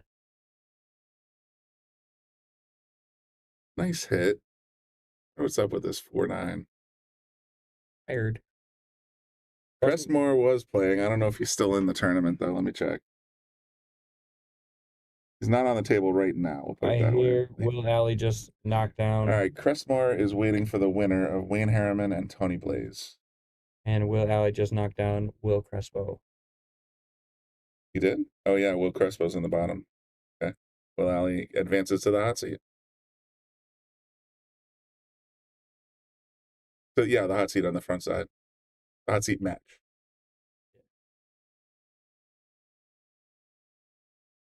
Patty, did she mention she was tone deaf? I don't think you have to for anybody out there who knows you.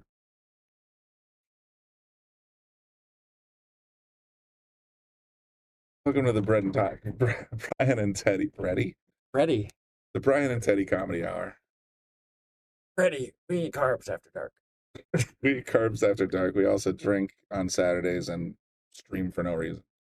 And Tuesdays and Wednesdays and Thursdays. Well, Ali plays in the finals. We'll have to make that subscriber only. I don't know about that, but that sounds pretty funny to say. Mm-hmm. Well, you know what? Will's been keeping his cool a lot today. I wasn't going to say anything, but I agree. But then again, he hasn't had a reason to be super frustrated. He's been playing super smooth. Exactly. Like, if things go as in the other direction, then it could be issues. Yeah. Yep. Jeremy Tucker says race to the 5. Oh, Javi. I mean, he had to jump. I know, but I mean, he was so close. Well, unfortunately, Jeremy Javier changed that real quick. One stroke at the cue. I'd say pick a pocket and slap the hell out of the one. What pocket are you going to pick? Well, let's do the lines here. Yeah, here we go. Drop some lines. Let's see where it would possibly go. So I'm thinking this way. You could call it the side. I think I'd come this corner. I'd call it off the 8 into the corner. That's my call. I like the cross corner on our side of where the scores are. I'll just play the one. Oh, yes, he didn't call it, though. I think he called it. I had the 9's destination right. I don't think he called it. No. So the good news is he stays at the table because he made the 1. The bad news is he didn't think to call the 9 on the side where my line was. Oh, I wish I could rewind now and show you where my line ended up. It was right in that area. Yeah. That's pretty good. Pretty good. I thought it might hit the point and go off the 8, but he just drained it instead. Pretty hilarious. Tap, tap. Gonna play the 3rd just for fun. You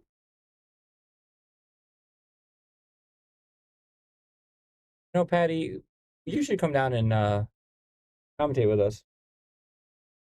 Yeah, I'll give you the combo to the booth. It's all good. I just figured she could sit in here with you for a little bit. Oh, I can't imagine me and Patty sitting in this booth. I think you guys have a great time. A couple beers, she'll have a couple cocktails. We'll set radio history here on the Shark Stream. Ain't that the truth? All around the table. I think you got messed up on that 5 ball, yeah. Oh, it's true. We did spend a few minutes in the booth together, didn't we? On the air. Oh, boy. On the air. I just found Will Alley's technique to staying calm, cool, and collected this whole tournament. Yeah, sleep on the massage chair. In the massage chair right now. I don't know if he's sleeping. I don't hear it running, so it's going to start beeping No, out. he just put the money in. Oh, good for him. Oh, yeah. Got his moment of zen there. Spending his winnings already. Might as well, right? He's definitely cashing. Yeah, I wonder who took him in the Calcutta. Went for quite a bit. I'm sure. It's a good pick. Turn my volume down before this turns into a headache.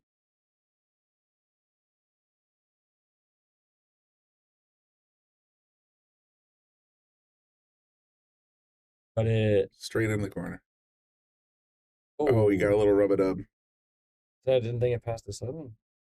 I still think it might have. I think he just got a little fat. I don't know. Mentally, I keep wanting to call him Gabriel, and I know that's not right. It's Christian Cabrera. Gabriel, huh? For some reason, Gabriel stuck in my brain.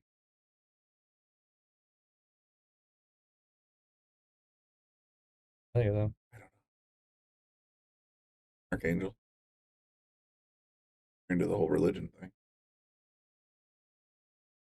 Actually, the prime suspect in disappearance of an Ohio girl. Okay. Christian Gabriel. Opposite direction. Don't want to go there. Christian Gabriel was also in Hector.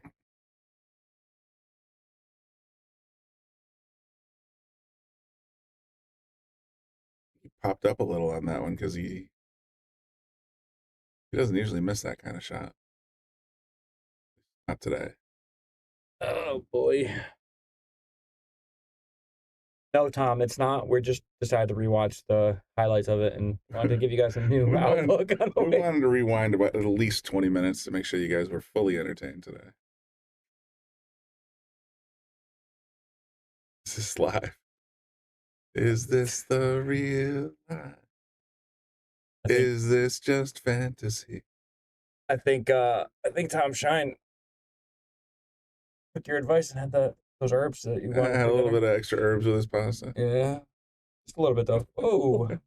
Wow, he really got a hold of that What one. a strong draw. Yeah, I think he wasn't anticipating so much response there. He can still, I've seen him cut stranger things. It's just where's the cue end up? Yes, Tom, this is live from Yale Billiards in Wallingford, Connecticut, in the booth, aka The Shark Stream. Yes. Oh wow. aka the Shark Tank. Good point. Oh look, Wolf Billiards out there. There you go.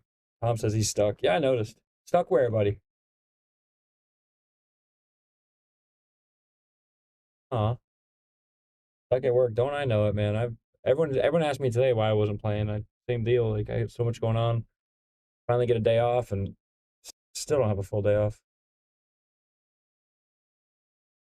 A bunch of errands, do a bunch of work stuff. Hesitating here. I just don't think he felt comfortable down. Comes around the 8, gets past the backside. Ooh, tough angle.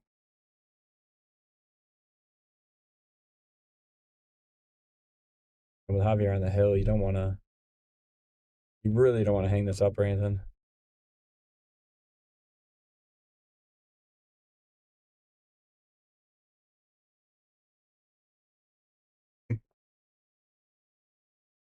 Oh, Tom Shine playing with different emojis. The heart now instead of the... He's pretty impressive with the emojis. And I got to give Andy Gow credit from earlier. One of our old mutual friends, Dave C. Hilaire, otherwise known as Big Worm, showed up in the comments section. And sure enough, I had no idea until today that there was a worm emoji. Really? There is. Cool. A for effort. See if he gets I think he's gonna leave him pretty straight. Yeah, it's gonna be a pretty lockdown shot here. Tough. Long walk. There it is, Teddy Bear. What's up, Tom? Big dog. Woo-woo. I mean, if he follows, all he has to do is play it in the corner and just a little bit of natural roll, and it'll roll right around here. Wrong with that shot. Leave your circle there, see where he lands. All right. I like it. It's a fun game. Give him a little inside with an even straighter and better shot. Played it a little harder than I would have. He's a That's 527. good. He's a 527. Yeah, that's a good point. Very good point. And then he drilled the 9-ball. Game over.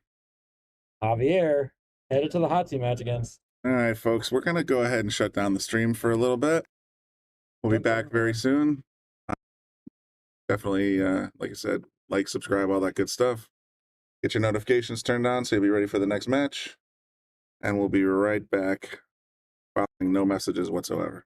Well, our closing messages.